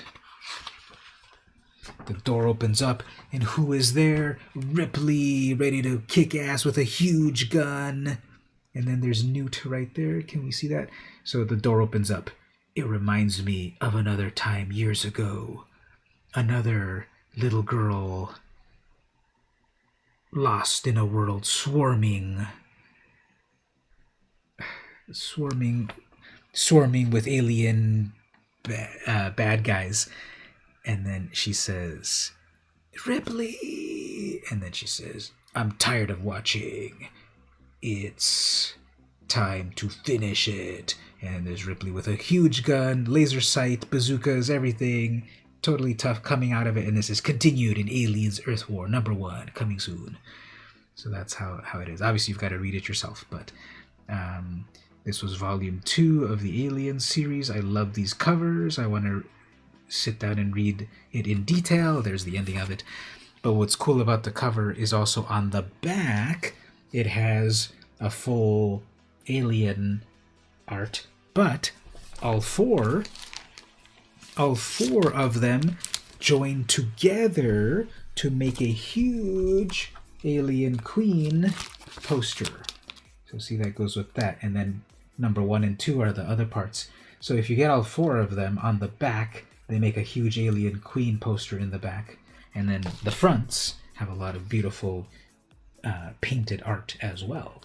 So this is Aliens Volume 2, published by Dark Horse Comics in 1990 actually. The volume 1 was like in 1987. And so they had the license to publish Aliens comics for like 20 years, from like 87 or even longer than that. They just lost the license like maybe a year ago to Marvel. So now Marvel is going to publish Aliens comics. But Marvel is reprinting some of these Dark Horse books and publishing new Aliens books. So that's Aliens. And then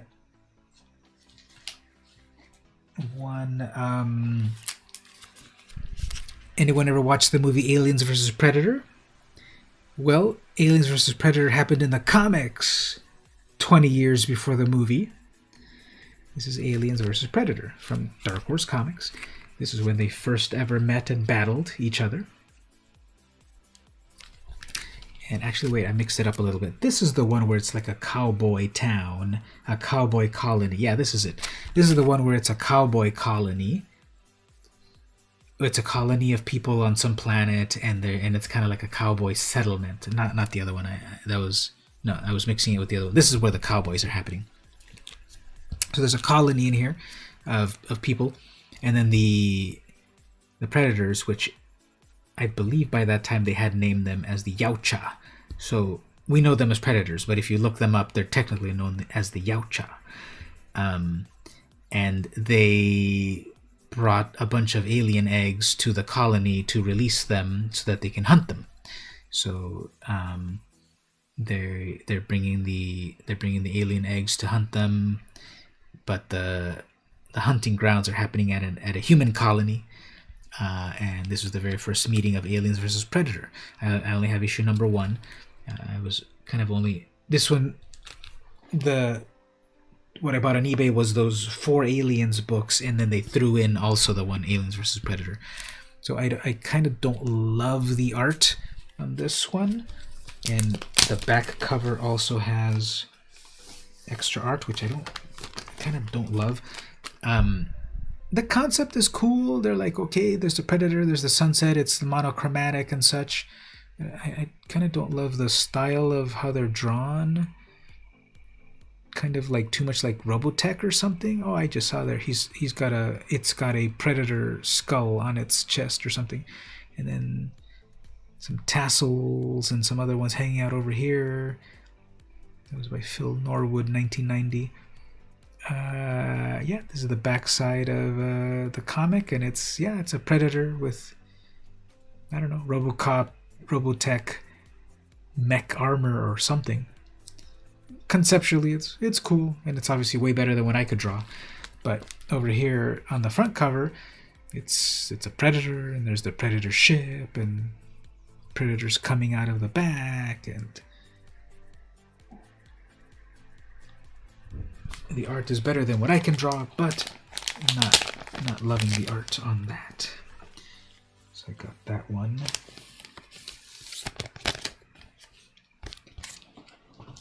I got 2 more. So I picked up this. I love this cover.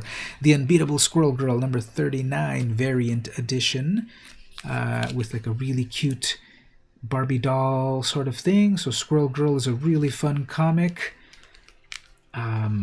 It's a very like fun, inclusive, positive comic.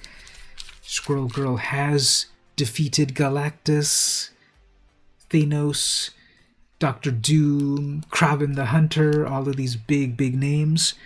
She has defeated them all, oftentimes through the power of friendship and the like, and empathy and all of that. She also they dropped a satellite on her, and she survived no problem. So she's actually tougher than you think. Squirrel Girl. This is a fun comic. I got totally hooked on it when the series debuted a few years ago, 2016, 2017 or something. I started reading it. So that was Erica Henderson art and Ryan North story. And Henderson did the art for many issues. Then she moved on to other things, and Derek Charm took up the series after that. But she's cool. She's fun. It's a funny comic. There's a lot of subtitles. I never understand if it's Squirrel Girl herself thinking these subtitles or the author, Ryan North, thinking these titles or what, subtitles. But there's like a lot of fun commentary on every page about what's happening on the issue, and it can get very meta. And it's a fun comic. So I was missing a few. The series ended with issue number 50, and I have the whole series except like 3 or 4 issues, and this was one of them. So I was at the comic shop a week or 2 ago.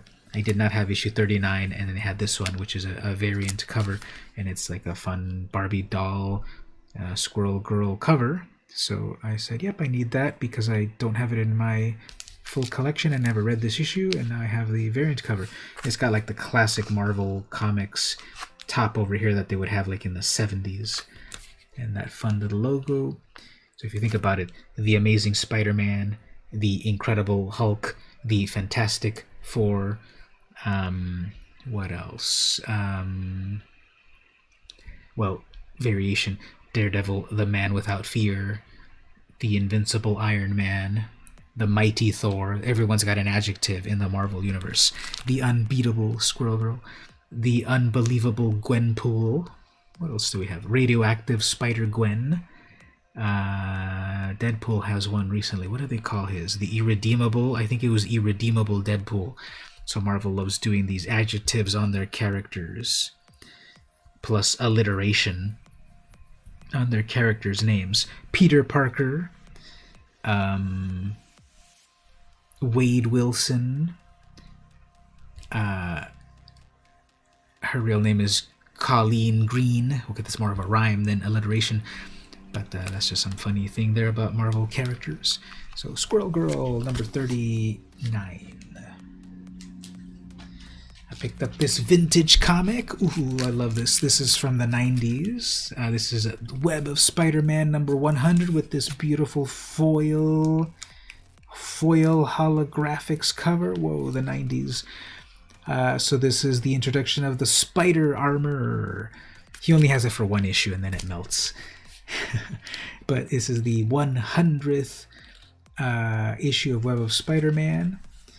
You have this one. Ooh, good old Web of Spidey. However, do you have the direct edition or the newsstand edition?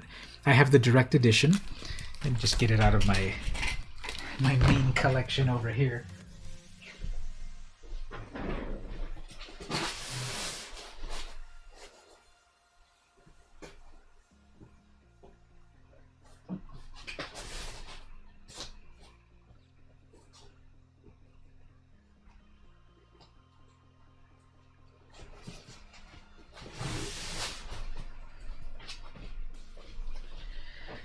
So this one is the one that I've had since the 90s. And if you look very carefully, you might see a difference between the two. But this is the one I've had since the 90s. It's so on the Spider-Man they had Amazing Spider-Man debuting in 1963, and then they made Spectacular Spider-Man, which was, I believe, 1976, 78, around there. And they made Web of Spider-Man, 1984. And then in 1990, they made one simply called Spider-Man, which eventually became Peter Parker Spider-Man. So back in the 90s, back in the 80s and 90s, when I was reading Spider-Man, I was picking up all 3 of the titles: Amazing, Spectacular, and Web of. And so I got this one back in the 90s, and this is issue 100. It was the outlandish price of $2.95. Comics nowadays are $3.99. But this was a big anniversary issue, and it had, this cool foil. I'm just looking at it again here, and there's some damage on the side there, I think. But yeah, I've had this one since 1993. 1993. And if you notice at the corner here, 30 Years of X-Men, 1963 to 1993. And then recently I got this one, which is the newsstand edition. So This one was purchased at a comic shop. This one was sold at a comic shop, and this one was sold at a newsstand, such as a supermarket or 7-Eleven and that sort of thing. So obviously, as an obsessive completist, I needed both. But then now that I look at carefully my old copy of it, there's that damage over here. So maybe I need a new one. Look at how it reflects my hand and everything. Mine has the 30 Years X-Men. Okay, so it's the comic shop version. So I never had the newsstand version, but I picked this one up. So now I've got both. And the big difference is just it has a barcode, which says right there 05, which means May. It's the 5th month, which I believe should also say up there May. Yep. So 100 issues. I have both versions. I believe there might be an Australian variant. So if you want to be completely obsessive, you need those 3 versions. Is it Australian or Canadian? Anyway, I can live with these. So awesome, you got a great collection. Yeah, thanks. So actually by 93 I wasn't reading Spider-Man very regular. I think by 93 I had moved over to Image Comics. I was reading Darkhawk. When I moved over to Image, everyone was reading Spawn or Wildcats, but I was reading Darkhawk. Every single cover of that Darkhawk series was a gimmick cover. But yeah, so cool green foil holographic and the Age of Excess. Okay, here's the last one. Content warning, and it's not too bad, but I have to say it. Content warning, if you are under 18, you might have to cover your eyes for this one, but it's not too bad. You had Spawn, Shadowhawk. Yeah, those times. The Image Comics, right? They were Spawn. Well, there was Youngblood, then Spawn, Savage Dragon, Wildcats, Wetworks, Cyberforce, Shadowhawk, the Image 7, the 7 artists that broke away from Marvel and they made their own comics. And then later on we got Sam Keith with the Max, Dale Keown with the Pit, and etc. Anyway, so I've got one more comic. This is a 3D comic, so I have 3D glasses right here. So clearly I'm going to swap out my usual VM Campos glasses and nowadays have the 3D glasses. This is a 3D comic. It's called 3-Dimensional Alien Worlds #1. And like I said, if you're a minor, there is a little bit of grown-up stuff here.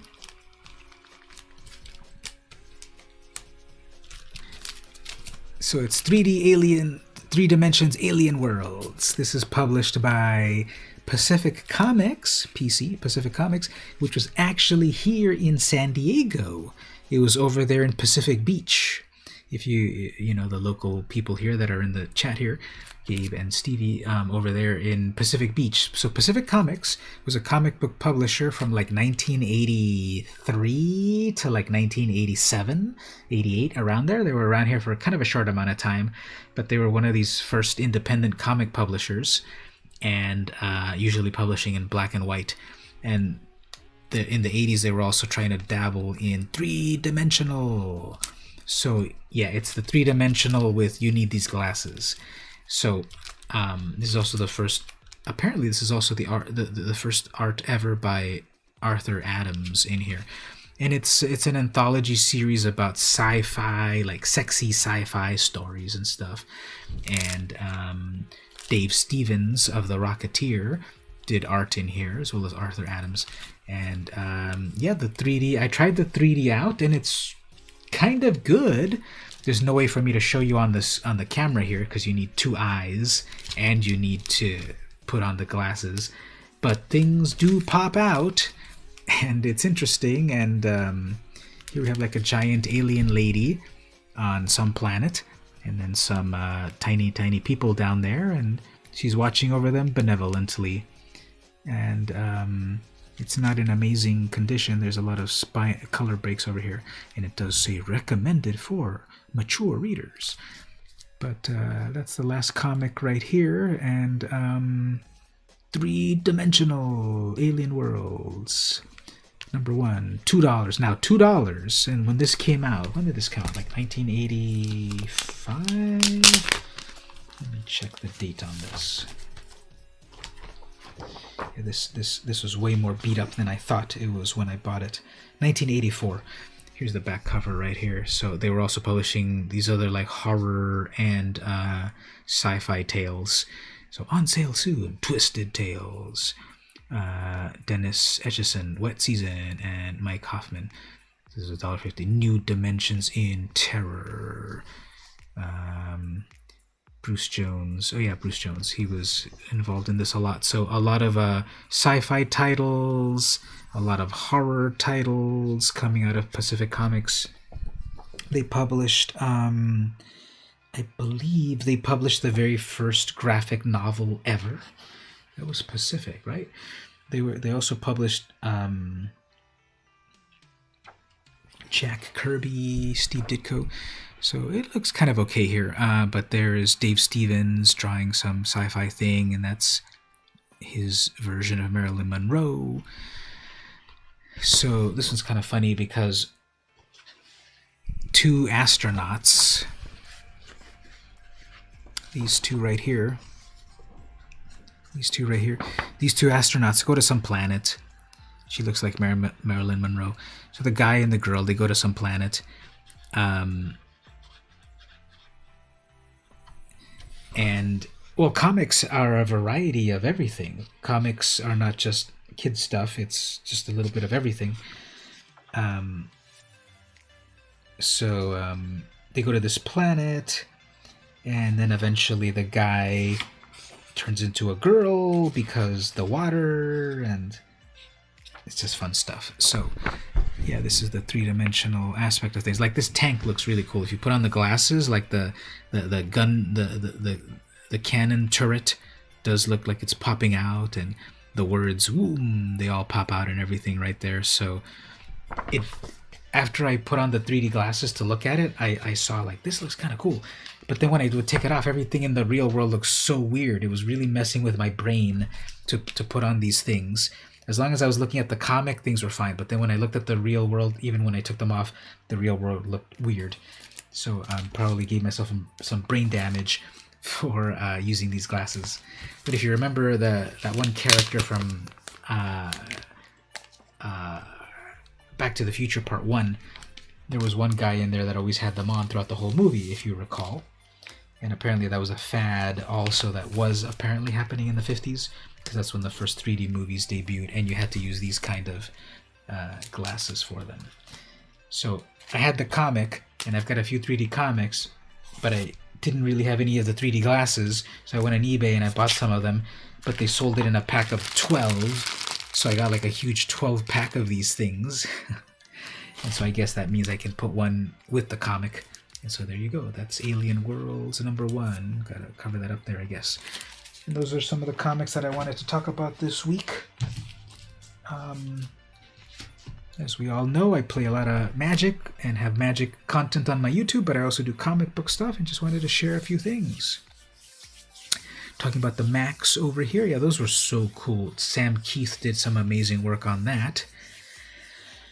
You have one Max comic. Break it out and tell us about it, which one you ended up getting. I believe that went on to like maybe 38 or 42 issues or so. Such a surreal series.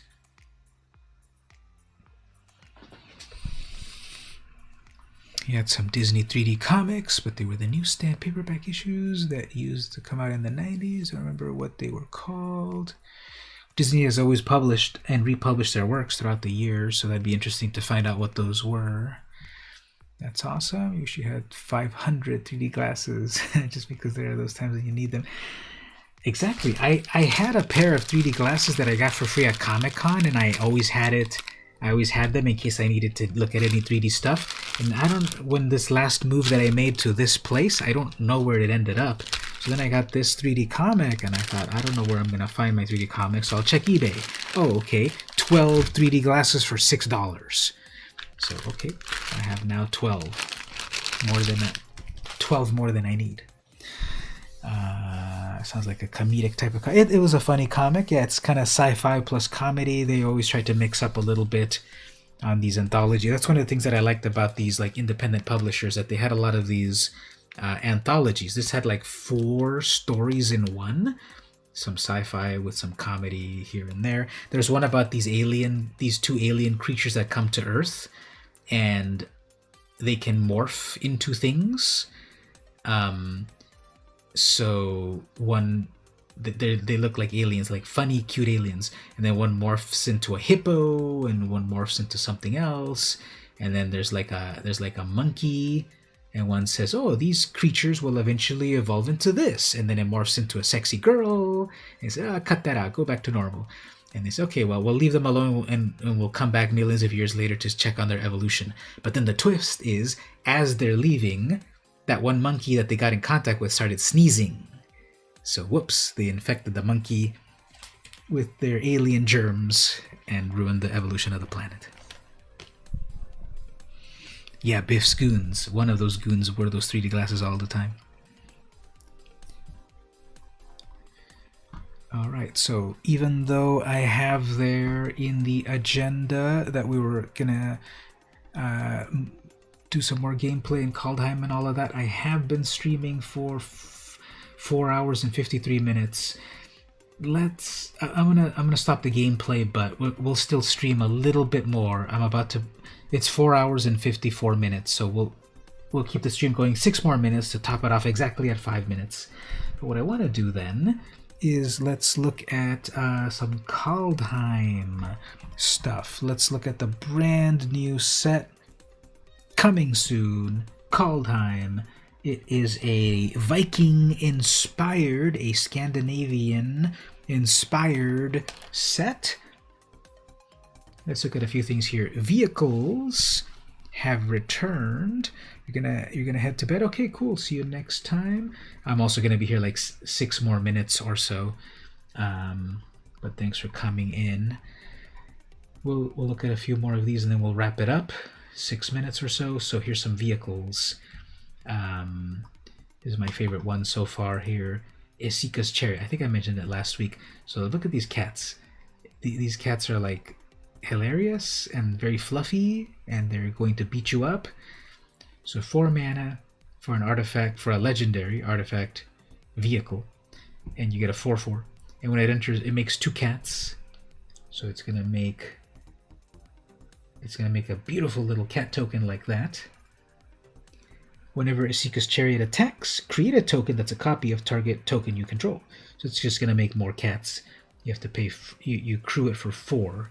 It makes 2 cats, so it can already crew itself, and it's a 4/4. And then it makes more copies of tokens as you attack, so you make more cats. Then you have the alternate art right there. Look at that. The regular art is 2 cute, fluffy cats, but then the special art is 2 tough cats that are gonna eat you up. So that's one vehicle. What else here? Funeral Longboat, Raiders Carve, Gilded Assault Cart, Colossal Plow, the Omen Keel. Whenever a vehicle you control deals combat damage to a player, that player exiles that many cards from the top of the library. So if you hit them with your 4/4 here, they exile 4. You may play lands from among those cards for as long as they remain. So you exile, it's not exactly a mill, you exile it, and then you can steal their lands.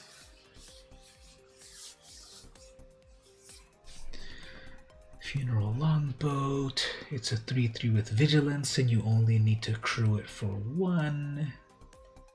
Cast into the windless water. He drifted until the sea turned to sky.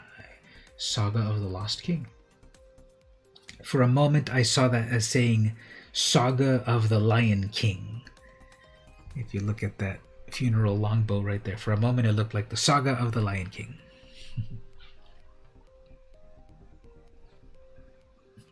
some vehicles are in the new set. We've also got sagas, so 20 sagas.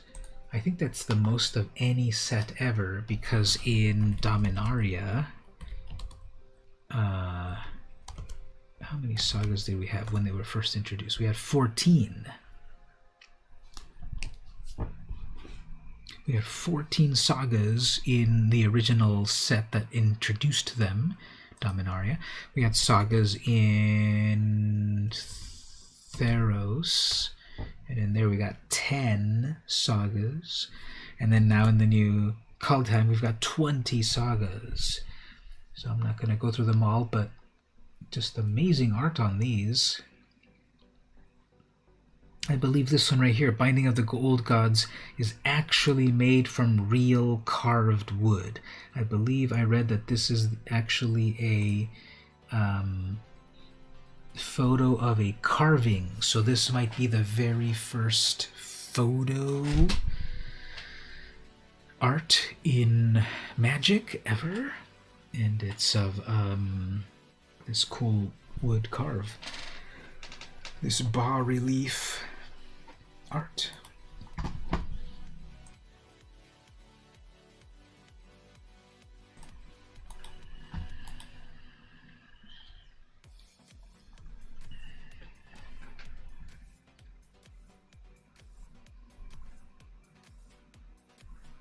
Oh, this one's interesting. This close-up here, King Narfi's Betrayal. I'm just looking at the art at the moment, but this one's cool how it's a close-up. Nico Eris, a new planeswalker. They come from Theros, but they I think there's another carving right there. Furja's Retribution. So Nico's story is that their spark ignited when they challenged the god of destiny, and then they became a planeswalker and they came to Kaldheim. So they're a very young planeswalker, very inexperienced, but ready to grow and take destiny into their own life, into their own hands. So this is another carved one. Furia's Retribution. Eventually there will be high quality scans of these, but I'm 99% sure this one's carved. Anna Steinbauer.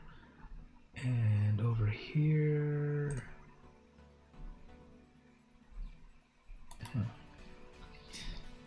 So sagas have returned. Yeah, these have got to be real, right? Because when you look at some of these, that looks... This is real because you've got that shadow. And then you look at these other ones that they're not real, but they look amazing, but the carved ones look good. Waking the Trolls. This one looks like the... What's it called? The last...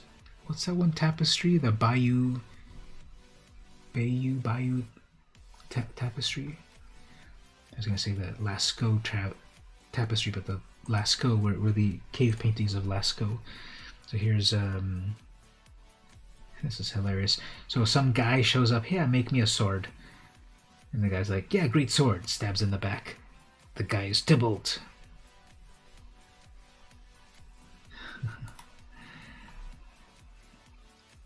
You may exchange control of 2 creatures. 2. You may exchange control of 2 target non-basic, non-creature permanents that share a card type. And then target player loses 3 life, and you gain 3 life. So you can exchange stuff, their good stuff for your bad stuff, and then you gain life. So those are some sagas. So we got some lands. So we've got a bunch of new snow-covered lands. It doesn't say snow-covered alpine meadow or whatever, but these are snow lands. So now we've got these dual lands. This is a mountains plain. It comes in tapped, but it's got snow. It's got double of the land types, and people are going crazy saying these are the most amazing lands ever. They're not obviously as amazing like as an original volcanic island or whatever, but they're fetchable by your fetch lands. They're fetchable by various things that deal with land types. You have cards that care about snow, and they're dual lands, and they look amazing. We have the pathways, the dual lands here, and those are all common. So those are going to be common lands. The rare lands are these dual lands.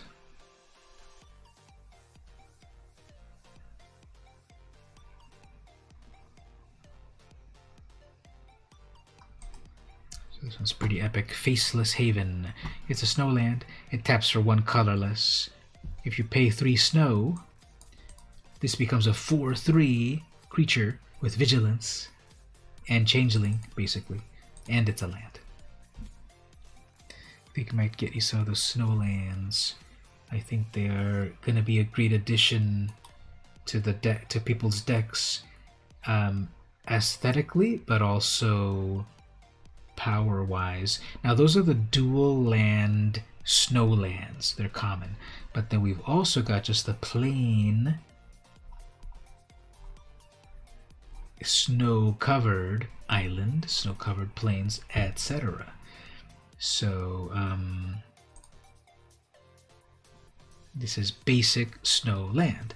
So you can use Fabled Passage, Prismatic Vista, Terramorphic Expanse, Evolving Wilds to go get one of these. So when you tap this, it makes a snow mana. It's kind of weird that they don't fully explain that. Okay, snow has no particular meaning. Since it's a basic, you may have any number of them in a constructed deck, in which Master's Edition, Cold Snap or Ice Age is said is legal. Good that they're mentioning Ice Age. In limited events, you can't add basic snowlands to your deck from outside your card pool. You may only add snow from what you cracked. Effects that target non-basic lands can't target basic snowlands. Okay, so if you try to use like Field of Ruin, this is basic. So Field of Ruin can't kill it. And then since this makes snow mana, you can do things with it, such as this other Faceless Haven. You tap 3 blue snow, and then you can activate the Faceless Haven. Show us the old snowlands. Let's look at the old snowlands. What's the easiest way to find it? Is snow... Oops. Is snow. How do you search? What's the easy way to find snow? Obviously we can go look at the Ice Age first, but I can't look at it here. Okay. Set Ice Age type land. Here we go. So the original snow covereds from Ice Age. Pretty amazing. I remember these. Basic snowland. That mountain. I have so many memories of these. And then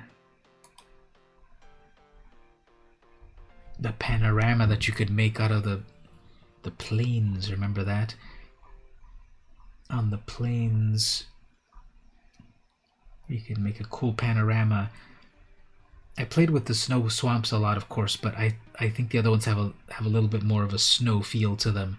Obviously, you see a lot of snow on that plains with like some footprints, and then there's snow on that forest and on the island and on the mountain. I didn't fully feel that the snow-covered swamp was quite snowy. Veldt. And then we also had that. Yeah, even that plain mountain just feels so snow-covered, so good. And then I wasn't playing at this point, but then 10 years later they made Cold Snap with its own snow-covereds. These over here.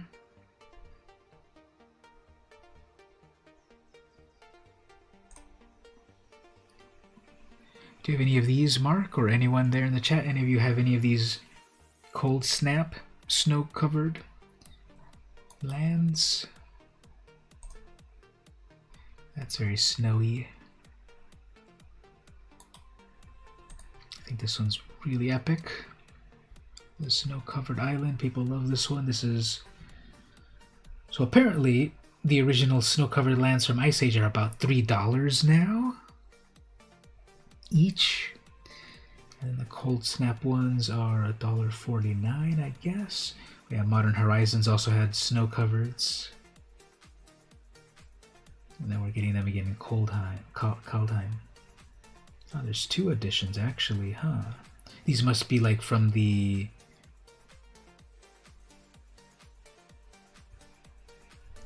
Planeswalker decks or something?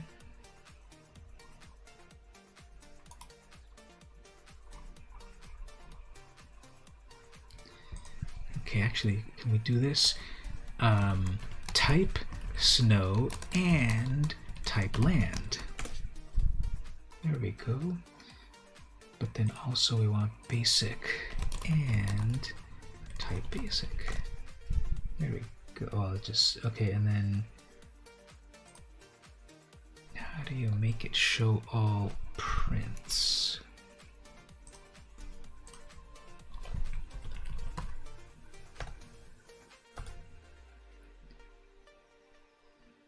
Is reprint? You can find prints available.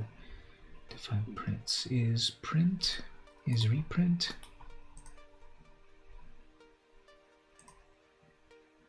Is reprint.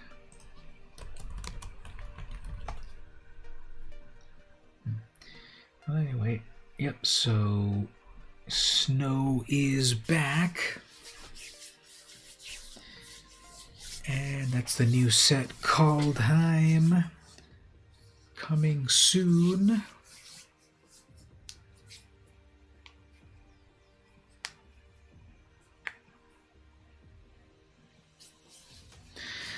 So let's end at that point. I'm getting a little tired now too, so I have been streaming for 5 hours and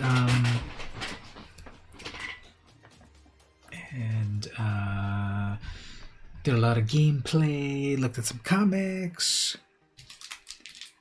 and looked at some Kaldheim. We'll close off with this. So last week I mentioned, I haven't opened it yet, speaking of Snowlands, last week I mentioned that I got a booster pack of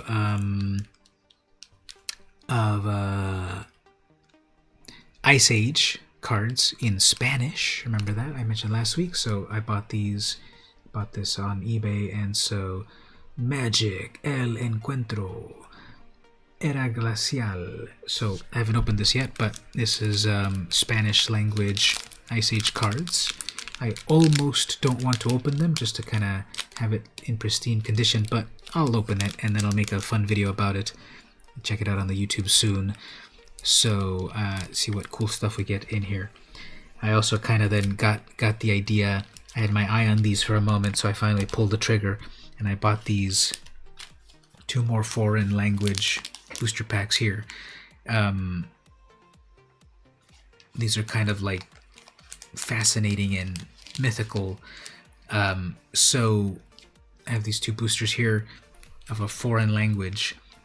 It's 2 different languages actually. Anyone want to guess? One is one and one is the other. I'll reveal them, of course, but what do you think? What 2 languages? It's 2 different languages. What 2 languages do you think I bought? One hint is that it's not Spanish. So the Ice Age is in Spanish, but then these 2 mystery ones that I will reveal in a moment. If you're like hardcore into Magic Esoterica, you know, what are these even, the colors of these backs? What would you think? What would you think these 2 languages are? You want any hints? But I got these 2 non-English, we'll say, boosters. Any thoughts on what I might have gotten?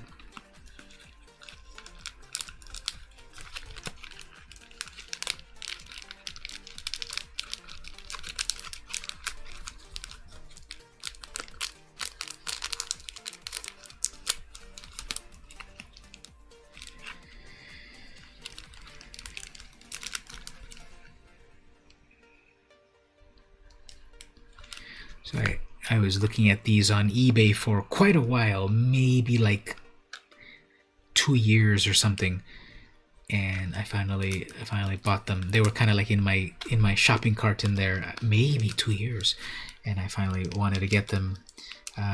They look like 4th edition. They're not 4th edition, but they are within that time period. So one is German language. Hey, look at that, French and German. That's exactly it. One is French and one is German. Exactly, you got them right. Were you guessing, or do you know what these are? But one is French and one is German. You got it exactly, Gabe. You win the no prize. So yeah, one is a French language version and one is a German language version. These are really fascinating. These are one booster each of Renaissance, which is the European Chronicles, basically, as I did the history about these. So Chronicles was the reprint set that reprinted cards from Arabian Nights, Antiquities, Legends, and the Dark. So they printed Chronicles. They reprinted some cards from those sets, like the Elder Dragons and such, as reprints in white border. At the time, Wizards of the Coast had a policy. Brand new cards are black bordered, reprints are white bordered. That was their plan in the beginning. In Europe and other parts of the world, they published 4th edition, which was a reprint set, but it was the first time those cards were printed in Europe. So they printed them in black border. So you can actually find black border 4th edition cards, but they're in Italian or French or German and such. So very weird. Same thing with Chronicles. Chronicles was white border because they were reprints, but Chronicles had never been printed in Europe, so they printed it in black border, and Chronicles, instead of being called Chronicles, basically is called Renaissance. So these are 2 booster packs of Renaissance, one in French, one in German. They're black border, but they're Chronicles. And if we look at the back, you see this one is the French one. So this is the French one, and then right there, just like Chronicles, it shows right here the cards. Right here, the cards in this booster are Antiquities, Arabian Nights, Legends, and the Dark. But those had never been printed in Europe, so here they are in black border because they're new printings, but they're in Chronicles, kind of, but in Europe they called it Renaissance. This is the French one. It's only got 8 cards, but there it is. Magique l'Assemblée, and 8 cartes. 8 cartes. Un collectionneur et un joueur. 8 cards for collecting and trading. Un jeu de Richard Garfield. And then the German one is in German. That's over here. So, Magic de Zumankunt. Renaissance. 8 Spielkarten. Ein Spiel von Richard Garfield. Hopefully, when you open them, you get a full playset of the Urza lands. Yeah, well, a full playset, and with the 4 arts, right? You play with mine still from time to time. The weirdest thing is that there's also an Italian Renaissance, but that one includes printings from Revised. So you can get a black border Soul Ring from Revised in Italian from Renaissance, which is a reprint set like Chronicles, but Chronicles in the US didn't include Revised 3rd edition, So they were doing some really wacky things in Europe. So I'm going to open these up on a video, put it on YouTube. I'm going to take a long, loving look at cracking the deck. It'll probably be a 20-minute video and hang out for that. And I'm going to do the Ice Age one separately.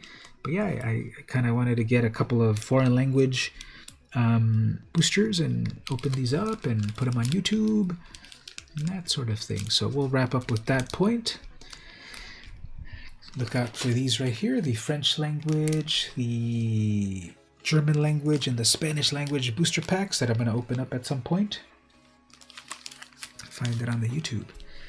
As usual, thanks everyone for coming to hang out. We'll do it again next Saturday. We'll see what events or whatever are happening. By the time we come back next Saturday, the arena on Android will be out. So maybe we can do some gameplay and so forth. And as we wrap up in the final seconds, it's probably okay to say this, but I have been chosen one more time for the early access event. Wizards of the Coast sent me the email this morning and said, hey, you're in the event. And so I'm going to be playing with Kaldheim cards, which I believe is going to be next Wednesday. I'm 99% sure I can say that because it's already about to happen next week. So you'll find me there. I'm gonna announce it on the Discord and such. But I'm gonna be playing on that early access event and trying the brand new these Kaldheim cards that we tried there. I'm gonna make a few decks and play, and I'm gonna announce it sometime in the middle of the week. Next week should be the gameplay. So look out for that, so you can watch some brand new Kaldheim cards coming next week.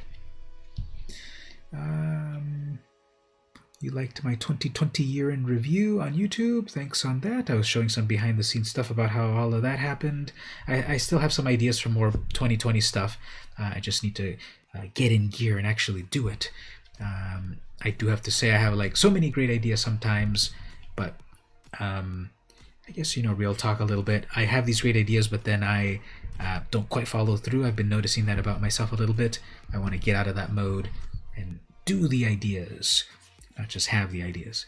Hopefully when you open and then congrats on looking forward to it. Yes, so thanks on that. So be on the lookout for new stuff on the YouTube, and I'll be back on next Saturday for the next stream, and Wednesday, I believe, is the early access event. Be on the lookout for that. We'll check out some new Kaldheim cards. Come hang out on the stream. Be on the lookout for that on the Discord. This has been VM Campos. Thanks everyone, as usual, for coming to hang out. Really means a lot. We'll do it again next time.